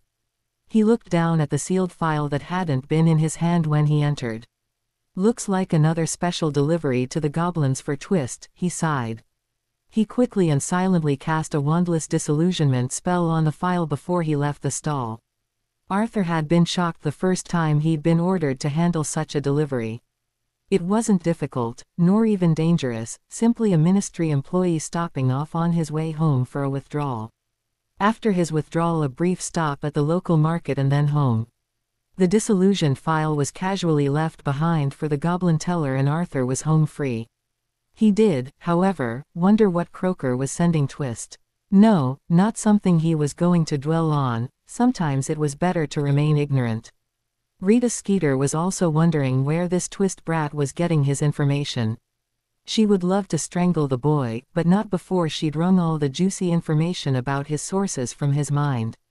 Her thoughts turned to another annoying brat. She still owed Potter and that mudbloodby.ch that held her captive for so long. She shuddered at the memory of being trapped in that glass jar. With great care, Rita slipped into her boss's office. She knew she would be fired if she was found going through his desk. She just had to get his notes and files on Twist now that the brat was writing for both papers.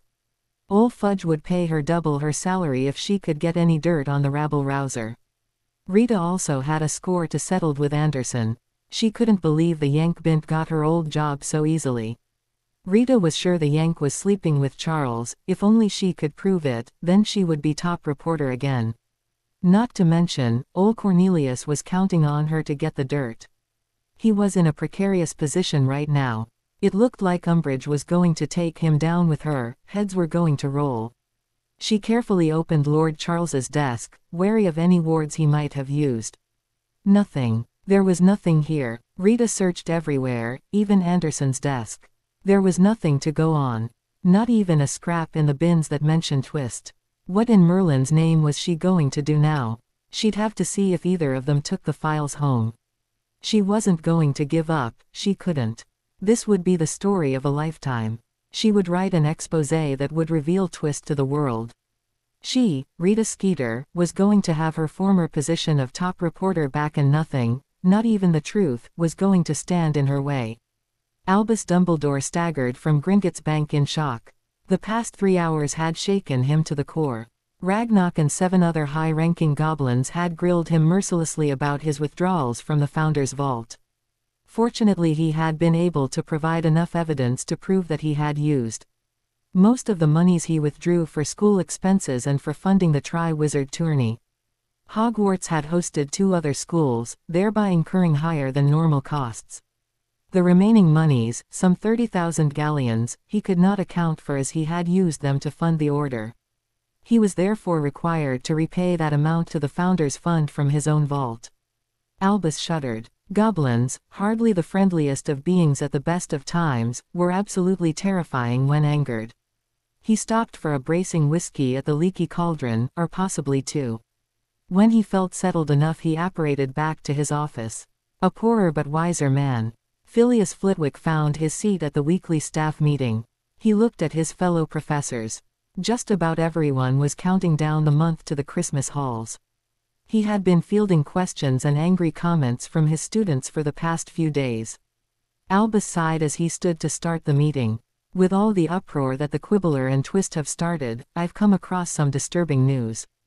Hogwarts, charter is at risk. And just why is the charter at risk? Minerva demanded. Hogwarts will close if we cannot maintain the mandates of the Founders. If we lose the Muggle-borns and the Half-Bloods, we will be in violation of 1 if not 2 of the mandates of our charter. If that happens, then Hogwarts will revert back to the heirs, Albus said, closing his eyes for a moment. And we are already in violation of the third mandate due to ministry interference. Quote, but the Board of Governors. Cornelius Fudge wouldn't stand for Hogwarts closing, Minerva insisted. Albus sighed. Nothing the board or the ministry can say or do can prevent it. And as it stands, the ministry is part of the problem. Are there living heirs? Minerva asked, concerned. There are two, Harry Potter and Tom Riddle. Impossible, several of the staff exclaimed. Afraid so, Albus said, in a tired voice. Does the Potter brat know? Severus asked, leaning back in his chair. Fortunately for us, no he doesn't. He hasn't been to Gringotts lately, Albus confirmed. Which is a good thing. Why is that, Albus? Phileas asked. Don't you think that the boy deserves to know his heritage? The charms professor sat quietly fuming inside. He didn't like what he was hearing. Albus was putting the whole school at risk with his games.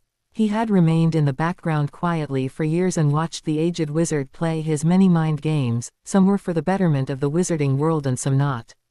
Phileas was furious about the games the headmaster was playing with the life of the Potter boy.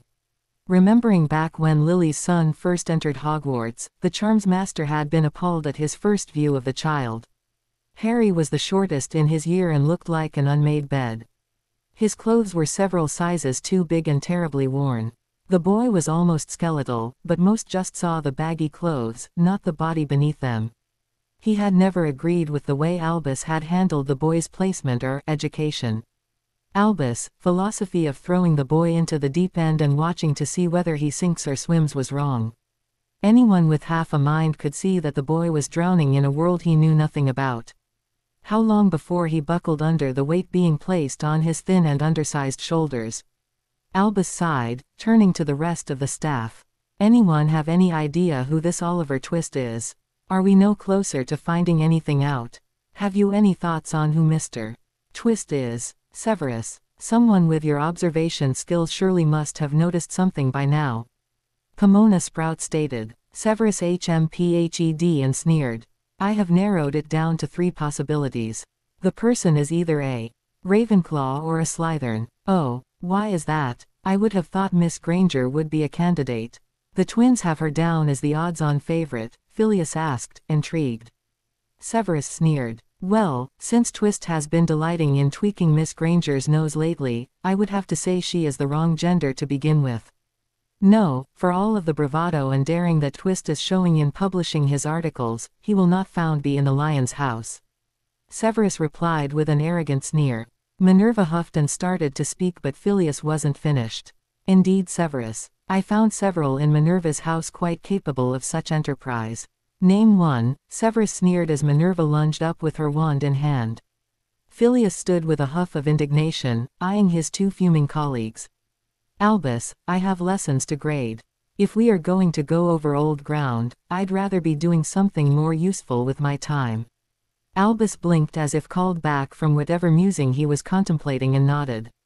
Quite right, quite right. I was just wondering what else will our Mr. Twist be writing about for his next column. His face creased in a worried frown, stroking his beard. Phileas agreed. We are all wondering as well. I cannot wait. Lord Peter looked over the legal brief he had just been handed. Both he and Lord Harry had been wondering when the man would get off his bum and file the necessary paperwork.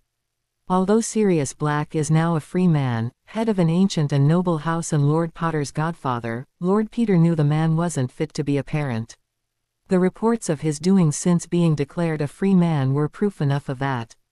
No, Sirius Black would be in for a rude awakening at the hearing if he thought Harry would tamely allow him to have custody after his recent lack of concern. The stack of files that dealt with the young Potter heir was growing as more information came to light. Albus Dumbledore had a lot to answer for. The number of laws he had broken, wizarding as well as Muggle, was staggering. How could someone with that much power, politically and magically, justify what he did to an innocent baby, a child? Harry walked into the library to finish his charms essay. What he saw made him stop and stare. Hermione Granger was almost buried under a table piled high with books, parchments and pamphlets. Harry was accustomed to seeing her surrounded by books, but to this extent was highly unusual. He knew, however, a Hermione on a mission was a scary thing, and so he approached warily. 2 questions remained: what crusade was she pursuing this time, and how long had she been here? Hermione, Hermione, Harry whispered, looking around for the formidable Ms.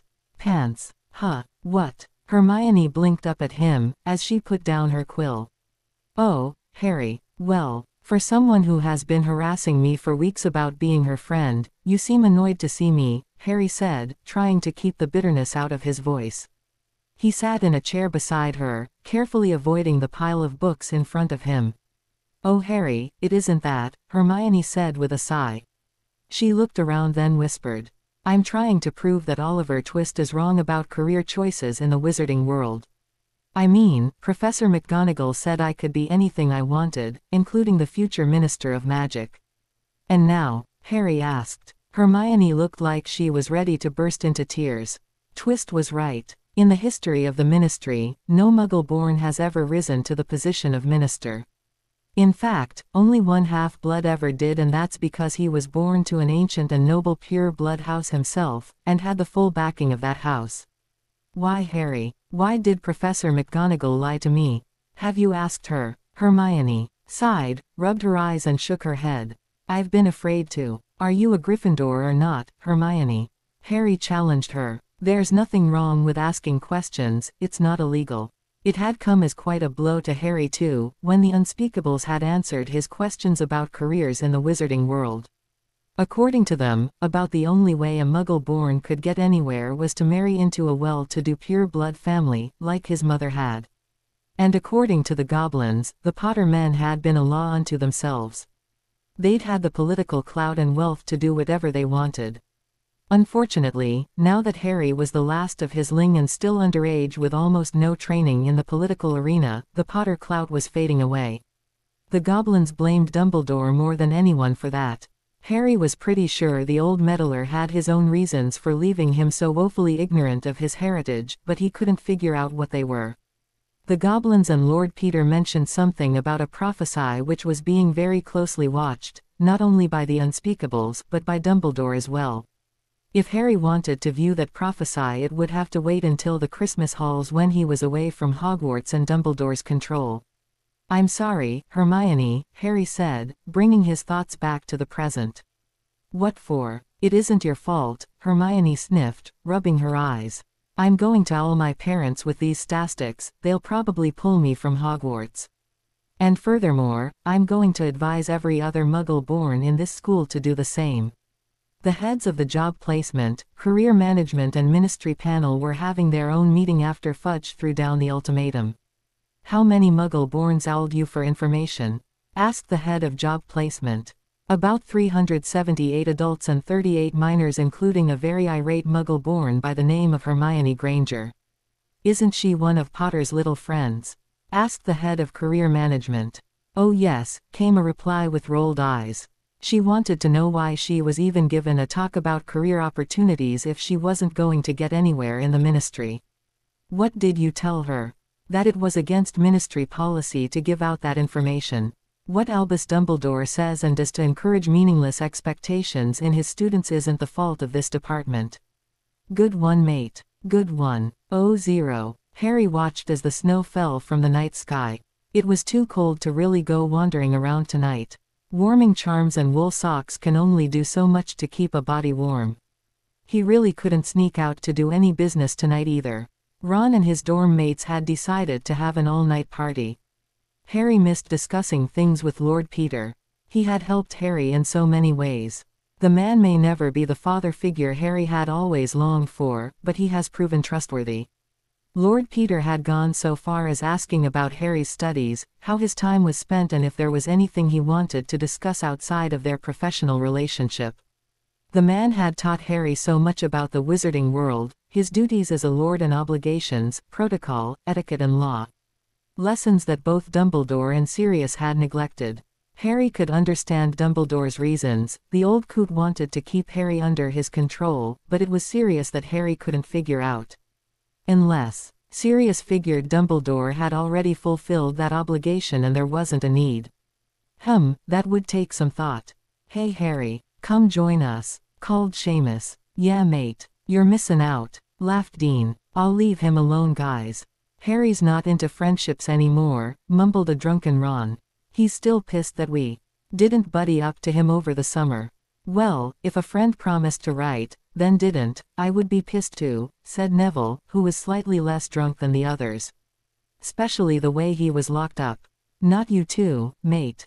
Arg, Ron exclaimed. We couldn't. Mum, nnn da an ol shisker push wunt, lo it. So, ne'er stopped ya before. If my besh mate was countin' on me, slurred Seamus. Ron threw a pillow at Seamus, who threw it at Dean, who threw it at Neville. Soon there was a full-blown pillow fight in progress. Harry got involved when 3 pillows pounded him at once. Grabbing one, he just had to defend himself. Soon feathers, bits of pillow ticking and fluff flew everywhere. The boys laughed, tearing up the dorm in a rip-roaring, drunken brawl. Great Caesar's ghost. What in Merlin's name is going on in here? Shouted Professor McGonagall as she stepped into the dorm.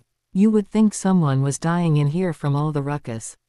Explain yourselves. Seamus tried to hide the rum bottle, as Ron tried the same with his fire whiskey.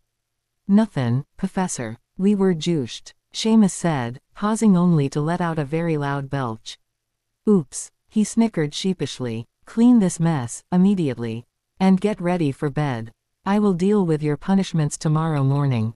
5 boys' voices echoed. Yes, Professor McGonagall. The next morning, Harry and his dorm mates appeared in their head's office. Only Harry and Neville awoke that morning without a headache. The two looked at each other and shrugged. They doubted that anyone was going to get to visit the infirmary this morning. That meant their roommates would just have to live with their hangovers. I overlook many things in my house, even the occasional drunkenness. But when I am awakened out of a sound sleep by a prefect, who had repeatedly tried to tone down your fun, I draw the line. What do you have to say for yourselves? Harry and Neville looked at each other. Neither would rat out their dorm mates. However, Ron was a different matter. He couldn't keep his mouth shut. We was havin' a bit of fun. Tryin' to get Harry to let loose, Ron said, clutching his head. I see, the professor said, looking over at Harry. Do you have anything to say, Mr. Potter? Professor. Neville jumped in, before Harry could speak. Harry only got involved in the fight well after it was started. He was busy watching it snow. And you Mr. Longbottom? Neville shrugged. I was in it for the fun. I see. Well, 10 points each for disturbing everyone's rest, including mine. You will clean up your dorm without help. And I should let you boys with a hangover deal with it alone and not send you to the infirmary. Ron, Dean and Seamus groaned in pain. However, I am not that cruel. You may go to the infirmary after you clean up your dorm. I am sure Madame Pomfrey will have something to say about your condition in very loud voice. You may go, she dismissed them with a smirk. Mr. Potter, please stay behind. When the door closed behind the last one out, the very stern witch turned to Harry. Her eyes softening a bit. I understand you are planning to spend Christmas with Sirius, Mr. Potter. Is that right? Yes ma'am. He invited me, Harry said. He'd been of 2 minds about accepting the invitation. He realized it would be expected of him, he just wasn't sure if it fitted into his plans.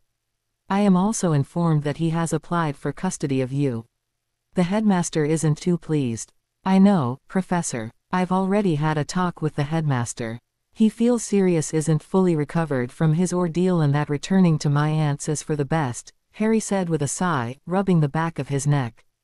Professor, what do you think? What I think isn't important, Mr. Potter. My only concern is knowing that you've thought it out fully and understand just what all is entailed.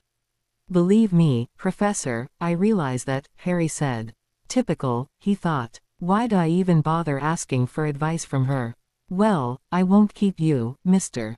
Potter. Thank you, Professor. Sirius was enjoying his morning cuppa when his copy of the Quibbler arrived. He was enjoying it more and more as Twist started putting digs into long-standing pure blood traditions and bigotry. Opening his copy, Sirius' eyes grew wider as he read. Pure blood versus Muggle-born, who will win? Today I came across an interesting sight. Hermione Granger being reamed out by Madame Pants. That's right. The know-it-all of Gryffindor was being lectured about the care of books. And what brought that on? Why me, of course. One thing that our Ravenclawish Gryffindor can't stand is being bested. I knew something that she didn't. From the gossip I heard in passing, she refused to leave the library until she found every bit of information about career placements for Muggle-borns. Well, I could have told her that the information wasn't there. The information is in the Hall of Records and in the Ministry Library which, by now, Minister Cornelius Fudge has locked down tighter than Professor Snape's potion cabinets. I should know. I owled for some information and was told everything had been sealed by order of the minister. Now, just what is the good minister afraid of? Could this mean that I am right and the minister just doesn't want to face the truth? Could he be afraid that the Muggle-borns would view this as another attempt to control them and keep them second-class citizens? Do the Muggle-borns know they outpopulate pure-bloods by 12 to 1? That many of their Muggle-born kindred are leaving magical Britain, and by leaving, they take the future of our magical communities with them. Fact: the birth rate of Muggle-born children, in recent years, outnumbers the pure-blooded by 7 to 1. That means for every 1 pure-blood born there are 7 Muggle-borns. Half-blood children also outnumber the pure-bloods by 3 to 1. These figures do not take into account those children of pure-blood families born as squibs. Fact: if one did a heritage test on Muggle-borns, you would find that they, in fact, have at least several magical or squib ancestors in their family lines. I found this out by querying the goblins. Not only do they keep self-updating records, they can administer the heritage test, for a small fee, of course. Fact: test results of performance on practical level exams of Hogwarts students in the past decade show that Muggle-born and half-bloods, on average, hold more magical power in their core than the pure-blood students. Fact: within pure-blood families, the birth rate for squibs and birth defects has risen appreciably in the past century. Again, you can find this out in the Hall of Records. Well, you could, but by now, the minister has sealed off access to all department records. I'll let you in on a secret: the goblins also have these records. They are needed for inheritance purposes, and for a fee you can get a copy of them along with a blood seal assuring their authenticity. In doing the math, I've come up with a very horrifying discovery. The Muggle population in Britain, as of the year 1995, Great Britain ranked 20th in world with a Muggle population of 58,426,014. As of 1995, the British Wizarding world population numbered less than 75,000. Again, if you don't believe me, ask yourself this: why is everyone in the ministry so afraid that they have sealed off key areas where this information can be found? These records are a matter of public domain. In other words, you have the right to access them freely. It would seem that our minister has overstepped his authority. I ask you now, can we afford losing 1 drop of magical blood no matter its source? Before anyone gets too upset, I must point out that I got most of my information by writing to the International Wizarding Council and the Muggle British Census Department. I found it interesting that the IWC2 is keeping east of Britain's Wizarding world's declining numbers. They haven't gotten involved as it is an internal affair, but as more and more Muggle-borns leave Britain to make a better life for themselves, and strengthen their new homelands, the concern grows. The day after Oliver Twist's column appeared in the Quibbler, the atrium of the ministry was filled with irate people demanding explanations. The witches and wizards manning the information desks had, by mid-morning, called for orders to guarantee their safety. As if that wasn't enough chaos, hundreds of owls soon filled the space above the floor, each one fighting for a place to land and be relieved of their letter. Between the screaming of angry people, hooting of impatient owls and the resultant flurry of feathers and owl droppings, it didn't take the Aurors long to close off all entrances to the ministry. Many repelling charms, along with threats of arrest. Later in the atrium was quiet once more. The shell-shocked personnel and weary Aurors were given restorative and calming drafts before being sent home. 000. While the Aurors were busy in the atrium, an emergency meeting of the Wizengamot was called for that afternoon.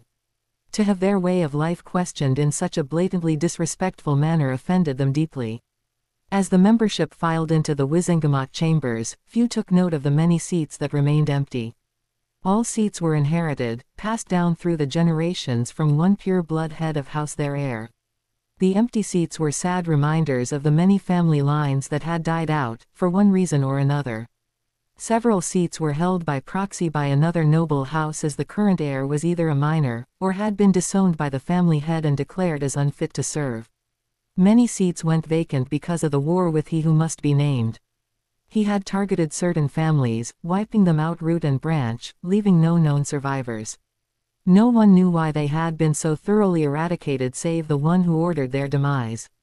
Albus Dumbledore, supreme mugwump of the Wizengamot, held several proxies, including the Potter's seat. Many wondered if the old wizard would willingly yield it to Potter when he came of age. It was a well-known fact that Albus Dumbledore held his power close. Overlord Ragnarok. A flustered goblin panted, "You are needed on the main floor, my liege." Ragnarok looked up from the papers he was reading.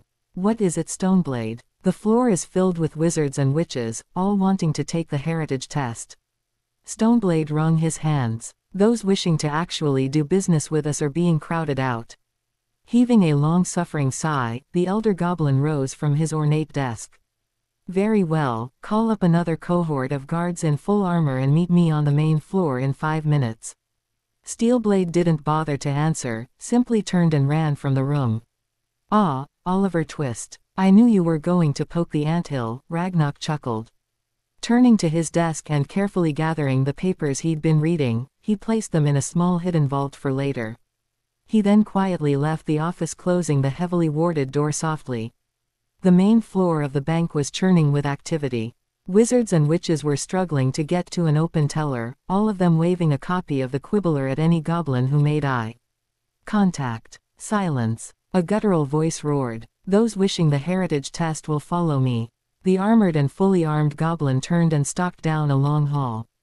At the end of it, double doors stood open, revealing a large room with 4 desks, each manned by a goblin. When the guard reached the open doors, he turned to face the crowd behind him and snarled, "You will form 4 lines as you pass these doors.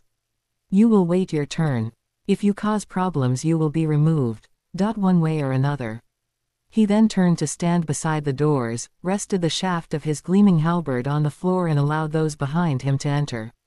The first people to pass him inched by warily, eyes on the wicked weapon in his hand. It quickly became obvious that he wasn't the only armed guard in the room. Behind each desk sat a goblin, and behind him stood another, armed and ready. The first test, going back 100 years, would cost 5 galleons. For every 100 years further back the client wished to delve into their heritage, it would cost 1 galleon more. The testing began with quiet efficiency. Ragnarok was glad Harry had given him a heads up on his latest Quibbler column.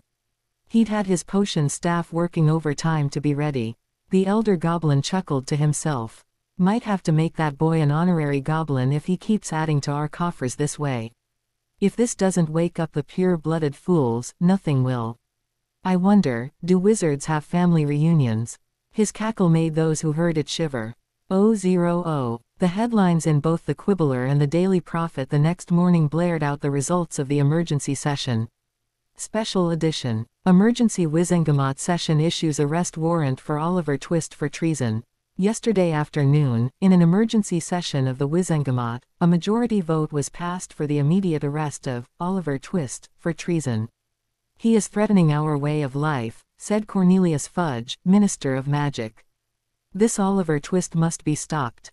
The facts he Oliver Twist is mentioning in his articles are taken out of context and only serve to incite panic and foment insurrection," said one Wizengamot member, who asked not to be named.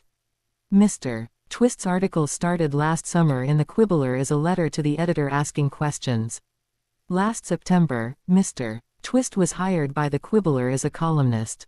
Later, the column was picked up by the Daily Prophet. Rumors have it that 2 more newspapers are vying for the syndication rights as well. "My daughter enjoys the ways he pokes at the old fusspots," said another Wizengamot member who also wished to be unnamed. "I had to side with the minister, though. Mr. Twist is attacking our way of life and must be stopped." Amelia Bones, head of the Department of Magical Law Enforcement (DMLE), was unavailable for comment. However, her department issued a brief statement on her behalf. The law must be upheld at all costs. We will comply with the wishes of the Wizengamot in pursuing this matter to the fullest extent of the law. Anyone with information about Oliver Twist is asked to contact the DMLE immediately. On the back page of the paper was a small advertisement that read, "To all citizens, the Ministry Library and Hall of Records are closed to the public until further notice. Further, anyone needing copies of records must submit paperwork to the Ministry stating who wants the information, the purpose of the request, and who will have access to said information. Individuals requesting sealed information will also be required to take an oath prohibiting the use of said information for any purposes save that stated. Sharing of this information with any unauthorized persons will have severe legal consequences. By order of Cornelius Fudge, Minister of Magic. 00. Albus looked over the students in the Great Hall as many read the announcement. A low grumbling noise could be heard. Many of the pure-blood students looked vindicated. Draco Malfoy was looking particularly pompous today. He wore a satisfied smirk and laughed arrogantly every time he heard a Muggle-born or Ravenclaw give an indignant squeak. A glance at the Gryffindor table showed they were as outraged as the others. That didn't look promising. Of all the houses, the Gryffs were the most volatile, plunging headfirst with little thought for consequences when they took up a cause. And since 1/2, or better, of their house were Muggle-borns and half-bloods, there was going to be trouble. Albus gave a despondent sigh. Life just got more complicated. Severus sneered as he read the article. "Well, that's that," he said, folding the paper. "How so?" Minerva asked, over her teacup. If anything, the Wizengamot just validated Mr. Twist's articles. By closing the Hall of Records, Cornelius confirms that the information in Mr. Twist's article was correct. Phileas smiled. The American Muggles have a saying, "It's like closing the barn door after the animal has escaped." Severus snorted as he stood. "Well, with the Ministry closing ranks, it is going to be difficult to prove, isn't it?" "Only if you don't know where to look," Phileas muttered to himself. "Their stupidity knows no bounds," snapped Pomona. "They are so terrified of a child's words that they want him arrested for treason. Not even he who must not be named has earned that kind of a response. I guess what they say is true. The truth hurts." Oh, Ragnarok was relaxing in his private office after a long day of overseeing the chaos caused by Oliver Twist's column. He was just raising a crystal goblet to his lips for a final sip of goblin whiskey when he was once more interrupted. "My Lord Ragnarok," a hesitant voice squeaked. "The Mistress of Knowledge is here to speak with you." "What?" Ragnarok almost choked. "Why, never mind. Show her in immediately." He stood, quickly, spelled his robes clean and waited respectfully for her to enter. His bow was low and reverent as the small cloaked and hooded figure swept into his presence.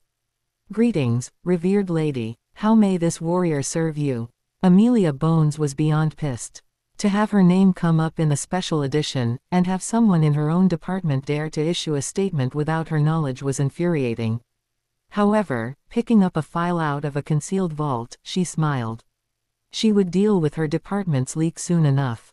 This was more important. She stepped out of her office and announced that she was out for the day and left a set of standing orders.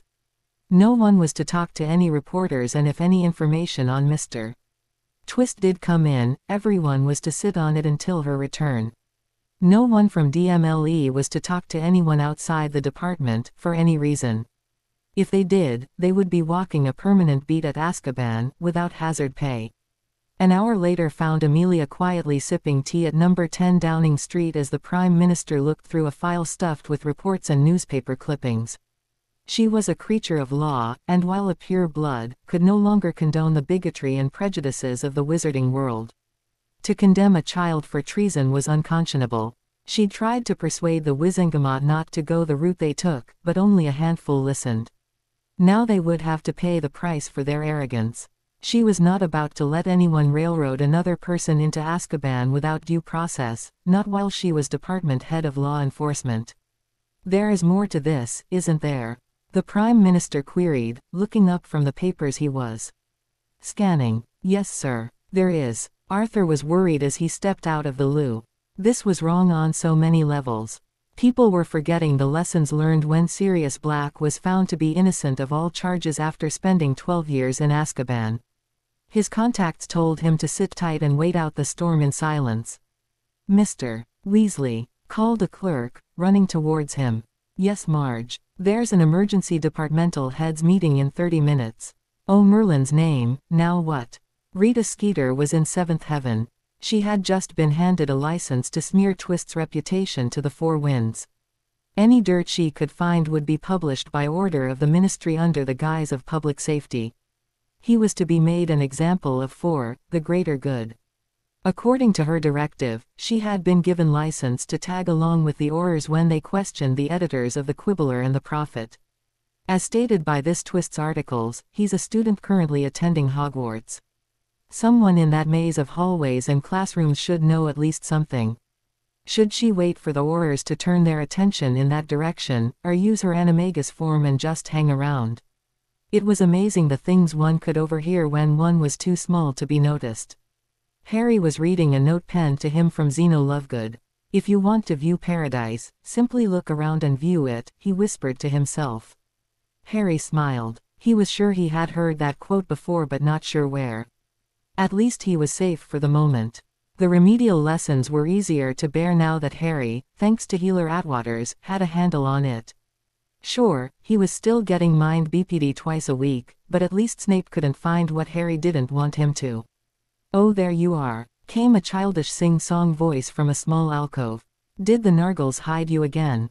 Harry paused, stunned. A slender figure with long owned hair appeared in front of him wearing Ravenclaw robes. "Hello, Harry Potter. Did you lose something too?" she asked in a dreamy voice. No," Harry replied, a bit confused. "If you want to view paradise," she said as she turned away, "simply look around. Don't worry, Daddy will protect you. He's good at that." She started to skip away. What? Who are you?" Harry called after her. "Why, I'm Luna Lovegood." Her breathy voice drifted back to him as she disappeared down the stairs.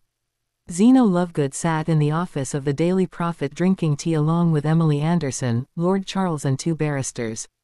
The five were going over the edict that had come down from the Wizengamot. Surrender all information on Oliver Twist or face a year in Azkaban for abetting treason. "Well," Emily asked, nervously. After all, she was the one that gave the note to Mr. Lovegood which started this chain of events. One of the barristers, a middle-aged man in a rumpled mixture of muggle and wizarding attire, cleared his throat and in a husky, whisky voice spoke up. "The Wizengamot doesn't have a case. In fact, they are breaking several of their own laws, not to mention the Queen's treaty themselves." "Oh, is that treason as well?"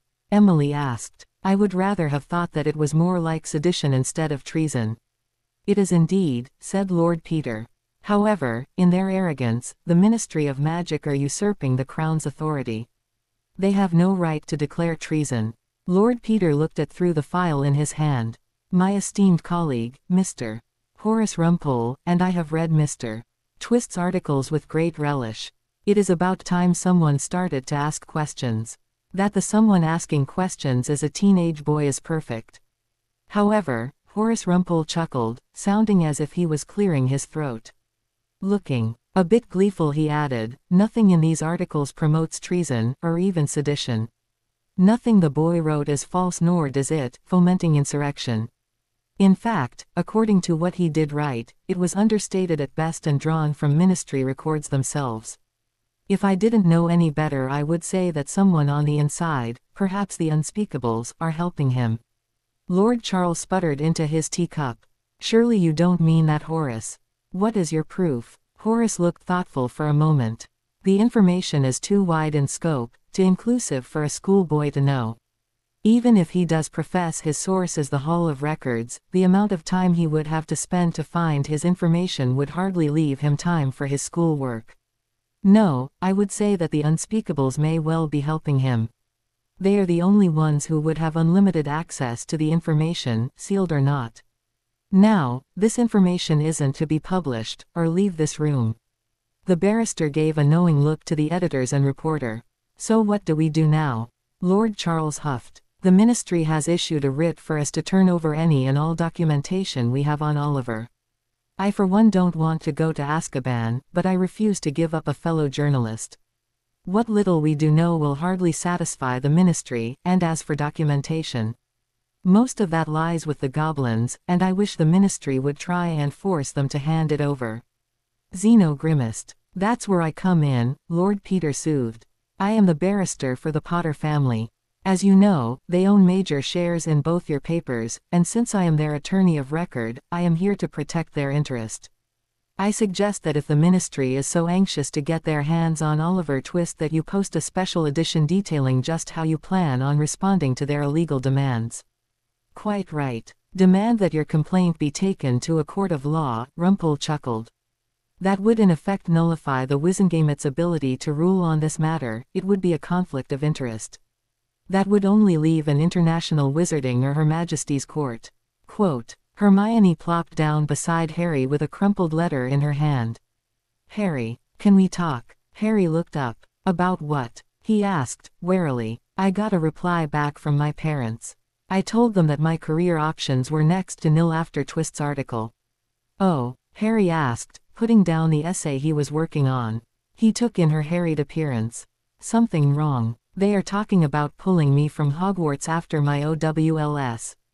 They said that they refused to pay for substandard education. They offered to hire tutors for me to catch up on my Muggle education. I have to make up my mind on what I want. Harry sighed and pulled his friend into his arms as she sniffled, snuggling closer.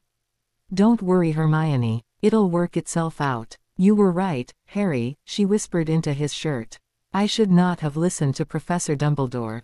I'm so sorry, will you ever forgive me? That evening a special edition of both the Quibbler and the Daily Prophet came out. As both papers were running Oliver Twist's articles, both were coming under fire. Special edition. Ministry and Wizengamot in violation of basic tenets of British law. Could their actions threaten the wizarding world? Since the vote to arrest Oliver Twist for treason was handed down and sanctioned by both the Wizengamot and the Minister of Magic, both the Daily Prophet and the Quibbler have been brought under heavy criticism by the ruling and judicial bodies of our government. However, these venerable bodies have failed to uphold the laws they were sworn on their magic to uphold. If the Ministry and the Wizengamot wish to pursue legal action, they must file such action in a court of law, and rule themselves out as said court due to conflict of interest. That would leave their only recourse the ICW or Her Majesty's Court. We, of the Daily Prophet and the Quibbler, refuse to turn over any information about Mr. Oliver Twist. The newspaper has the right to protect their sources and staff against persecution if the articles published can be verified. As of this date, all of Mr. Twist's articles can be proven as fact. He assures us he has the original copies of his facts and statistics. We stand behind Mr. Twist and applaud him on his integrity. Lord Charles Witherspoon, Zeno Lovegood, Editors-in-Chief, Daily Prophet, The Quibbler. Harry was sitting in the common room. He hadn't been able to escape all week from his friends. They had been clinging to him like limpets. It was as if they were on a mission to track him down and poke their noses into his business. Hermione was especially clingy since her parents' letter. Harry wanted to pull his hair out. As he stared into the blazing fire in the fireplace, his thoughts were on the arrest warrant for Oliver. He had to admit that he was very nervous about being arrested. It brought back the memories of the past summer, a locked room and food through a cat flap. Harry shuddered. Professor Flitwick had reassured Harry that his lips were sealed. No one was going to hear anything about Mr. Twist from him. Further, he confided to Harry with a toothy smile, goblins are immune to occlumency and veritaserum. Harry looked down at the marauders map and noted that Rita was also on the prowl.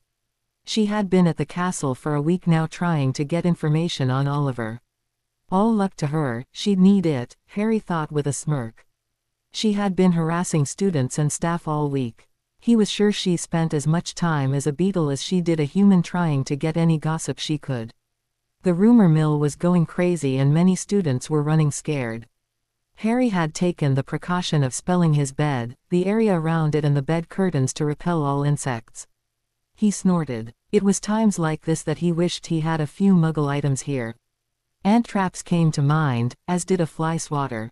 Dobby had also been warned of her animagus form and been promised several sets of warm and colorful socks if he managed to capture her in beetle form. The house elf was currently dressed in khaki shorts and a safari hat, stalking the halls invisibly, large glass jar in one hand and a lid in the other. He could have sworn that he heard Dobby once say, "Here buggy buggy buggy." Harry was wondering when they would start breaking out the truth serum and calling for loyalty oaths. He wondered how he was going to manage if and when they did. Now if only he could just get away from Hermione's obsessive need to study and Ron's demands for chess matches. Cornelius Fudge walked into number 10 Downing Street for his quarterly meeting with the Prime Minister. He was convinced this would be a typical, short meeting. Except for the business with that brat Oliver Twist, Cornelius really didn't have much to report, and the less he reported, the better for all concerned. The wizarding government was running smoothly with no sign of the return of he who must not be named, despite what Dumbledore and the Potter brat said. No, this meeting would be a pleasant chat, bit of tea and a few platitudes. Business as usual. "Ah, come in Cornelius," said the Prime Minister with a cold, predatory smile. "Have a seat and give me one good reason why I shouldn't have your Wizengamot disbanded with you and Albus Dumbledore up on charges. After all, you both are leaders of a government that is denying more than half of its citizens their rights under British law. Well, maybe not all tea and crumpets." Fudge whimpered. Harry finally got some time alone. He was sitting in his bed with Dobby standing guard. It was early and he had pleaded a headache. Of course, Hermione wanted to take him to Madame Pomfrey right away and Ron wanted to get Professor McGonagall. However, it was Seamus that spoke up. "He looks fine to me. Maybe he just wants some time alone. You two have been hanging on him all week. Maybe he wants to wank alone, unless you want to hold his willy for him." He leered, waggling his eyebrows suggestively. Hermione oohed and blushed. Ron looked like he was about to be ill as everyone in the common room laughed. Harry blushed heavily but didn't say anything. Trust Seamus to come up with a very lewd idea. Bless him. "Hey Seamus, you said I could borrow your latest playwitch, right?" Harry called back, ensuring that he would definitely be alone for the time being. He grinned as Hermione and Ron fled the dorm for the library in parts unknown. It wasn't wanking, or anything of that nature, even if he did have the copy of Playwitch tucked under his pillow. He was too busy going over everything that Lord Peter had sent him and all the mail from both editors. At least he didn't have to worry about Rita. She was hanging around the Ravenclaw dorms tonight, hoping to find a clue that would lead her to Oliver. The betting pool had given her many ideas on just who Oliver could be, but no student was willing to come out and speak to her. So far, Harry had been reassured that neither editor would give any information to the Aurors. He wasn't too sure about Dumbledore. The old coot was awfully quiet on the subject. Also, one of the letters he had received from Dobby was very strange. It was from Ragnarok and contained a small corked vial. It looked empty and Harry puzzled over it until he read the letter it came with. "Dear Lord Potter, please place your memory of the ritual used to restore the Dark Wizard in this vial. It may be crucial to your quest. Ragnarok." Harry decided he would puzzle over the strange request later as he took pen to paper and wrote his next article. Mayhem, sedition and treason. As I sit back and watch the mayhem that my articles are generating, I have to wonder. Why am I wanted for treason? Where is the treason in asking questions of adults, or in stating true facts? Is it not the job of adults to teach children about their world, and answer their questions truthfully? How are we supposed to learn unless we ask questions? Even questions that might provoke and dismay those in power. How else is a child to learn? I sit in the Great Hall and watch as professors of great learning and supposed wisdom run around as if the world is on fire and they don't have a clue how to put it out. Why are they searching for me, instead of defending my right to ask the difficult and embarrassing questions? They, after all, are the teachers. Everyone says that Hogwarts is the safest place to be in all of the wizarding world. I can't say I believe it. Is having dozens of Dementors attack a Quidditch pitch full of helpless students safe? Is being petrified in the hall safe? Is being told by the headmaster to stay away from a certain corridor if you value your life safe? Is having a troll running loose in school safe? I, for one, think the answer to all of these questions is a resounding no. It would seem some of the teachers, including the headmaster, are too concerned with their image and the school's reputation to worry about student safety. It also must be mentioned the extent to which they are willing to go to maintain the status quo. Better they should be giving the students the tools they need to live a long, productive and well-informed life. My last observation needs to be shouted aloud until it sinks into the hearts and minds of the administrators of this school. Quit dividing the school between houses and blood lines. The Sorting Hat is right, and if an inanimate magical artifact can see the problem, then one would think the wise and learned could as well. Now is the time to band together, before the world as we know it ceases to exist due to blind prejudices. It really is much simpler to repair something before it is completely crumbled to ruin than it is to build anew.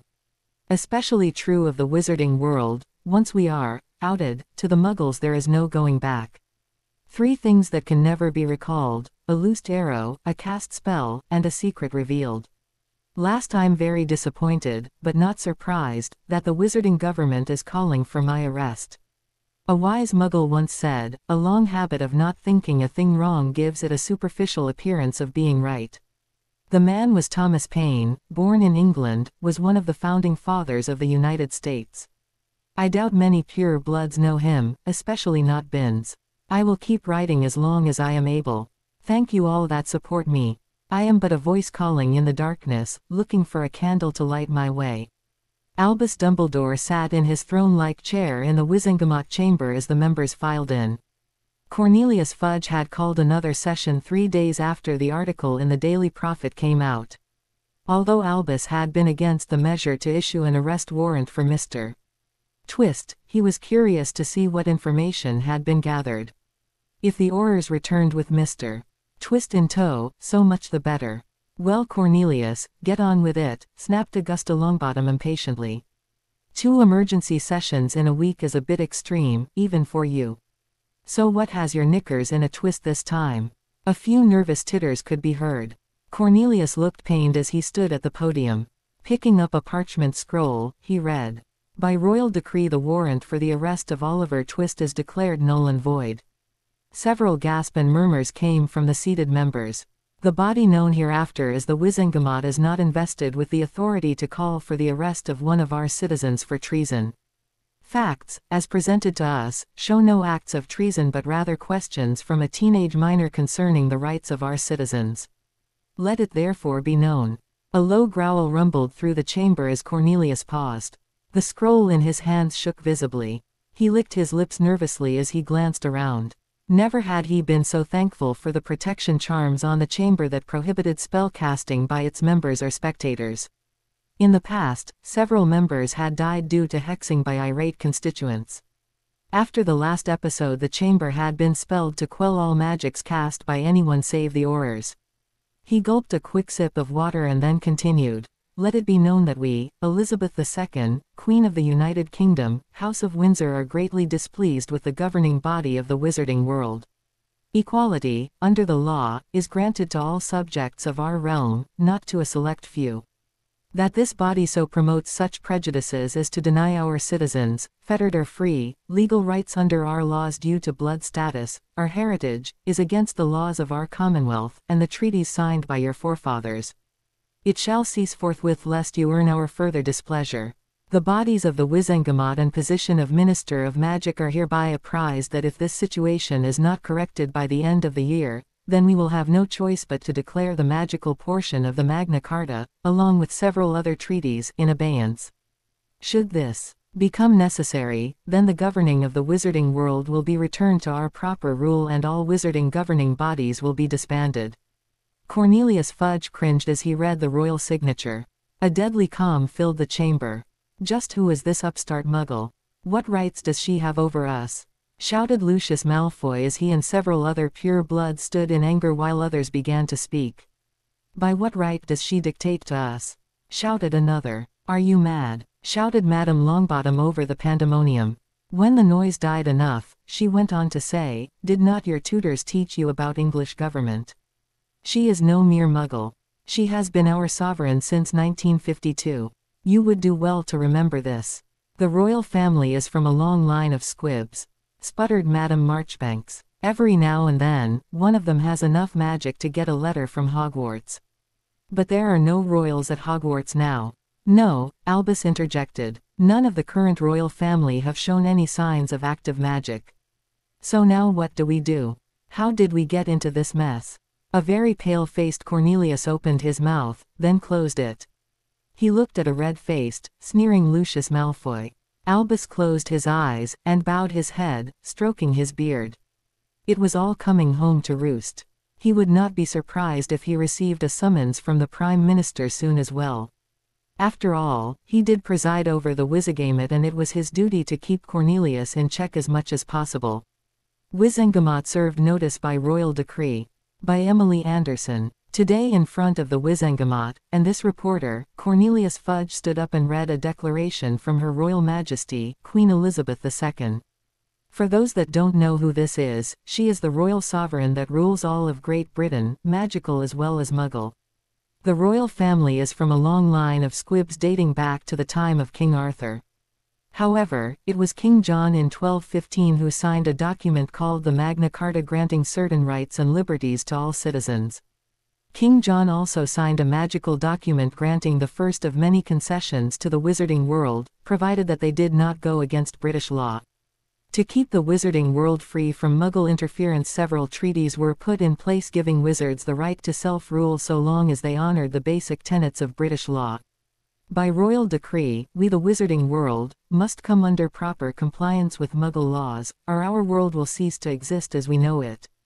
To keep our world a secret and to continue with self-rule, we must comply. Merlin help us all. Lord Voldemort crumpled the newspaper in a towering rage. How dare they? Those Muggles have no right to wipe away centuries of traditions just like that. He would not allow it. Lord Salazar Slytherin must be turning in his grave. He, as Slytherin's heir, would make them pay for their arrogance. After Dumbledore and the brat, of course. Arthur Weasley wasn't a man to be rattled easily. After all, he was father to two very resourceful and mischievous boys that thought nothing of making their brothers miserable. Well, he wished he knew who Oliver Twist was. The Weasley patriarch was torn with pride and dismay at the mayhem. In 6 months the boy had done what no one else had ever accomplished. He had served the wizarding world notice that there was a problem, and if they weren't going to fix it, someone else would. The only good thing was the boy had managed to stop Molly from sending howlers. Merlin, that woman had a voice when she got going, but he still loved her dearly. A memo made its way to Arthur's desk. It was a standard memo by all accounts. After he deciphered the hidden code, Arthur realized he was called to a meeting. Deep in the heart of the ministry was a department that few had little knowledge of. The meeting room was narrow, with a long, well-polished slab of marble for a table with many wooden high-backed chairs around it. 8 hooded figures walked in. It was hard to tell how many were men and how many were women as they all wore long hooded gray robes. The voluminous robes had concealment, comfort, and anti-tracking spells on them, as well as sticking and masking charms on the hoods. Their leader sat at the head of the table. Report. Everyone gave a report on the current situation, but no one had any idea who Oliver Twist was.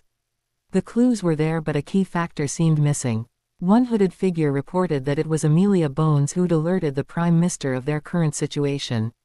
Many were pleased that she had done so, a few had hoped for a little more time to prepare. Enough, Croaker said. If all are agreeable, I would like to offer this Oliver Twist a position with us. Why? For one, he is good at concealing himself. Even we can't find him. He's intelligent, cunning and thorough, and it shows in his reporting. He most assuredly can keep secrets. One of them added to the approving nods of others. Again, look how no one can flush him out, despite the Ministry's and Dumbledore's best efforts. We have given him a good deal more information than he has used. Yet, true, but you will note how carefully he chooses the information he does use, Croaker agreed. There is an agent at Hogwarts. There is an even he can't spot who Mr. Twist is. Although he does have some suspicions, he reported that he needs firm evidence first before saying anything. I would like to know how the editors are getting letters to and from Twist, another said. Owl postal drop within Gringotts. Came the reply. No, I don't believe he would send any sensitive mail by owl. Too easy to intercept. An older woman muttered. What does our contact in Hogwarts say? Well, it is the only private way available for a student to send mail. But how is he getting his mail? According to our agent, Albus has the Ollery watched, and even he, according to all reports, is stumped on how it is done. Is it certain that Twist is a student? Yes. The way the articles are worded shows it to be a young person writing and not an adult. Plus, look how he keeps coming back to problems within the school. An adult would have more concern for adult issues and pay less attention to school-related matters. Speaking of Hogwarts, we need to get Potter in to hear the prophecy soon. There is time, Croaker said. Dumbledore's playing his cards too closely to get Potter away just now. He's got the boy locked down tighter than a Gringotts vault. Maybe when Hogwarts breaks for the Christmas holidays. We will see. Vernon Dursley groaned as he read the initial reports from the auditors. How could things go wrong so fast? As it stands, he's looking at repaying back about £250,000, selling his stock portfolio and maybe even facing a term in prison. 2. Mr. Vernon Dursley. The final audit report should be completed by mid-December. It has been noted that you have been receiving benefits for a minor child, Harry James Potter, since the deaths of his parents in 1981. All records and receipts for said child's care will be handed over by the end of December. If any irregularities are found, you will be repaying all funds not spent for the welfare and care of said minor, plus interest, and possible criminal action will be discussed then. Due to these factors, copies of this report are being sent to Inland Revenue and Grunning's legal retainer. Ragnarok, Director of Gringotts Bank, C.C. Lord Peter Flinchley Adams, Inland Revenue. Ragnarok cackled as he read the latest reports on the Wizengamot. The fools. They are only cutting their own throats if they anger the crown. Overlord. A small goblin broke into Ragnarok's musing. The keeper is here to see you again. Do not keep her waiting, youngling, show her in. Ragnarok snapped impatiently. The small goblin ducked back with a squeak, holding the door respectfully for the robed and hooded figure that swept regally into the room. Ragnarok rose, bowing courteously, gesturing for the figure to be seated. Greetings unto you, Overlord, she said, lowering her hood. The door shut silently behind the figure as she, for it was indeed an elderly female goblin, sat in the chair before Ragnarok's desk. I have examined the papers and memories you have sent, and I agree. It would be to our advantage to help this wizarding youngling. Ragnarok nodded his head as he returned to his chair, acknowledging her decision. It is good to know that I have chosen wisely, Mistress of Knowledge. His deep, gravely voice murmured. He has many trials before him. What can you tell me of any aid we may give? There are many ways open to us, her calm, soft voice replied. The darkness within him, the piece of soul, the dark one planted, it must be removed. Soul. He carries a piece of the dark one's soul within him. Can it be done without harming the boy? Ragnarok gasped in shock. It will take a very ancient ritual, but it can be done. She nodded as she spoke. But that is not the original purpose of this ritual, she continued calmly. What then? I viewed the memories the boy gave you about the return of this self-styled Voldemort. I believe the ritual of renunciation, when used with 2 others, will solve many of his problems. And then, she continued, there is the matter of the claim of, her soft words droned on, leaving Ragnarok in a daze. He shuddered at her words. What in the 7 hells had he gotten himself into this time? With a final shiver he looked into her strange, sightless eyes and listened intently. Harry smirked as he read the letter from Lord Peter. 2 meetings were scheduled after the leaving feast. The first was a secret meeting between Lord Peter and himself to go over everything. The second was to meet with the review board, which consisted of Madam Bones and Wizarding Child Services, to decide if enough proof had been gathered for Harry's emancipation. Sirius was supposed to escort Harry to Gringotts where the meeting with the review board was to take place. As far as anyone knew, Albus Dumbledore wasn't invited. Lord Peter had the old wizard's guardianship quietly revoked so the headmaster's presence wasn't necessary. The notice informing Dumbledore of that fact had been, accidentally, delayed. By the time that he found out, it would be too late to stop the proceedings. As they left the defense classroom, Harry was called back by Hermione. Harry, are you sure it'll be all right for you to go home with Sirius? She asked with some concern. Sure, why not? Harry asked. They had somewhat restored their friendship, but it had been slow going. Sirius has been cleared of all wrongdoing and he wants to spend Christmas with me. What's so hard to understand? Students passed by on their way to the next class. Hermione sighed and shook her head. But Dumbledore doesn't have a say in this, Hermione. He isn't my guardian. But you usually stay here for the holidays, she tried to reason with him. True, but you get to spend the halls with your family. Harry looked over at his friend. Why can't I spend it with my godfather?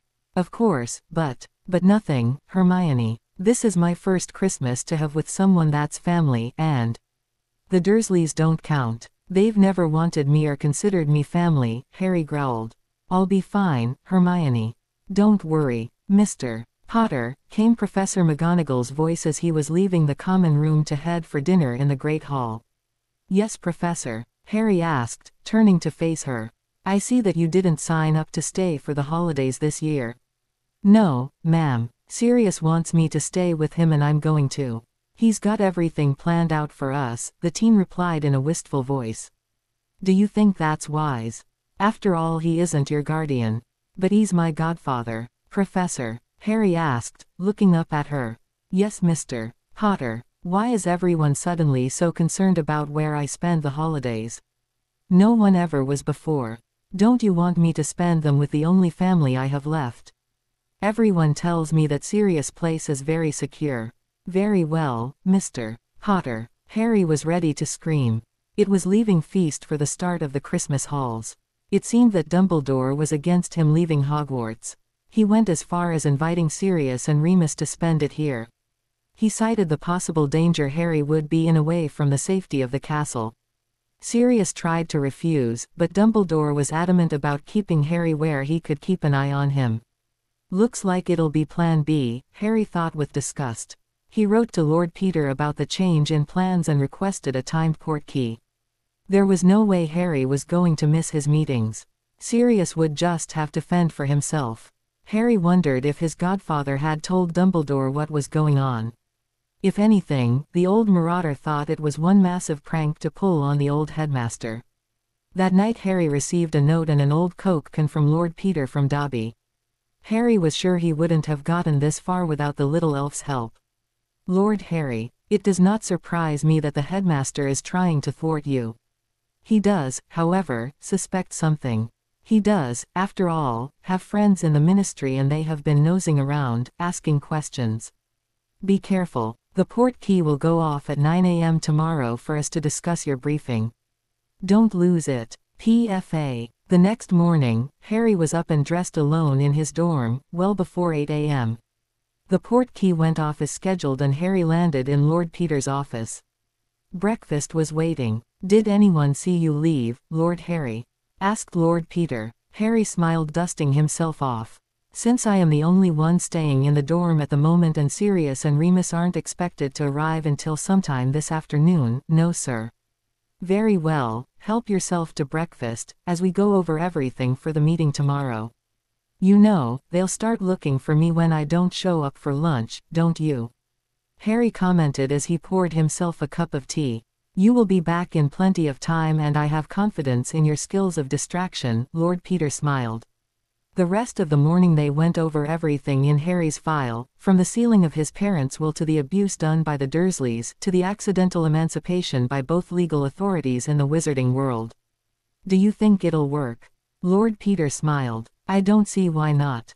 Relax, Lord Harry. Between you and Oliver, you have kept this world totally off balance.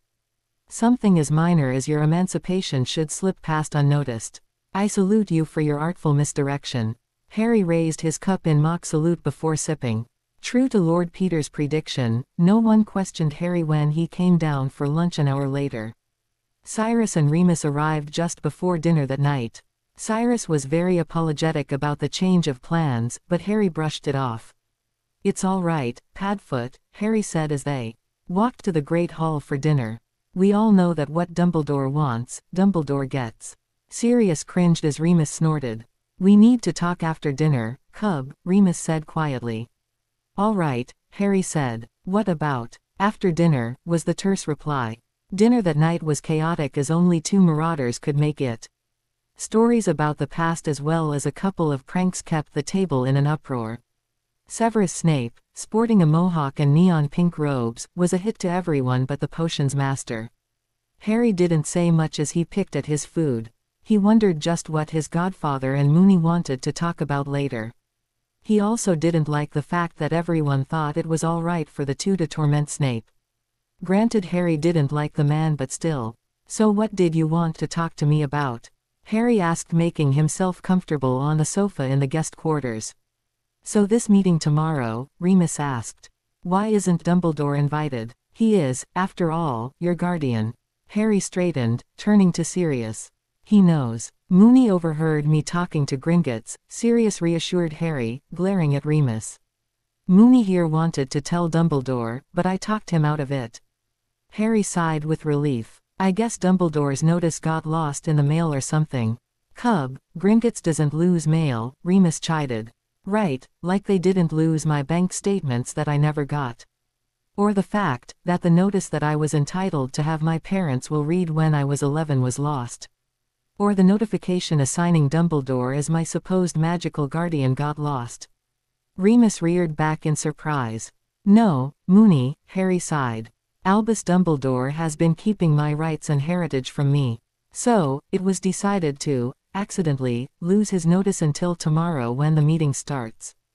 Don't misunderstand, he isn't my legal guardian, magical or otherwise. He never was and, after tomorrow, never will be. Remus looked from Harry to Sirius and nodded his head. Harry walked casually into the Great Hall for breakfast the next morning. Hopefully by the end of the day, he would be free of Dumbledore's meddling. The old coot would have better things to occupy his time. Since there were only a few people staying at the castle over the holidays, only one large table was set up. Many of the places were yet to be filled. Some were reading the Daily Prophet and some were reading the Quibbler. Since the whole tampering with British rule fiasco, the Rags had been doing their best to give their readers a bit of a history lesson. Harry had been pleased to note that many of the pure-bloods hadn't been too happy with current events. Many thought that Her Majesty, Queen Elizabeth II, wielded no power over the magical community. That was until the Quibbler and the Prophet started to post some of the more archaic treaties, in full unedited detail, including the 1692 Statute of Secrecy. The newspapers pointed out that these were magically enforceable contracts. Even if one hadn't signed it personally, the whole community was bound to it through the signatures of the family heads of that time period. If they directly opposed the crown, the wizarding world would lose not only their autonomy but also their magic. An owl dropped his copy of the Quibbler beside him as Harry filled his plate. Truth or fiction? The other day I was listening to the Golden Trio as they came out of defense class. They were arguing that it wasn't safe for Potter to leave the castle for the holidays. I happened to overhear them as they were discussing He Who Must Not Be Named, but Potter insisted on calling him Lord V. I think I will too, as it's easier on the hand to write. Yes, surprisingly, Potter was saying the Dark Lord's name. I heard Potter mention in passing that the Dark Lord wasn't even a pure blood. This got me wondering. I was curious at some of the other comments I overheard him make in the past, so I went and tried to look up any information on you-know-who in the school library. Hogwarts library is amazing. There are books about everything and anything here. About the only thing you can't find is a good action thriller to sit down and enjoy when you aren't busy working on homework. Or any information about the man who currently holds our world in fear, the so-called Dark Lord. Anyway, I digress. Potter likes to call him Lord V, or Riddle, somewhat interchangeably. The Golden Boy refuses to say, He Who Must Not Be Named, or any other silly aliases. That got me to wondering. Now Riddle didn't sound like a wizarding family name I'd heard before, so I did some checking. I found a Tom Marvolo Riddle was sorted into the House of Slytherin, and later made head boy in 1943. He was a half-blood, according to the few scant records I found at school. With so many questions in mind, I paid a visit to the Goblins. Where, for a small fee, I was allowed to research their self-updating heritage books. Guess what I found? I started out with the line of Slytherin, for we all know Lord V professes to be the last of that line. Well, according to the records, he's lying. A man named Tom Marvolo Riddle was the last of that line, but he died on October 31, 1981. He was the son of Merope Gaunt, last of the pure blood line of Slytherin, and Tom Riddle a local Muggle aristocrat. The heritage book clearly shows there is no direct blood heir to Salazar Slytherin now living. So, where does that leave Lord V? Perhaps he suffers from wishful thinking. The heritage books are blood-bound and have never made a mistake in the 1,000 years they have existed. All I know is that his loyal followers are following a dream. Or a nightmare. The direct bloodline of the ancient and noble house of Slytherin is no more. I know these statements can get one killed. But seriously, why isn't anyone questioning what they are told? Why are we giving power to someone that doesn't even like to use his real name? Lord V can't be his real name. After all, Lord V's claim to Slytherin's blood is false. Perhaps the Ministry's claim he is gone is false as well, personally, with their record. Potter claims otherwise. So who is right and who is wrong? And even more importantly, can we afford to be wrong? Could Potter have been right all along and no one wanted to believe? Oh, by the way, this is my last article until after the holidays. Happy Christmas. Harry was grilled for about an hour in Dumbledore's office, then their attention was turned elsewhere. Yes, he and his friends had never been that quiet about discussing Tom and his merry band of miscreants. Harry repeatedly, and in public areas of Hogwarts, told anyone who would listen his views on the upcoming war. After all, since he had been labeled by the Ministry as an attention-seeking prat, why not use it? Most had, over time, shrugged Harry's comments off. Since he had plans with Sirius and Remus that afternoon, Harry was able to sneak away from the Order meeting before Molly could issue an invitation to the Burrow. He was able to plead the need to use the library to get a start on his homework. The Order members remained in the headmaster's office rehashing over the articles and the identity of Oliver Twist, not realizing that he'd just left the office.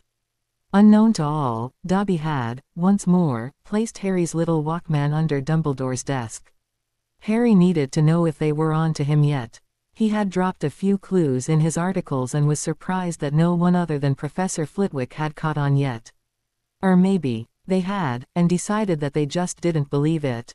Harry went up to the boys' dorm, not to retrieve his book bag but to grab the dress robes that Dobby had purchased for him earlier in the school year. Lord Peter had extended an invitation for Harry to change in his office if he couldn't get away in time. Both knew that by dropping the bomb on Lord Voldemort's identity, Harry would open speculations that he was Oliver. However, if he had done things right, he would dismissed as usual. Only time would tell. Harry only hoped the information on the heritage books available at Gringotts would prove enough of a false trail to turn suspicion away from him. He did have an ally in Professor Flitwick who had proofread Harry's articles and added a few details that he had managed to overlook. With the professor's help, they didn't look like one of Harry's essays. Lord Peter was waiting for him in his office.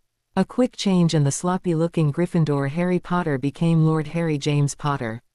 The dress robe had been tailored to Lord Peter's specifications with the Potter and Gryffindor crests on them.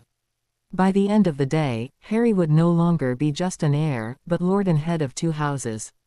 The meeting would take place not in the Ministry, as originally planned, but in Gringotts' inheritance office. Both Healer Atwaters and Lord Peter conferred with Gringotts and decided it would be safer in the long run to have the meeting at the bank.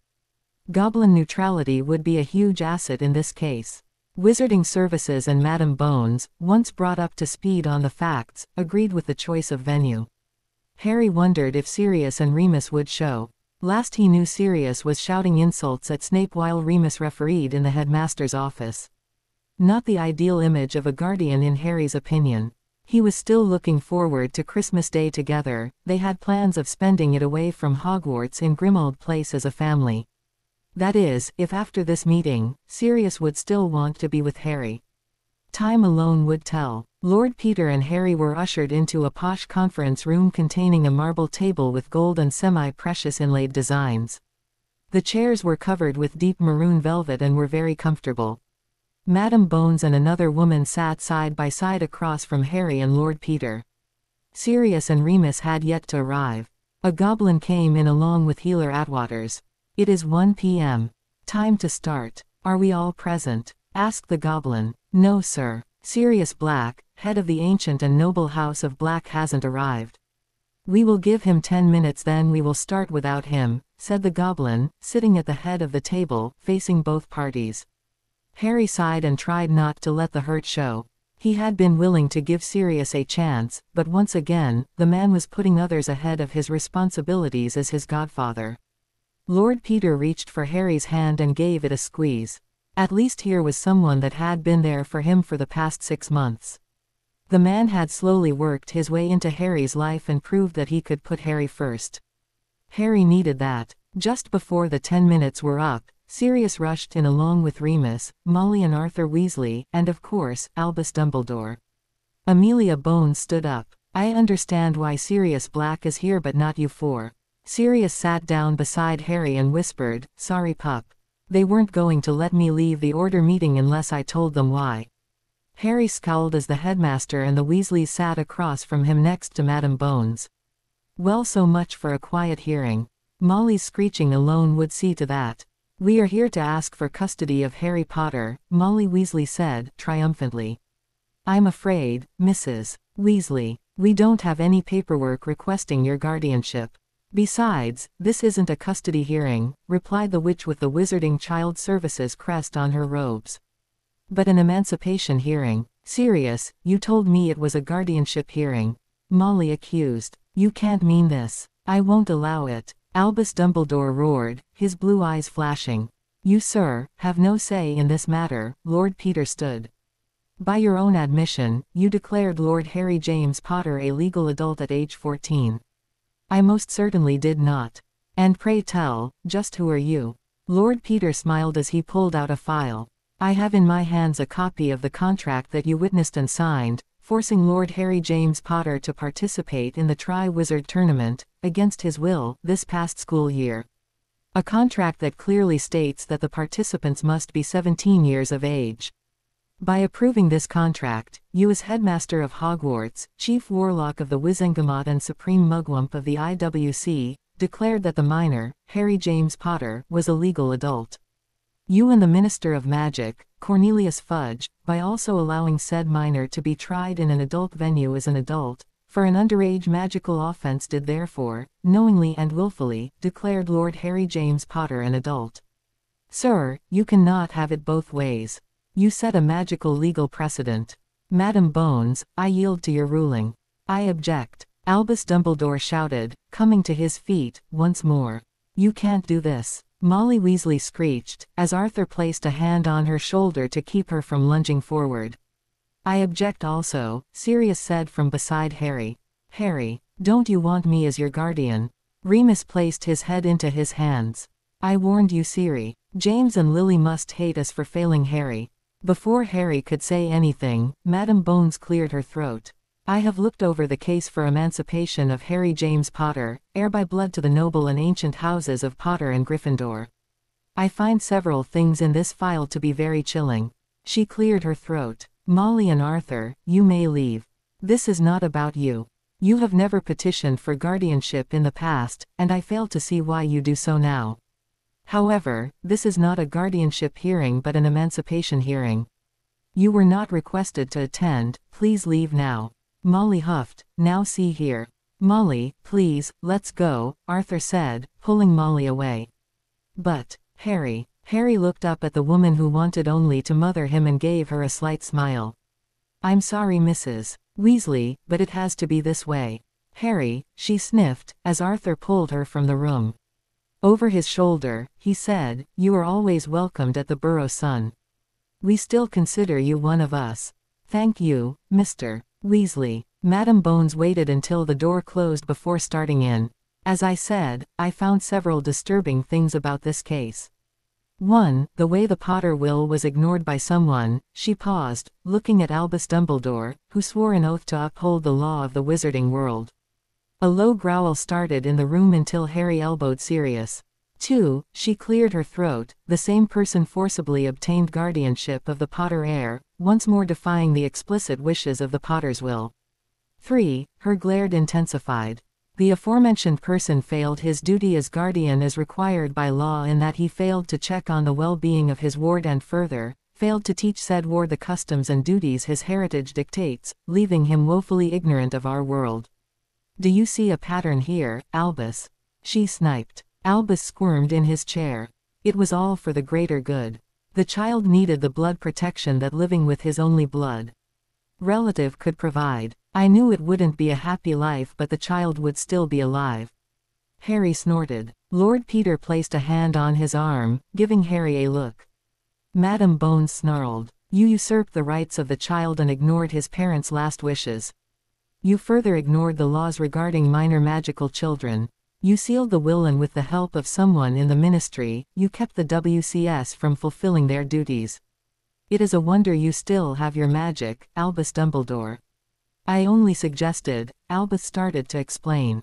And there is the rub, Lord Peter interjected. Madam, if I may, could you read Healer Atwater's report to us? Madam Bones read aloud the report as Lord Peter requested. As each sentence echoed in the silent office, Albus Dumbledore's face paled. Sirius groaned and buried his face into his hands. Remus snarled. Harry remained still as a statue, staring mutely off into the distance as a single tear slid down his pale cheek. If this is your idea of, not a happy life, spare me your idea of a cruel one, Lord Peter said.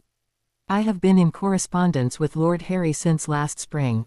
How we have been doing so, is not up for discussion.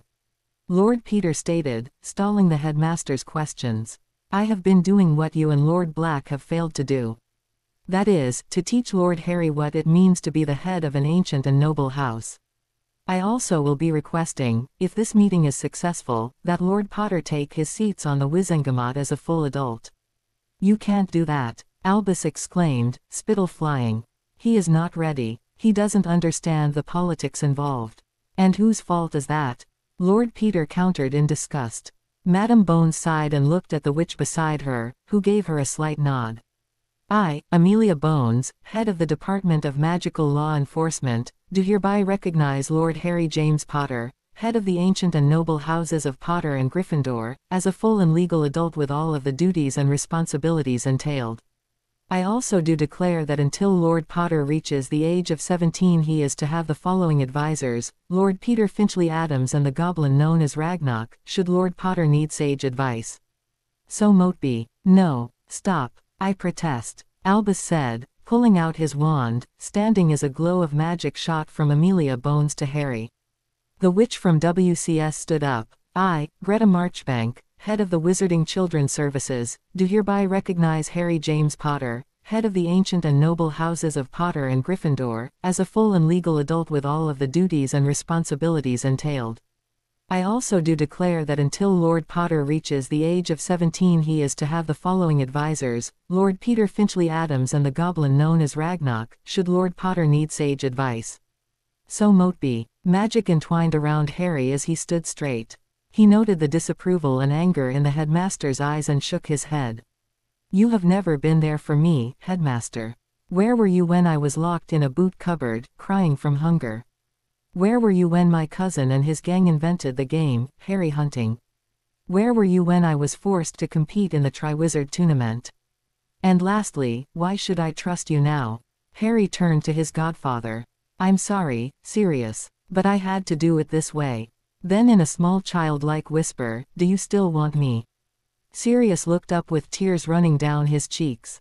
He grabbed Harry into a fierce hug. I know I wasn't there for you, Harry, but yes, I still want you. Harry and Sirius were only vaguely aware when Remus' arms surrounded them both. Harry left the meeting with Lord Peter, Sirius and Remus. When they stepped out the door, Arthur and Molly were waiting for them. Harry is emancipated, Sirius said with a sad look in his eyes. Emancipated, Molly screeched. Of all the idiotic ideas. Harry James Potter. You aren't old enough to make adult decisions, you're just a child. Harry sighed, as he sidestepped Molly's move to smother him in an embrace.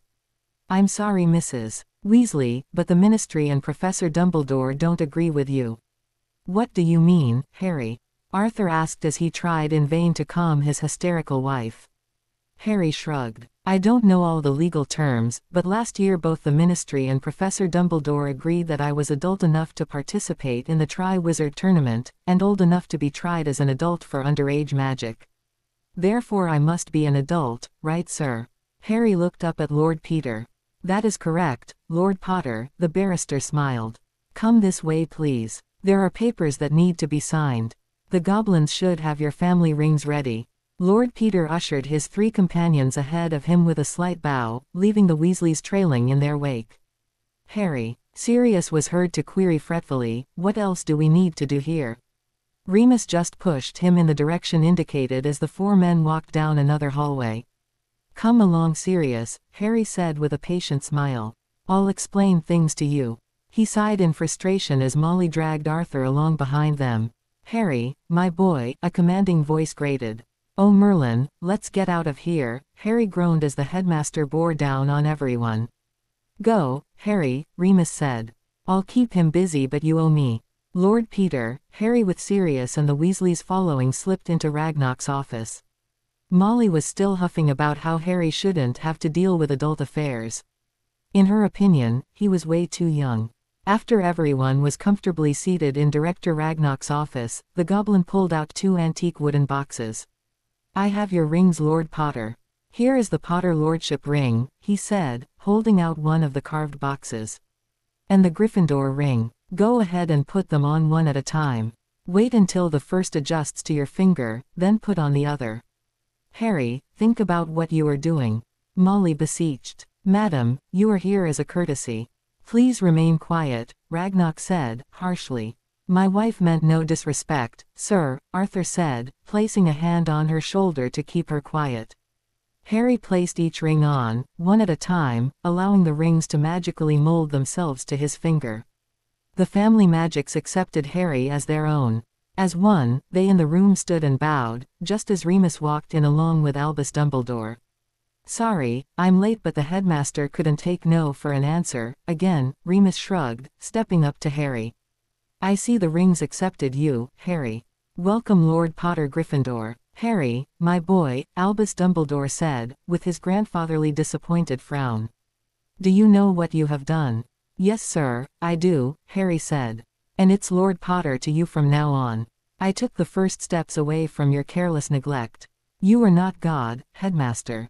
You don't know everything, Harry. That's no way to speak to the headmaster, Molly chided. Turning to Lord Peter, and ignoring Molly, Harry said. Let's go, sir. I am done here for now. Thank you Ragnarok. Harry gave the goblin a slight bow. Wait for me, Sirius said, jumping in, taking hold of Harry's robe. Wait, Albus said, reaching out only to be blocked by Remus as the port key activated before anyone else could grab hold of Harry. The 3 landed in Lord Peter's office. Sirius, after getting his laughter under control, said. All right, Harry, spill. I think I've been patient enough. Have a seat, Lord Black. Lord Peter offered. Lord Harry and I have quite a tale to tell you. First order of business, Harry said pulling out a Walkman. Sirius, you need to hear this. This was recorded a few days before the leaving feast when everyone was so concerned about where I was going to spend the Christmas halls. Remember, Dumbledore sometime last fall mentioned closing the school to upgrade the wards. Well, just listen, Albus, came McGonagall's voice from the Walkman. Come in, my dear. The sounds of someone sitting and tea pouring were in the background as the 2 talked. So has Harry mentioned where he was going for this holiday with the school closing? Albus asked casually. Sirius has invited him to spend the holiday with him. He can't. Harry must return to his relatives. He will be safer there. I'm afraid Albus, since Sirius is his godfather, he has every right to host him for the halls. I fear that Mr. Black just isn't stable enough yet to handle Harry's safety. No, Harry must go to the Dursleys. Minerva sighed. I'm afraid you have no say in this Albus. Besides, with the ward updating, he can't stay here. Sirius will do what he is told, Albus stated firmly. However, I will just reschedule the wards. Harry cannot be allowed to go with someone as unstable as Mr. Black. The sound of someone choking on their tea was clearly heard. Albus, you can't be serious. We need those wards adjusted. You can't sacrifice the safety of all our students for the sake of one. It is for the greater good, my dear. Sirius started to growl. Harry sighed as he shut off the Walkman. I'm sorry, Sirius, but as you heard, he's willing to sacrifice everyone, even you, to control me. What the hell more has he done to you and me? Sirius snarled. Harry put the Walkman away as Lord Peter called for tea and sandwiches to be served. Harry began his tale. He and Lord Peter had discussed how much they were going to tell Sirius and had come to the conclusion that they didn't want Sirius to know all his secrets just yet. There were some things that he really didn't trust his godfather with, such as Harry's identity as Oliver Twist. That must remain a secret for now, although Harry was sure the old marauder would enjoy the irony.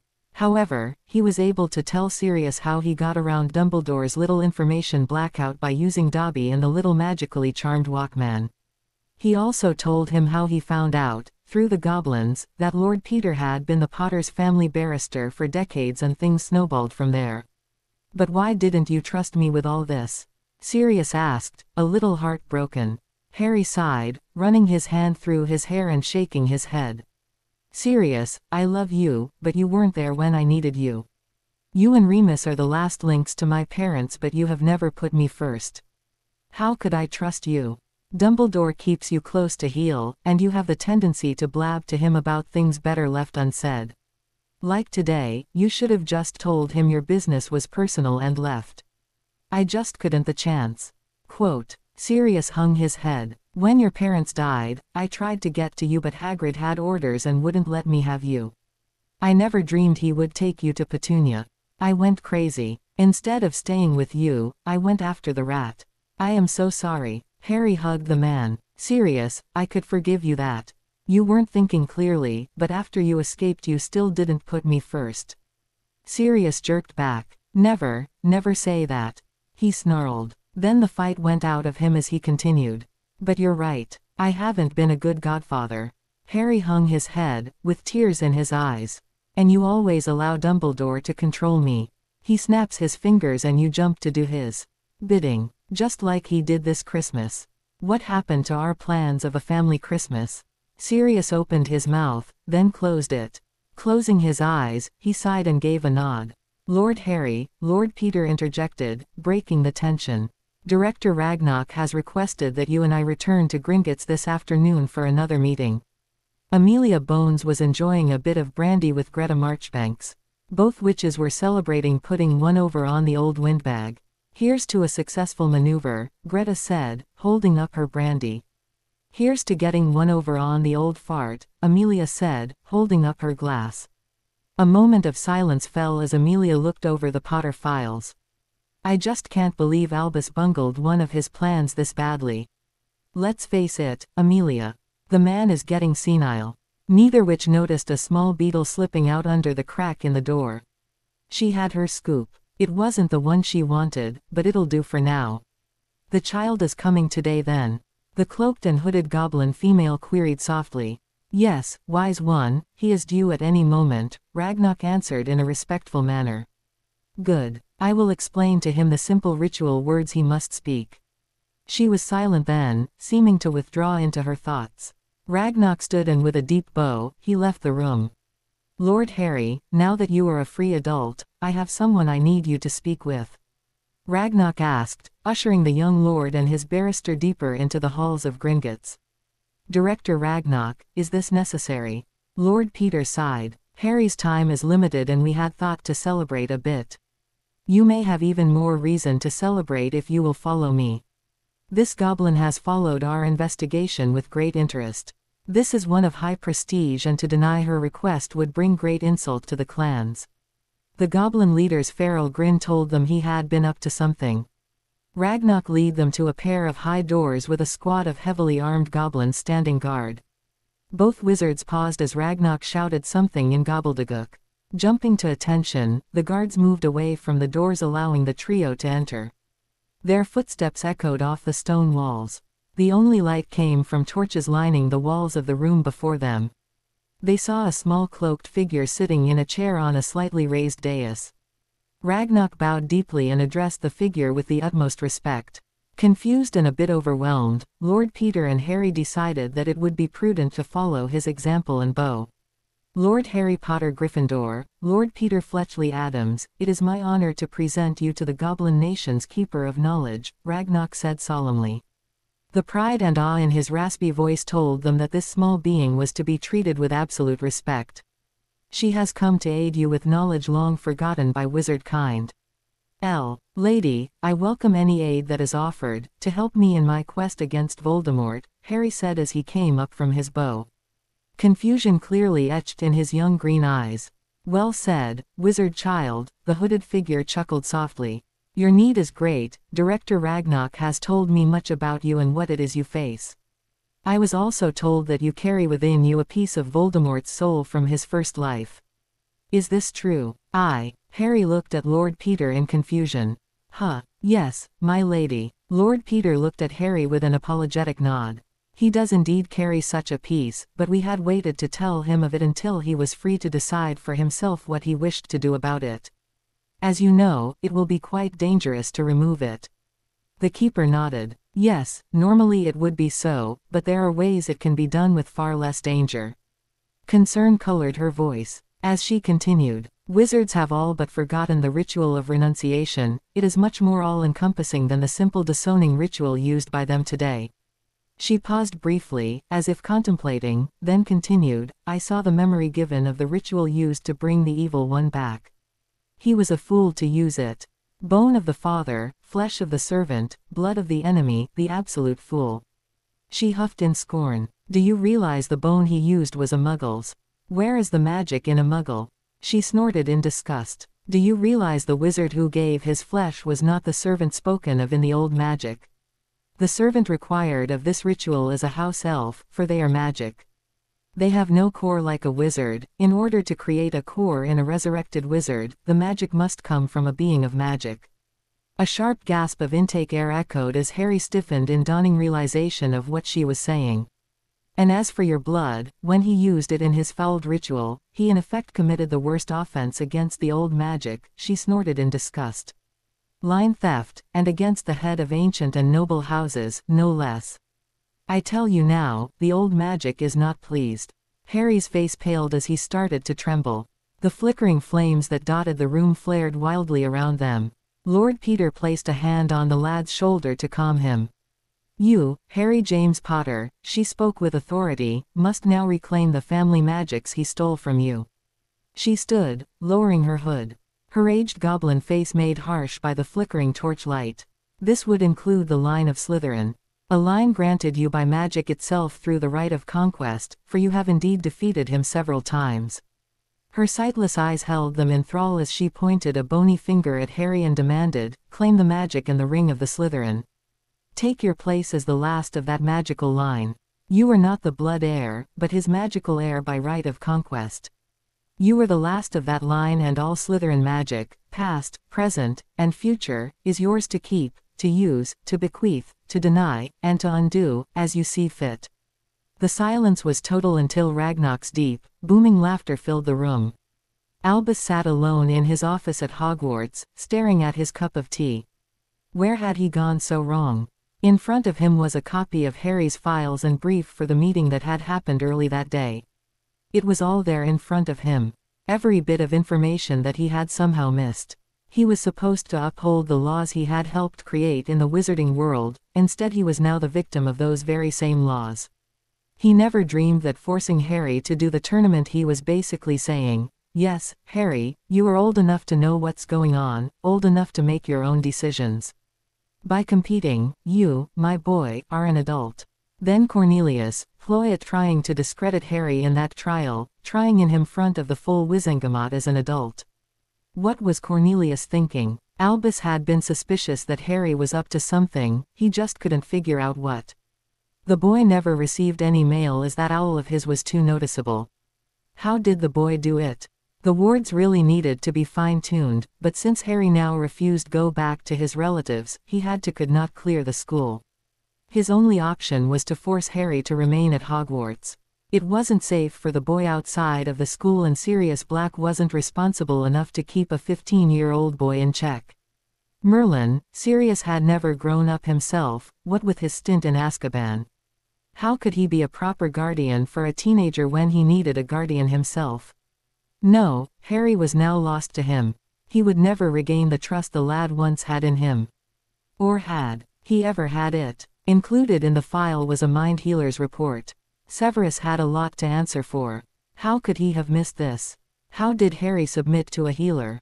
He never left the school, that Albus knew of. Later that afternoon, Minerva and Poppy were sitting in the infirmary office sharing their usual afternoon tea. So far the conversation had focused on the events leading up to Harry's emancipation. Poppy, Minerva queried as her old friend refreshed their cups, have you noticed anything unusual about Albus of late? If you mean other than his normal meddling. No, Minerva replied. I was referring to his rather frightening obsession with Harry Potter. She sighed. I know he has always taken an unusually strong interest in young Harry's life. I'm afraid the stress of being on constant watch for so many years is, well. She stirred her tea slowly, lost in thought for a bit. Poppy watched her friend as she sipped from her own cup. Are you asking me if Albus is losing his ability to make rational decisions, Min? There was a pause as Minerva collected her thoughts. Yes, Poppy, I am. Lately he has become more and more adamant that he have total control over Mr. Potter's life. Minerva hesitated and then continued. He has gone so far as to tell me that the wards will not be retuned because Mr. Potter must stay at Hogwarts if he is not going to be at his relatives'. He used the argument that staying with Sirius was too dangerous. This even after Harry won his emancipation. Albus is at this moment holed up in his office looking for a way to regain control of the boy. Minerva looked up at her old friend, tears shining in her eyes.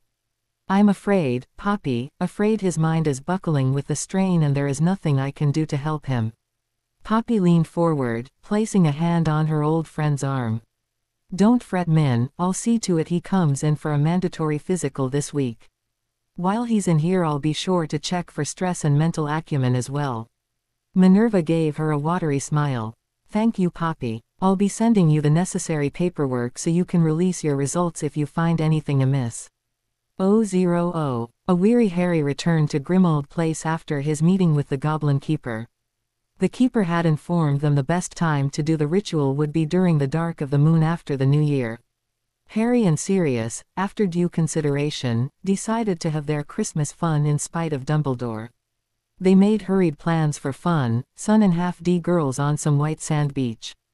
The bags were quickly packed and ready. Harry no longer needed anyone's permission, but he did let Lord Peter and Ragnarok know where he would be, in case of an emergency. Their port key was timed, and just as it activated to whisk them away, the fireplace in the parlor went green. Sirius. Hello, Harry. Anyone? Called Remus. You need to get to Hogwarts for an emergency order meeting. Hello. Rita Skeeter was in seventh heaven. She had followed Harry Potter to a meeting where he was emancipated. And the files she'd managed get a quick look at. She had the story of a lifetime. Child abuse, neglect, recognized as an adult by a senile Albus Dumbledore and a bumbling Cornelius Fudge. It was the stuff of dreams. And that fool Dumbledore never suspected he carried his undoing in his very own pocket. His magic had masked her presence quite well. She quickly wrote out her article. The minister was at first reluctant to print anything that portrayed him in a bad light. However, when she pointed out that he had believed Dumbledore when he said the boy was fine at his relatives', and the fact that Headmaster had also stepped aside and let him try the boy, thereby giving his implied consent to the trial. Reluctant Cornelius had turned a lovely shade of green at reading her piece, but gave the go-ahead. Anything to bring Potter down a notch now that he claimed not one but two lordships. The next morning, she went to the editor's office and knocked. She handed in her article and left, humming to herself. Later that day, she got word from her contact in the ministry that he needed to speak with her. In Hogsmeade, in a corner table at the Hogshead, Rita met her contact, a fat little filing clerk in the DMLE that was disgruntled with how things were done. You need to run, Rita, the clerk said. The Potter's high-class barrister has filed paperwork for your arrest. Seems you violated the terms of your employment. He can't do that, Rita hissed. Yes he can. Potter owns controlling shares of the Daily Prophet and he has requested that all articles about him go through his barrister before printing.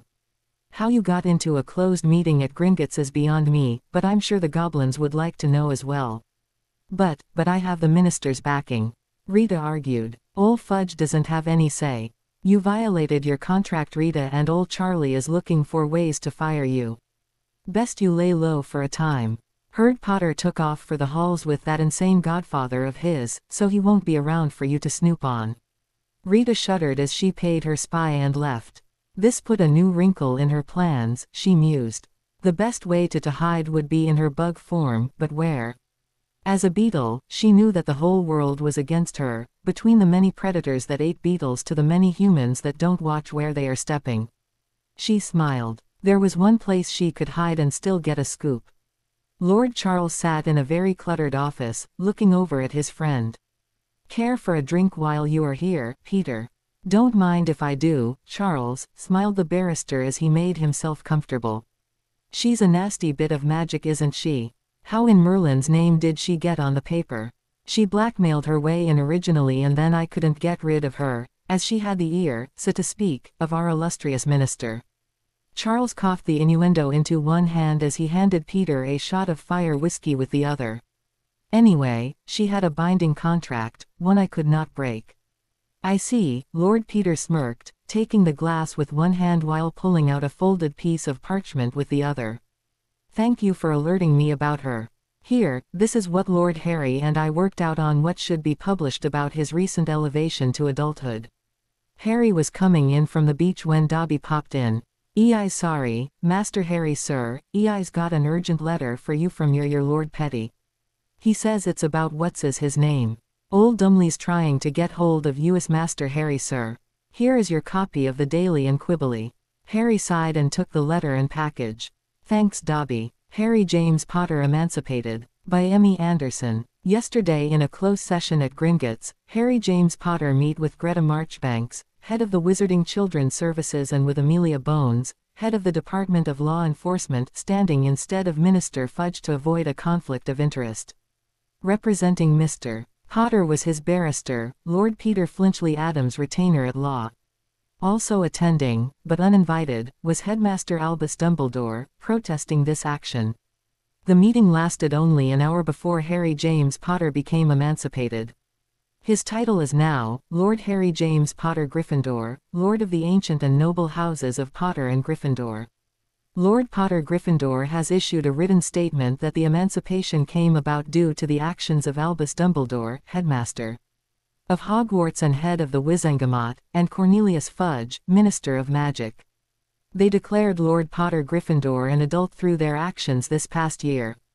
Lord Potter Gryffindor stated that by forcing him to participate in the Tri-Wizard Tournament and by trying him as an adult before the Wizengamot, both bodies of government set a new precedent and thereby declared him an adult by default. What Lord Potter Gryffindor has planned for the future is unclear at this time. He wishes to finish his schooling in peace before making any further decisions. We, at the Daily Prophet, wishes him well. The Order of the Phoenix was in turmoil. No one could find Harry or Sirius anywhere. When asked, Remus shrugged and replied, Sirius'd been planning on taking Harry away for Christmas after all. They left a note and were gone before I arrived. But it isn't safe, Molly screeched, throwing up her hands. Albus, how could you allow this to happen? You promised that Harry would be safe here at Hogwarts or we would have demanded he come to the burrow. Now, Molly, Albus said calmly. I'm sure once I have a talk with the boy, he will only see that we have his best interest at heart. Remus snorted. Pull the other one, Albus. Harry's a lot like his father in stubbornness, but he's also his mother's son and has her temper. Molly started to screech again until someone put a silencing spell on her. Arthur thought about removing it and chiding whoever performed it, but decided instead to be thankful for the small miracle of silence. 0. In the deep recesses of the ministry, Croker was going over the file on the latest reports of Lord Harry James Potter. So, the boy finally managed to get out from under ol' Albus' control, he chuckled as he read Sparkplug's report. And Molly was heard in all her glory at Gringotts. So by morning everyone else will know as well. Boss, a letter from Twist has arrived. What does the lad have to say? Dear Unspeakables, I want to thank you for your help these past few months in supplying me with all the stats for my articles. I am wondering though, is the Queen really going to get involved with the wizarding world? I heard from the grapevine that Fudge is still in the dark looking for my head. I guess I shouldn't be surprised. He always did have his head up his ass. What I am surprised about is that no one has figured out who I really am. Even Rita, in her illegal animagus disguise, hasn't found me. Oh, didn't know that, did you? How I found out? I have my own sources. Potter has been very helpful in giving me detailed information as well. Seems no one really understands just how disgruntled our golden boy really is. He's been writing me notes since I first started my articles. As for your offer of joining, I think I'll pass for the moment. I refuse to go near the ministry while it is still head-hunting my head, to be honest. Well, I have to go. I am enjoying my Christmas hauls tremendously. Oliver. Croaker laughed. How ingenious this lad really is. I wonder how long it'll take for the rest my people to figure it out. In Little Hangleton, a scream of rage echoed off the stone walls as many dark-cloaked figures stepped back in fear. Rita found the prefect place to hide, Potter's trunk which he left behind for the holiday.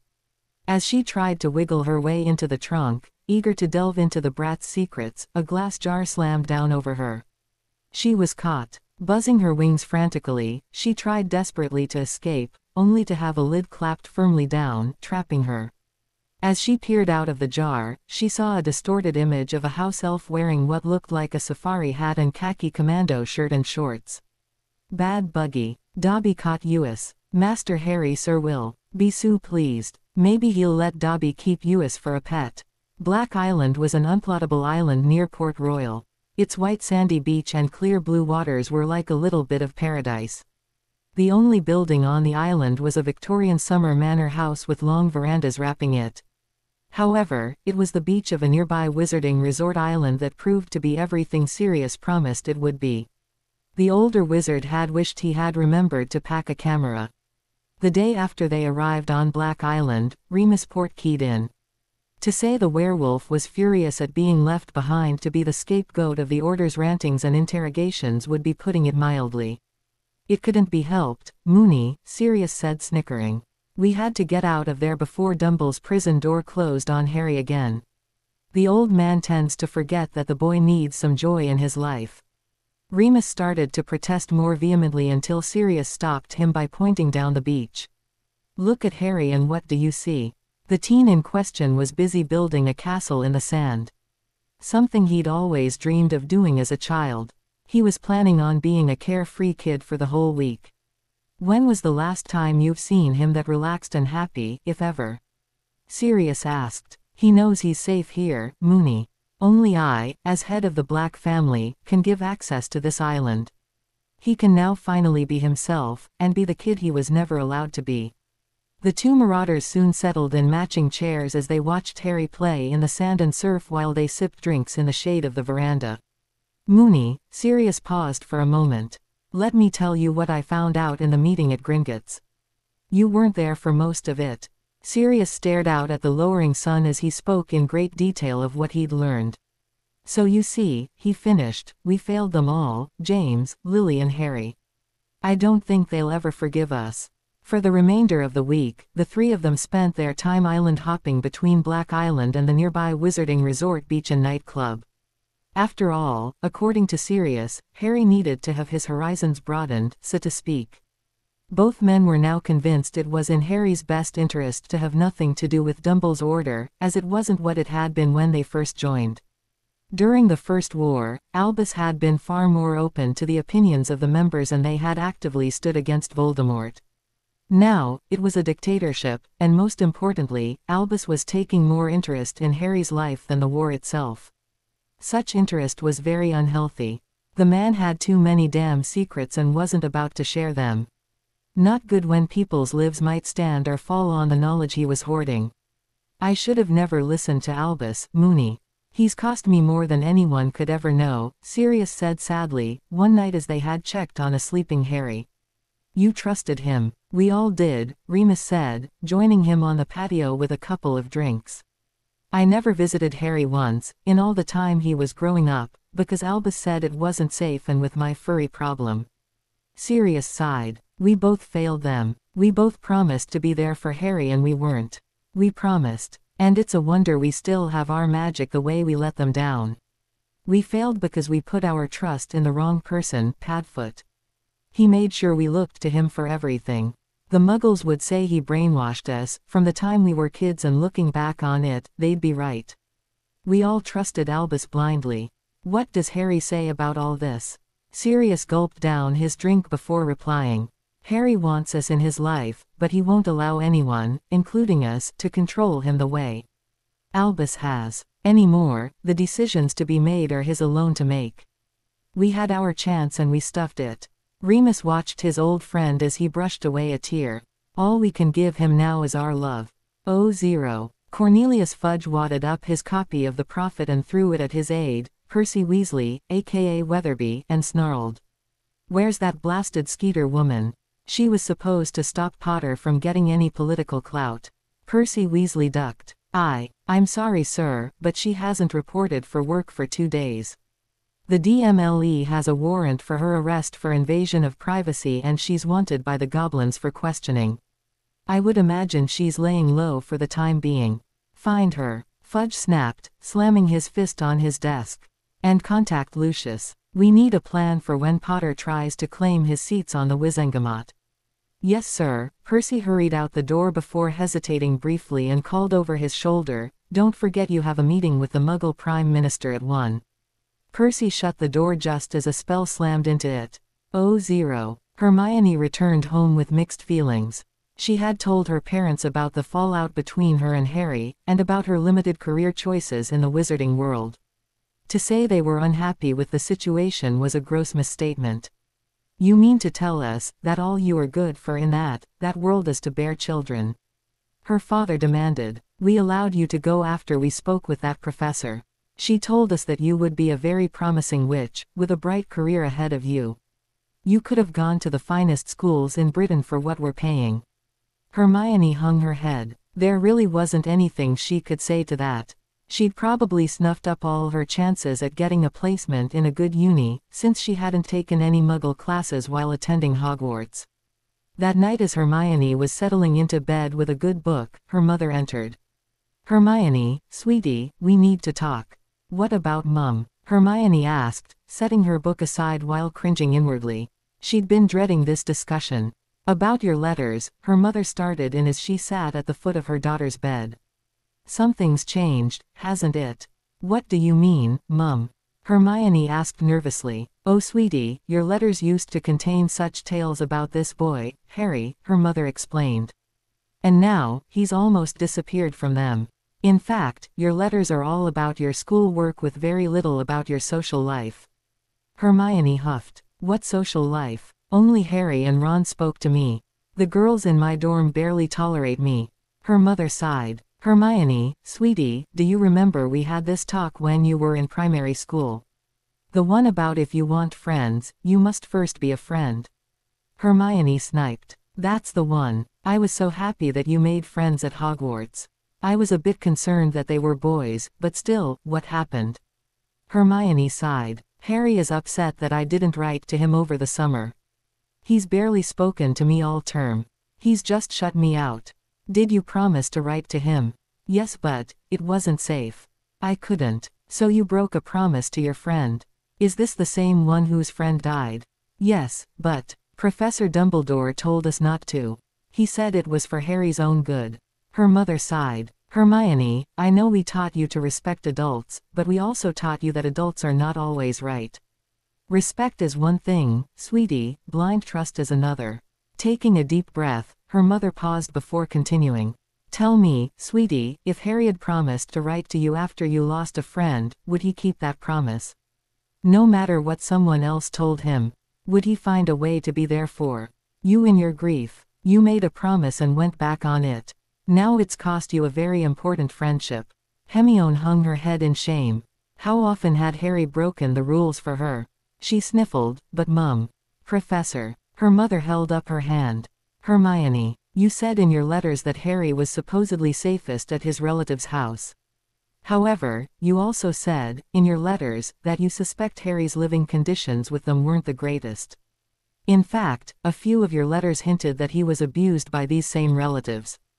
Am I correct? Hermione nodded sadly. You had a choice, whether to be there for a grieving friend or obey a professor who had no right to deny a student simple communication outside of school. You could have found a way to keep in touch with him. As far as the headmaster keeping information from the boy when it directly impacts his life, well, I'm not saying that your professor was right in keeping him in the dark. I only know what you told us, but even we can read between the lines, sweetie. Hermione sighed, looking at her hands. Harry had been trying to tell her all term that the headmaster wasn't always right, especially when it came to him.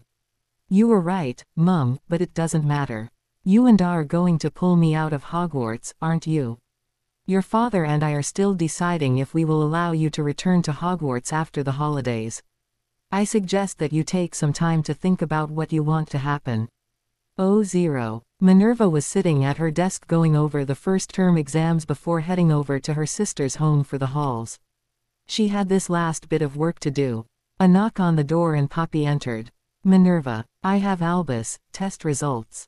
He wasn't happy about taking them. However, after I threatened to go to the board he complied. As deputy headmistress, it is your right to have a copy. He wasn't happy that you and the board would be receiving copies but still. Poppy huffed. I'll leave you to your reading. Sorry to spoil your holidays.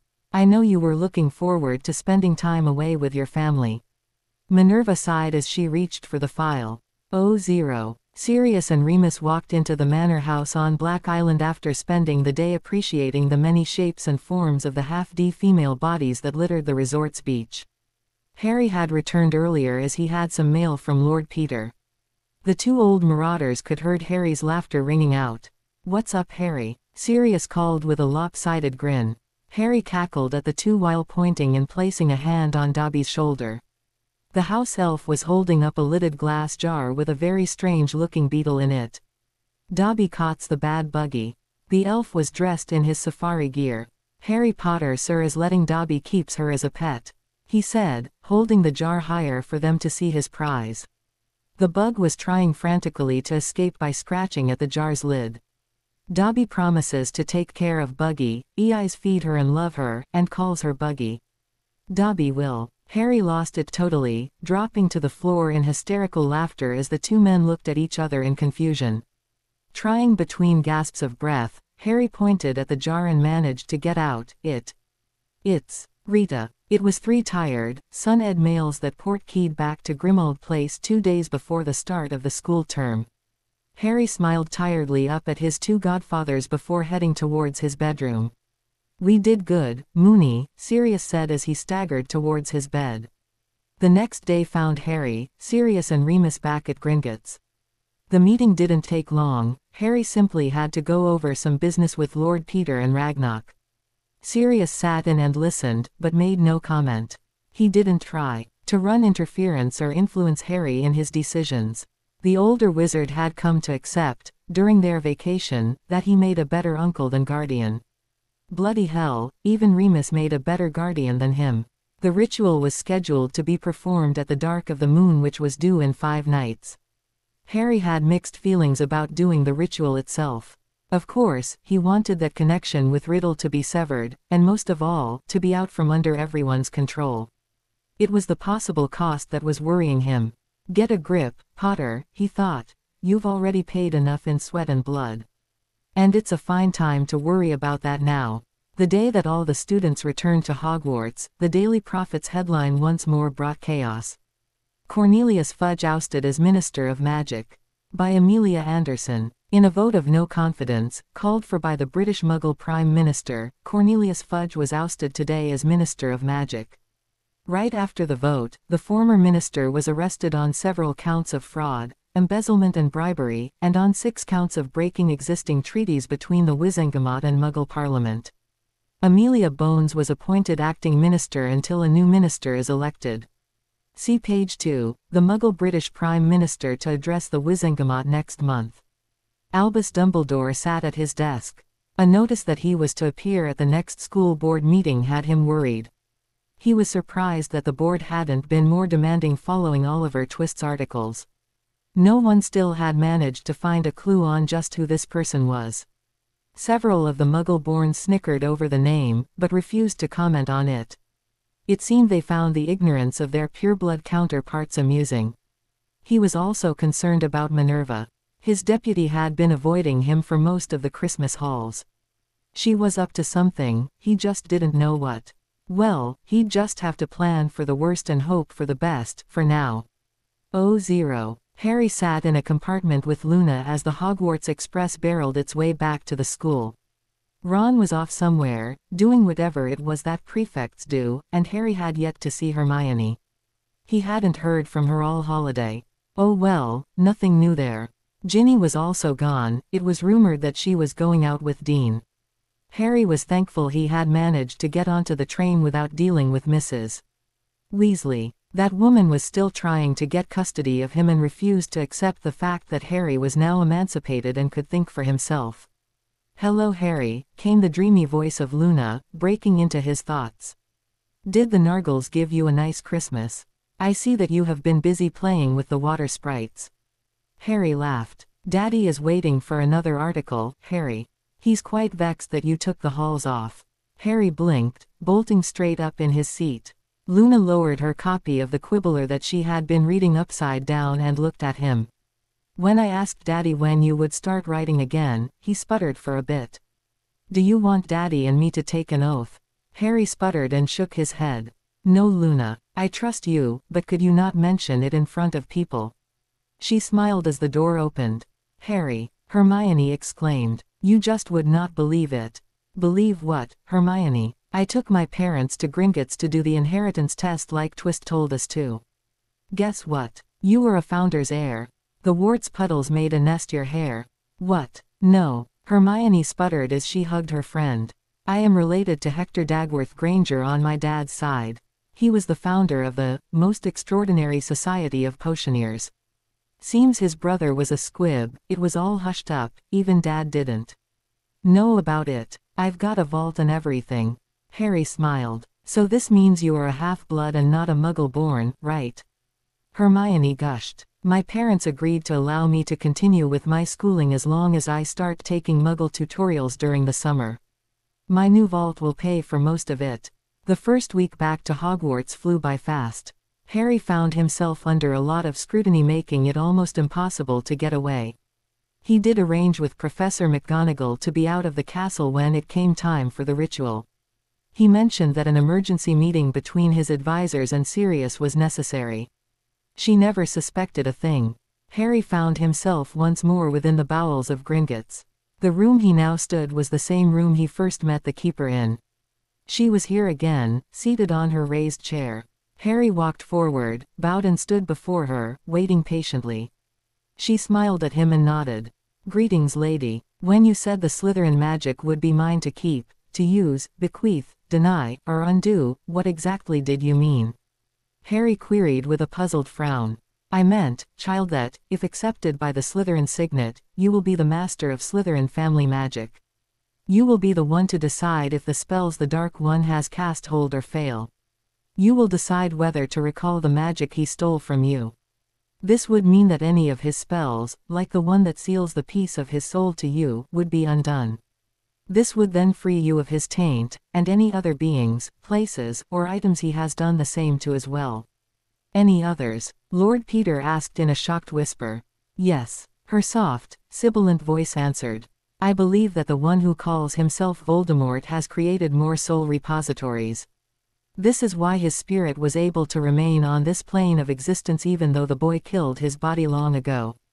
The wizards that stood in front of her shuddered at her words. "Then, if I claim this ring and the magic of Slytherin and speak the ritual," Harry started to say, "Yes, child, you will put an end to his power, once and for all." "Let's do it then," Harry said, straightening his shoulders. The look of determination that schooled his youthful features was impressive. "There will be immense pain when the soul piece is released, and great danger when you call for judgment," she warned. "Can't be any worse than the Cruciatus, or the twice-be-damned visions, and if this will save lives it's worth the bloody price," Harry muttered, then blushed. Forgive my tongue, such words aren't meant to be spoken in front of a lady. The ancient figure before him smiled. These are the words you need to speak, child. I, Lord Harry James Potter Gryffindor, do hereby claim, by right of conquest, the ring and magic of the ancient and noble house of Slytherin.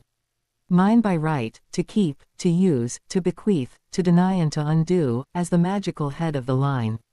You must then claim the ring as you did those of Potter and Gryffindor. Place it upon your finger, and if it accepts you, continue.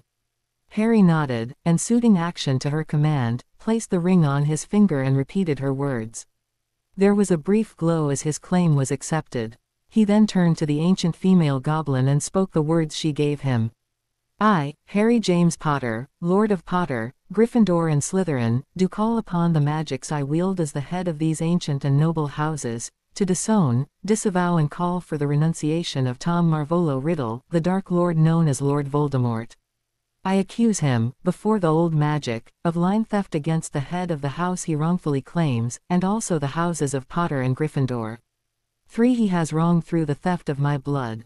Further I call upon magic to strip him of any and all magics from these lines that were gained unlawfully when my blood was taken unwilling, and to undo all magics, be they spells, wards or creations, made with the Potter, Slytherin, or Gryffindor magics, and to return them all to me, their rightful wielder.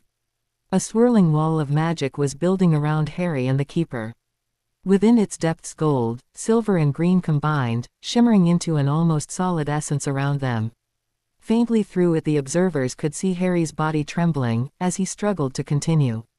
Tom Marvolo Riddle, false claimant to the title of Lord Slytherin, Lord Voldemort, you are hereby disowned. You have no name. You are hereby renounced. You have no family, no kin right.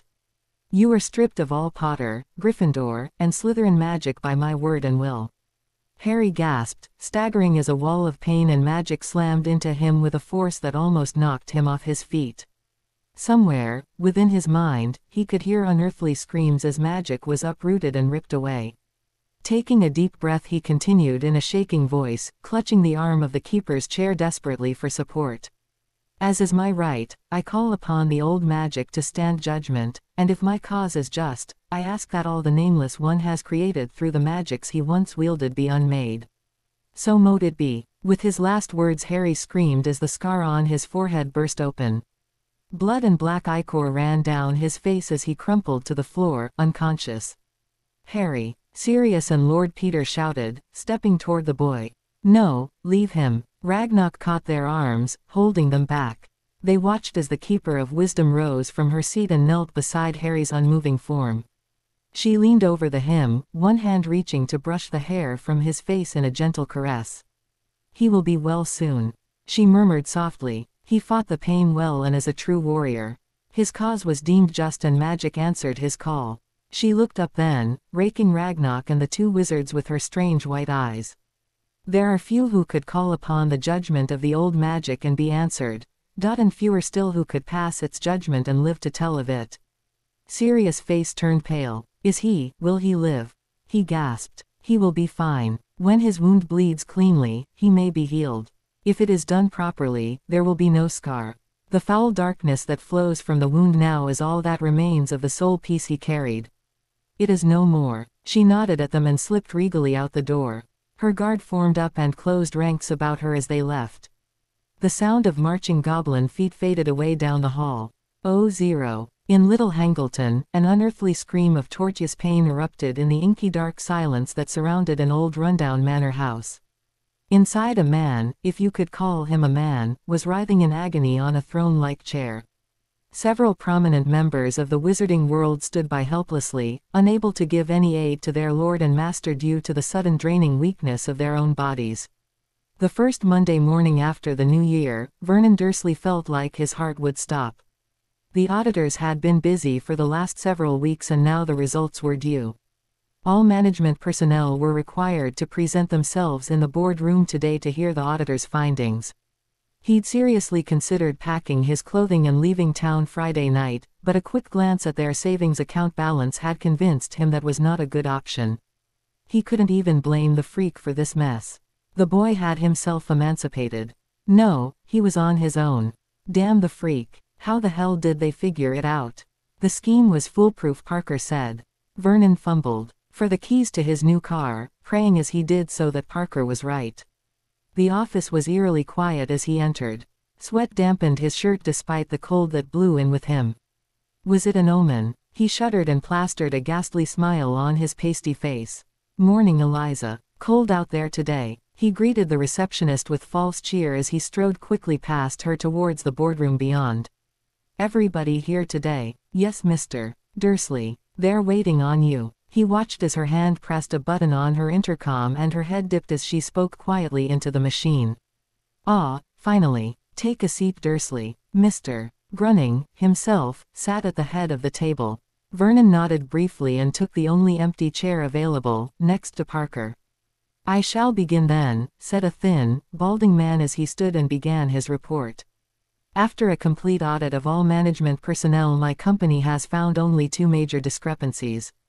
He paused to take a sip of water. Vernon became conscious of the squirming man next to him. Damn, Parker, sit still and stay cool. Your nerves will hang us yet. The majority of departments show some slight mishandling of funds, mostly due to clerical and mathematical errors. These have been pointed out and corrected. Those responsible have been taught the proper procedures to assure accuracy in the future. The auditor's droning voice seemed to go on forever. Vernon sat in a haze as sweat soaked his underarms and trickled down his back. Dear God, is this what it's like waiting for the axe to fall? He wondered as he fought for control of himself. Then, suddenly there was a deafening silence and his heart stuttered as a grating order from Mr. Grunning startled him to awareness. Thank you, all of you except Dursley and Parker may return to work. The door shut quietly as the last person left. Tell me, Vernon, did you think you were underpaid? Did you, Parker? Couldn't the 2 of you wait for honest promotions? Or perhaps it was the thrill of it all. Vernon's hope died as the door opened again and 4 uniformed officers entered. Take them away, I cannot abide thieves. Oh, and I should probably warn you too, neither does the Office of Inland Revenue. Vernon only distantly felt the cuffs click home on his wrists.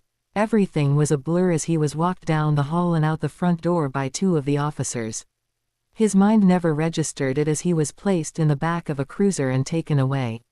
His life, his comfortable life, was over. Are you Mrs. Petunia Dursley? A uniformed officer asked her when she answered the insistent knocking on her front door.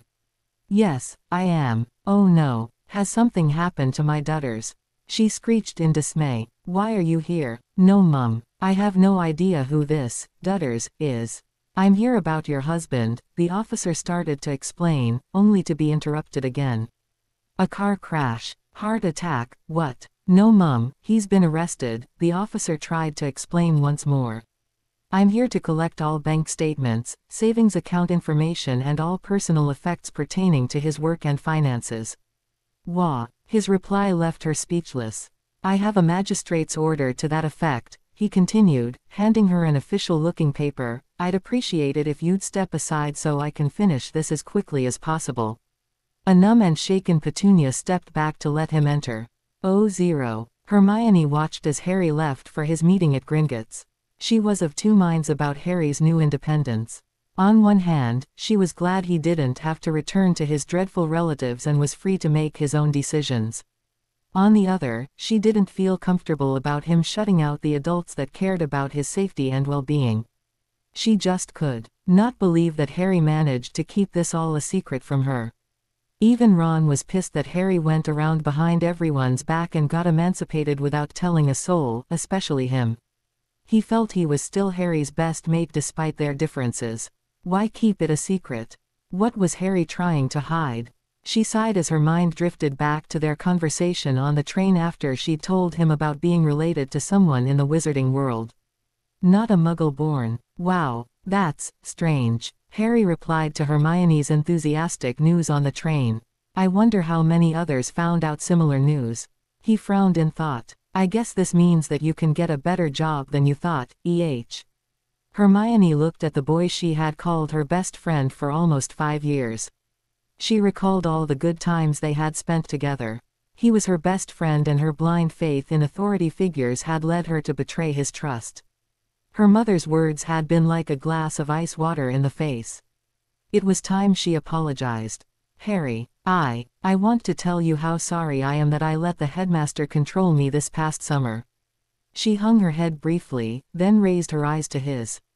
I was a fool and, even worse, I broke a promise to my best friend. I wasn't there for you when you needed me the most. Can you ever forgive me? Her eyes shone bright with the tears she was fighting. Hermione, I'm not, he stuttered. Her shaking hand on his arm stilled him. I know it will take time, and I know we may never be, she paused to swallow a sob. We may never be as close as we were. But, do you think maybe we could try to start again, please? Because I miss you, Harry. Without you I'm alone, and I don't want to be alone anymore. She crumpled against his shoulder as the tears fell.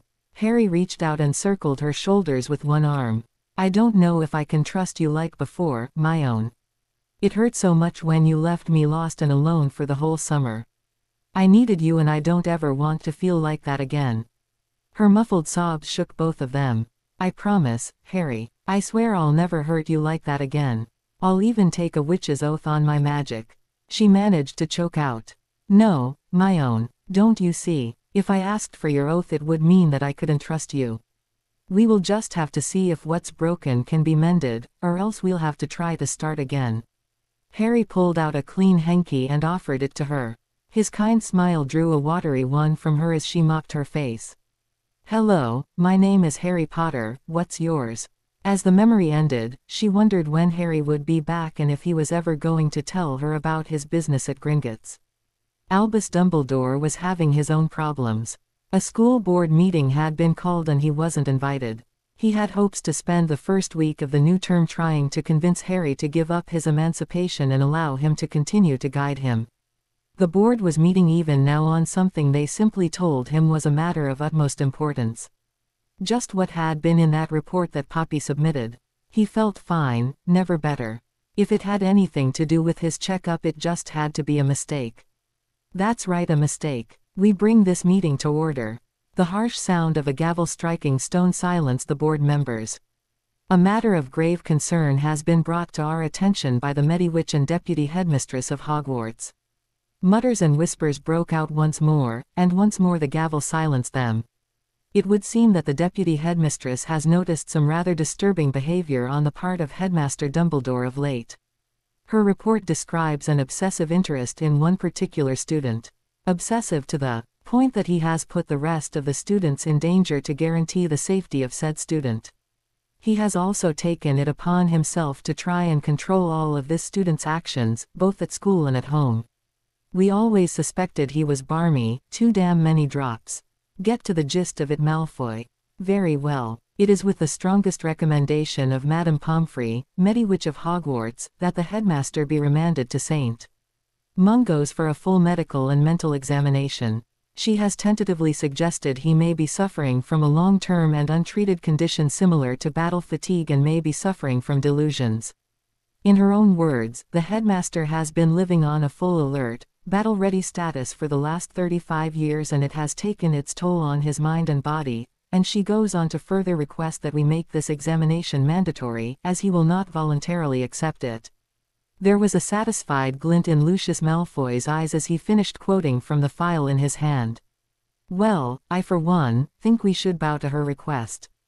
Can't endanger our children. I vote we do as the Mediwitch suggests, all in favor. A chorus of ayes was heard. All well and good, now how do we get him there for this checkup? Augusta Longbottom sniped. Harry sighed as he put down his copy of the Quibbler. Let the interrogations begin. Well, I'm back. Miss me. To recap one of my earlier articles, I made a trip into Gringotts over the holidays. The goblins are now considering me an asset, as I made much profit for them. Close to 1,000 Muggle-borns within the British Isles have taken the heritage test and all have passed with interesting results. Many of them have claimed, by right of blood, idol vaults that had been frozen for years, if not centuries, waiting to be reclaimed. The goblins are happy that this idle wealth, that had been laying around collecting dust, is once more being put back into circulation and earning the customer and the bank interest again. Speaking of Muggle-borns, I have to say that some of the more archaic pure-blood beliefs are now a bit useless. Don't get me wrong, as I said in the past, the government is run on the closed circuit, you do for me and I'll help you, system, all tied into pure blood status and family alliances. Now that some of these Muggle-borns can trace their bloodlines back to many of the ancient and noble houses, things should prove interesting. I caught the British Prime Minister's speech in front of the Wizengamot the other day. I must say I was impressed. Red and purple look horrid on some people, especially those that are called on the carpet, as the Muggles like to say. Who knew our leading wizards could turn so many colors? It took real courage, and a sharp tongue for the PM to stand before armed wizards and call the leaders of the wizarding world unruly children who could not play well together. I, for one, was very thankful to hear that spell casting was not only illegal within the Great Meeting Hall but also downright dangerous. At least the Prime Minister was able to speak for Her Royal Majesty without being hexed to death by irate representatives. Lastly, I had a chance to communication with Lord Harry Potter. He contacted me through Gringotts. He has been kind enough to answer a few questions I had for him and generously gave me permission to print the answers so long as I quoted him verbatim. LP, I really liked your articles, Mr. Twist. They're spot on, and from the checking I've done are brilliant. It's about time somebody stood up against the injustice that runs crazy throughout the wizarding world. I say good on you, mate, and hope you continue to write the truth. Merlin knows someone has too. OT, was it true that you defeated Lord V as an infant? LP, I will only say that there is always a bit of truth to every myth. The problem is finding that bit of truth. I'm told that I'm the boy who lived. Odd, isn't it? Few ever ask me how I did it. All they have ever asked was to see the scar. I don't know, I was a baby when it happened. Yet everybody thought I killed V. I think it was my parents who died protecting me that made it possible for me to live. Does anyone but me think about my parents' sacrifice? No, all they ever see is this ruddy scar. OT, it is rumored that because you are a Parselmouth, you are going dark. Is it true? LP, if being ridiculed one moment, praised the next, and growing up in the Muggle world doesn't makes me dark, then I doubt being a Parselmouth will. I'm just trying to find my place in a world that threw me away and now wants me to be their savior. Fat chance. OT, what do you see in your future? LP, as of right now, I'm not sure my place is here, in the wizarding world. I've never felt that it is my home. I'm dragged out to perform my duties, fight your battles, and when I'm done, you return me to the Muggle world like a kid's broken toy. So don't blame me for the state of the wizarding world. I didn't do it, you did long before I was born. Clean up your own mess. OT, thank you Lord Potter. My brief interview with Lord Potter leaves many unanswered questions. One thing that did come up, Lord Potter has claimed his inheritances and his Wizengamot seats. Perhaps this indicates his willingness to give the wizarding world a chance. We hope so. A drained and weak Lucius Malfoy collapsed in the entry to Malfoy Manor. Shocked house elves quickly gathered their downed master and levitated him off to his bed. They then informed the mistress of the house, who quickly summoned the family healer. A note was also sent to Severus Snape requesting his expertise immediately. It would receive no reply. Well, what is wrong with him? Narcissa demanded when the examination was done. I'm sorry, Lady Malfoy, the healer said, straightening his robes as he put away his wand. The only cause for his extreme weakness is a slow and steady drain on his magic. I'm afraid that he will become less than a squib in a matter of hours. We can only hope that his heart is strong enough to handle the loss of his magic. What? You can't be serious. My husband is a powerful wizard, what could possibly do this to him? She screeched. I can only tell you that he is the fourth person I have seen in the last day suffering from the same malady. The fact that he still has a magical core at all is a testament to his strength. Not and Avery weren't so lucky. They are both Muggles now, and may still die from the draining. Those in attendance to the master when he collapsed weren't so fortunate. They are now dead. He hesitated, then turned to face her directly. It seems to be centered on his dark mark, Lady Malfoy. Since you are not affected, I assume you, like myself, have no mark. She shook her head in reply. No, it was decided that my appearance in society was more important. The Dark Lord exempted me from bearing it. Draco isn't scheduled to take the mark until next summer. Narcissa staggered to a nearby chair and dropped into it. Merlin's ghost, what are we to do now? How is the Dark Lord? Any idea on what caused his collapse? Not at this time. He hasn't regained consciousness. His last words were of the Potter menace. 0000. Severus Snape sat wearily in his oversized armchair, rubbing his left arm, clutching a crumpled note. He could feel the dark mark on his left arm throbbing with his pulse. This was it. Could Potter have managed to do something fatal to the Dark Lord? It had to be, it was the only explanation. Severus. He glanced over at the fireplace. Yes, Minerva, he asked standing. May I come through? After he gave his permission, he slumped tiredly back into his chair. Forgive me, acting headmistress, but I am a bit indisposed tonight. Indisposed, Severus. The Dark Lord is showing his displeasure for some reason. I am not sure why he is doing so, but I find myself incapable of answering his summons. Why are you here, Minerva? Minerva sighed as she sat across from him. Oh Severus. With Albus confined to St.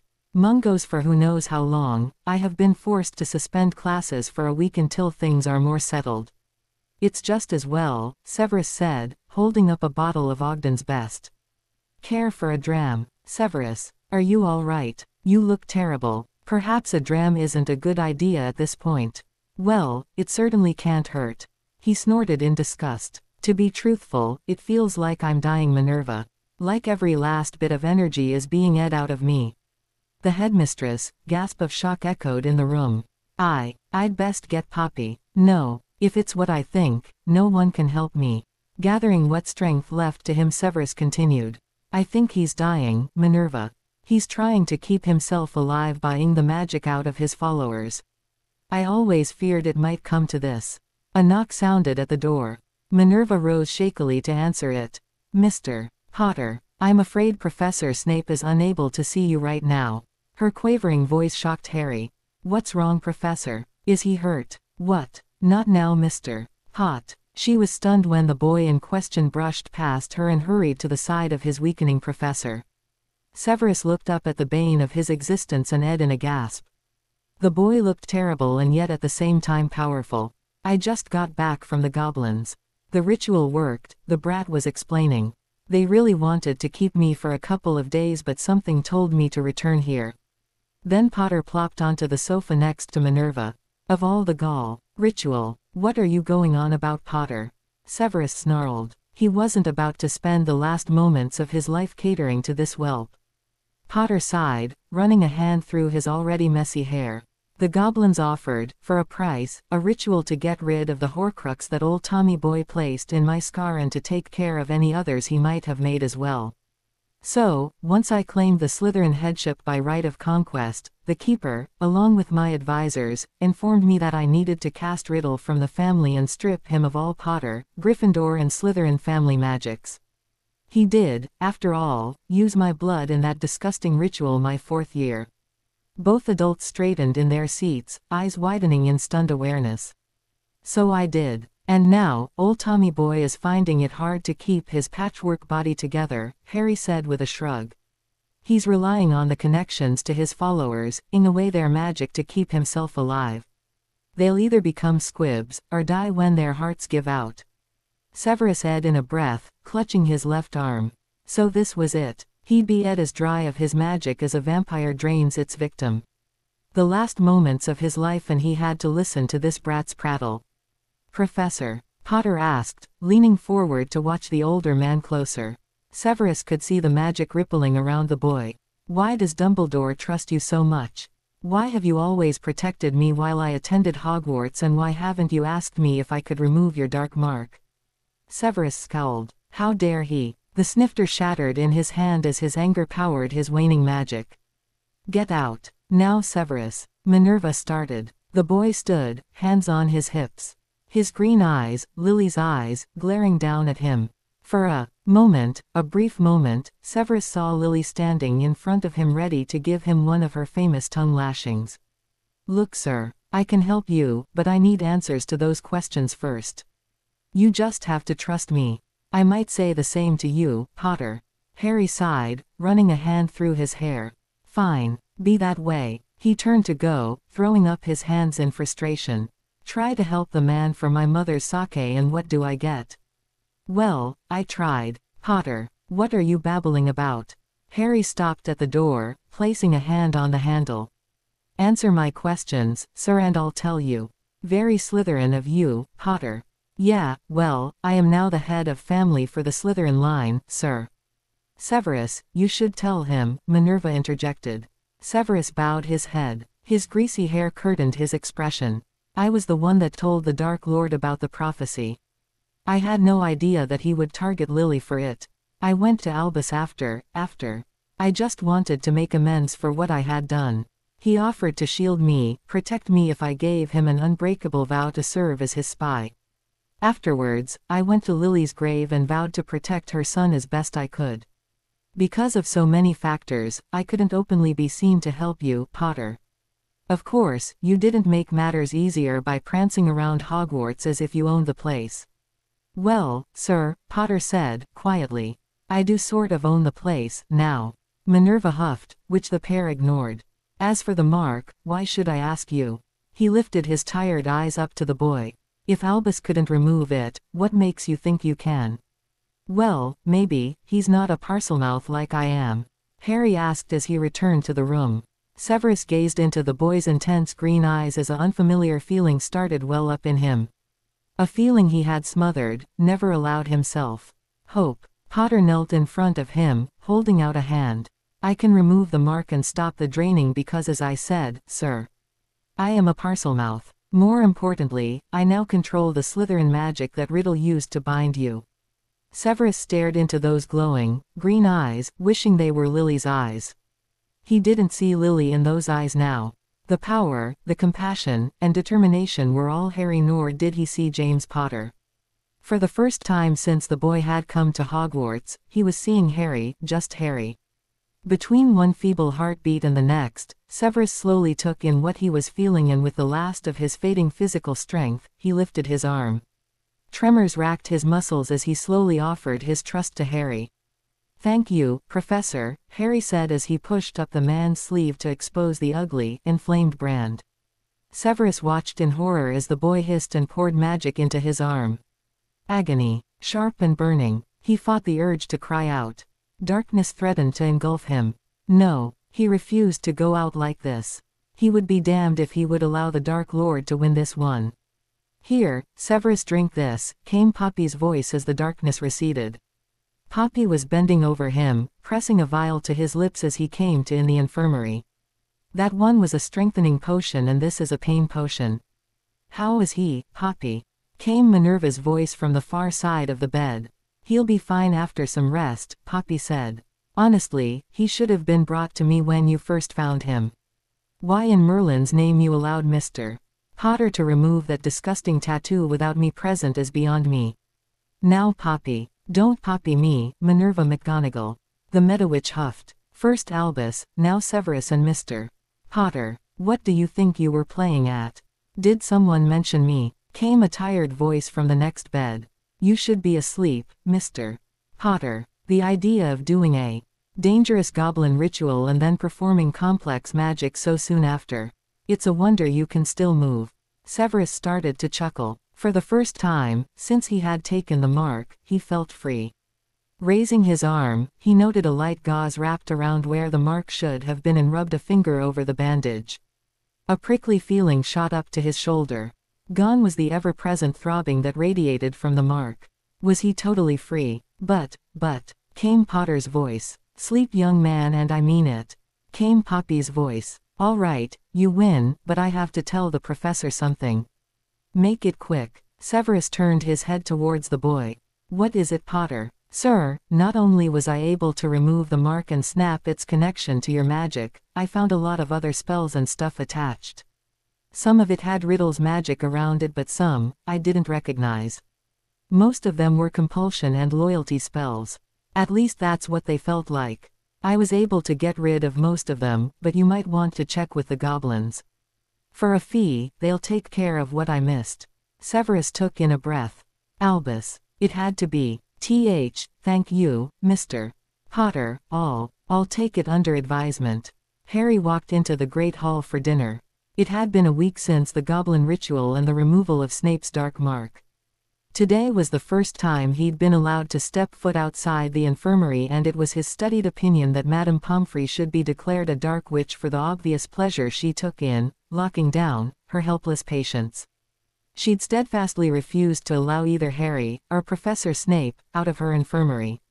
No matter how determinedly both had sulked, threatened, and whined, she refused to comply. Poppy had a streak of pure evil, Harry was sure of it.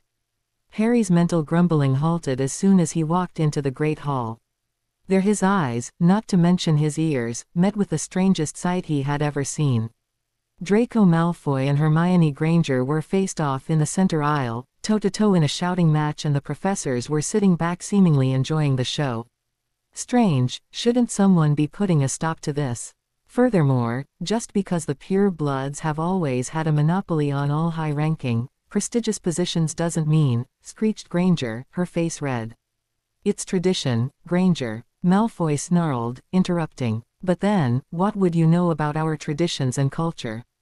You are, after all, an outsider. It is our world. Your world. I think Her Majesty might disagree. And as for tradition, shall we talk about tradition? Hermione arched an eyebrow smugly. You value traditions so highly, yet almost all pure blood families take any squib born to them and cast it out. They deny their own children a family and a name, all in the name of tradition and purity of blood. Leave it to you to focus on something so ridiculous. Squib children have no place in our world. Malfoy was stopped abruptly when Hermione broke in once more. I was told that pure bloods value family above all, and yet when a newborn fails to prove magical, it is cast out and forgotten. A practice, I might mention, which is still in effect among only the most primitive Muggle tribes when the child is female, are not perfect. It is not, however, a custom practiced by civilized societies.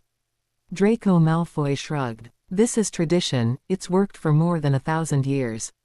Who are you, an outsider, to question it? I am the daughter of a squib. As such, I feel it is my right to question. She huffed, then continued. Has it never occurred to you that the blood a squib carries is the same as that in the veins of its parents and their other magical children? Why blame a child for lack of magic when it was obviously the parent's own imperfect blood that created it? That they are at fault for producing a child with no magic, not the child. Perhaps it is they who should be condemned and barred from reproducing again, to keep their obviously flawed bloodline from spreading. Hermione's words fell into silence as the students and teachers sat stunned by her logic. Malfoy stood before her, mouth open in shock. It looks to me that the pure blood tradition of getting rid of squib children is simply a way for them to hide their flawed and weakening bloodlines. She waited a moment for any rebuttal, then continued. And, just so you know, a squib in a magical family is no different than a magical child popping up in a Muggle family, two sides of the same coin. And what if Oliver Twist is right? We need the infusions of new blood from Muggle-borns and half-bloods to keep magic strong and alive. With a stubborn tilt of his jaw, Malfoy finally spoke.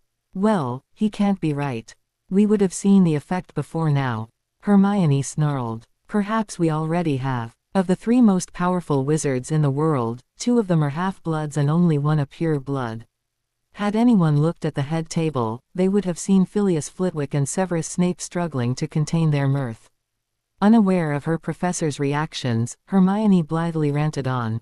So then, your answer to all of this is to just bury your head in the sand, maintain the status quo and ignore the problem, hoping it'll go away. Is that what you are telling me? Because, if it is, then you might as well dig that hole longer and deeper and save us the trouble of burying you when the time comes. Harry moved to sit with Neville and his friends. Now he understood why the teachers hadn't interfered. They were using this argument to prove a point. He wondered if the professors really understood that point. He glanced over at the Ravenclaw table. Many were listening and taking notes. No, they weren't about to join in, they might miss some important fact. Harry noted that the twins were quietly conducting business as usual, taking bets and urging their housemates to join the pool. They weren't having much luck though, since the odds-on favorite was Hermione. And don't forget our career discussion with our head of house. Professor McGonagall lied to all Muggle-borns when she extolled the virtues of working and living in the wizarding world, Hermione stated. I can't believe that a witch of her caliber would so mislead her students unless she was under direct orders to do so. That is not the Gryffindor way. A stunned gasp rippled through the hall as Hermione turned and strode proudly back to the Gryffindor table and her friends waiting there. With a wide grin, Harry stood and applauded his friend's logic. The rest of the hall, save Slytherin, soon followed. Minvera McGonagall was too shocked at the turn of the debate to sputter a denial. Croaker sighed as he put down the report he had been reading. The rumors were rumors no longer. The Dark Lord known as Lord Voldemort was no more. The reports were very vague at the cause of death as no body had been found, only a rotted hand, a desiccated rib bone and a bloody robe. He recalled Potter reporting after the last trial of the Tri-Wizard tournament that his blood, along with other things, had been used in a foul ritual that brought Riddle back to life. If he remembered correctly, the boy mentioned these elements were used. Croaker picked up a list of names. We are looking at the death of our world if something isn't done, and soon, he thought. The list contained all of the Death Eaters that were now either dead or squibs. Names from many of the most prominent pureblood families were listed. Some families had more than one member on the list. As it now stood, a large number of the old, pureblood families were without their paterfamilias. Many also lost their mothers, heirs and other siblings. Voldemort's death had crippled the British wizarding world's aristocracy.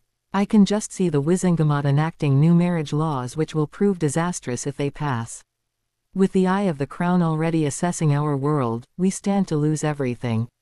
Her Majesty will not be pleased if this happens. Croaker thought for a moment before penning a quick note. He started to chuckle. Well, if they do, I can just see it now. Twist will have new fodder for his poison pen. Speaking of Oliver Twist, Croaker picked up another note. Dear Unspeakables, I wish to inform you, as I know I can trust you to keep this quiet. Potter has come into his inheritances and claimed his rings. I saw them as he entered the Great Hall. He was even wearing the Slytherin ring. No one was allowed to enter the infirmary the week he and Professor Snape were confined by the Dragon Lady for reasons unknown. It did, however, coincide with the strange happenings with the Death Eaters. I must say Professor Snape is looking better and still has his magic, which makes me wonder how he was missed in the purge. Look for my next article in the Prophet. O.T. Croaker's eyebrows shot up. Potter, Gryffindor and Slytherin. Oh Merlin. In the Great Hall, Minerva McGonagall huffed indignantly over her best fifth-year student's comments. Phileas stopped her with a calming hand on her arm. Don't, Minerva. She's right. You know as well as I that Albus didn't want us to tell the truth. He had his own agenda and truth wasn't part of it. But, Phileas shook his head, she was only saying what everyone is thinking. You know as well as I do that we are losing the best and brightest half-bloods and the Muggle-borns every year due to the injustice of the Ministry policies. I did not wish to discourage any student striving to achieve. And you well know I had no choice, I had to follow Albus' dictates on these matters. Phileas shook his head. This has been building for years, if not decades. No, what we need to do is allow this to continue. He held up his hand to stall her protest. Let me finish. We need to allow this in a controlled environment. My little ravens have been debating these issues since Mr. Twist's articles began. I think it's time that we open this school wide. Let's do a round-robin debate with teams, rules and judges. Don't you think it's time to return to teaching our students to use their minds to think, rather than to simply repeat empty words and phrases? Severus Snape stood. I agree, Minerva. You know Albus didn't like the students questioning him or what he saw as proper. He thought his way was the only way for the greater good. Minerva closed her eyes in thought. Very well then, I will let you and Phileas oversee this. Harry crowed in delight. A school-wide debate. He read the list of topics. Pure blood versus Muggle-born magic. Is there a difference? Birth rate within the wizarding world. Why is it declining? Squibs. Have their birth rates increased over the last century and can they be integrated into wizarding society? Careers within the British wizarding world versus other countries, which offers career advancement for all. Oliver Twist. How accurate are the facts he stated? Harry, are you going to sign up for any of these debates? Hermione asked excitedly. No, I don't have time, my own, Harry said, turning to his friend. What one are you going to sign up for? One. All of them. Harry's eyebrow disappeared within his fringe. Do you think that's wise? I know you, Hermione. You should only pick one or two. You'll drop with exhaustion researching all of the topics, and don't forget you still need to study for our owls. Hermione huffed. I can do this. Most of them overlap anyway. Harry shook his head. I still think you should pick only a couple and sit in on the rest. But it's your funeral. On Monday morning, Harry walked down to the Great Hall for breakfast. His thoughts were on the debate held yesterday. The professors had decided to set aside Sundays for debates. The first one, between Ravenclaw and Slytherin, had been interesting to listen to. As it was the first, there had not been time for much research to be done. It lasted for 2 hours, until Professor Flitwick had called it a draw. Hermione had ignored his advice as usual and tried to get on many of the teams only to be rebuffed. She did manage to get on 2, and both were made up with Gryffindors. Her first debate was coming up next week. Harry turned around to see Luna standing in a small alcove. Nice article in the Quibbler today. When are you going to tell anyone? Shish, not here, Harry said, nervously looking around, before grabbing and pulling her further into the alcove. A quick silencing charm, and Harry looked at his friend with a sigh. It isn't easy, Luna. I really don't have plans to reveal Oliver's true identity. I know several people have figured it out, but they haven't said anything. Are you going? Luna gave him a dreamy smile. Why should I? Who would believe me? Harry laughed and hugged his strange friend. Thanks, Luna. I have plans for Oliver, and seriously, I need him to be kept a secret from most of the wizarding world. Those that have figured it out are those that see the real Harry and not the boy who lived. The Nargles seem to agree with you, Harry. I'll keep your secrets as well. Thanks, Luna. Inside the Great Hall, Harry picked up a copy of the Quibbler and read the newest twist article. Life can be funny. You know, life has a way of throwing you for a loop, sometimes 2 or 3. Take for example, the heated argument between Hermione Granger and Draco Malfoy during dinner last week. One would think that the professors would be breaking it up as soon as it started. However, in a move very much like our former headmaster, who I am told is on stress leave until further notice, the shouting match was allowed to continue as no hexes were thrown. I firmly believe had there been, the professors would have stepped in. Although, Miss Granger did bring up one point that does remain worth repeating. Professor McGonagall lied to us Muggle-born when she extolled the virtues of working and living in the wizarding world, Hermione Granger stated. I can't believe that a witch of her caliber would so mislead her students unless she was under direct orders to do so. That is not the Gryffindor way. Doesn't the wizarding world have a backbone yet? On another note, I am hearing rumblings from the Wizengamot about new and upcoming marriage laws to help with the shortages caused the War of Pure Bloodlines. Excuse me, didn't we just go through this when Her Majesty came for a visit? The directive she has issued to everyone was to bring the wizarding laws back to British standards set by Parliament. She will no longer tolerate any wizarding laws that discriminate against any race of sentient beings, or those which violate the laws of the realm. So, mandatory marriage laws would be considered illegal and a form of marital rye and would add another nail in the coffin of the Wizengamot. Wouldn't it be better to offer incentives, such as tax relief for families who have more than one child? How about sponsorships, scholarships to Hogwarts for families with more than 2 children in attendance? What if squib children were kept and encouraged to marry within the wizarding world? After all, they do come from proven bloodlines. Why pass such asinine laws that force people to go against their own free will when the best way is to offer rewards if they comply to the needs of the whole? This makes more sense to me, but then the wizarding world, as a whole, just refuses to think for themselves. They would seem to rather allow a few to make decisions for them, then complain about it when things don't go the way they should. Thankfully, I'm still in Hogwarts getting my education. As for the betting pool that the Weasley twins are still running, well, I am still enjoying everyone's thoughts on who they think I am. I rather like being in the background, always watching, always pointing out the missteps. Those who have figured it out, please keep my secrets as I am keeping yours. Your silence will allow me to continue to be a voice of reason in an insane world. To be continue, I hope you enjoyed this story. Also remember to subscribe and like this video. See you in the next video.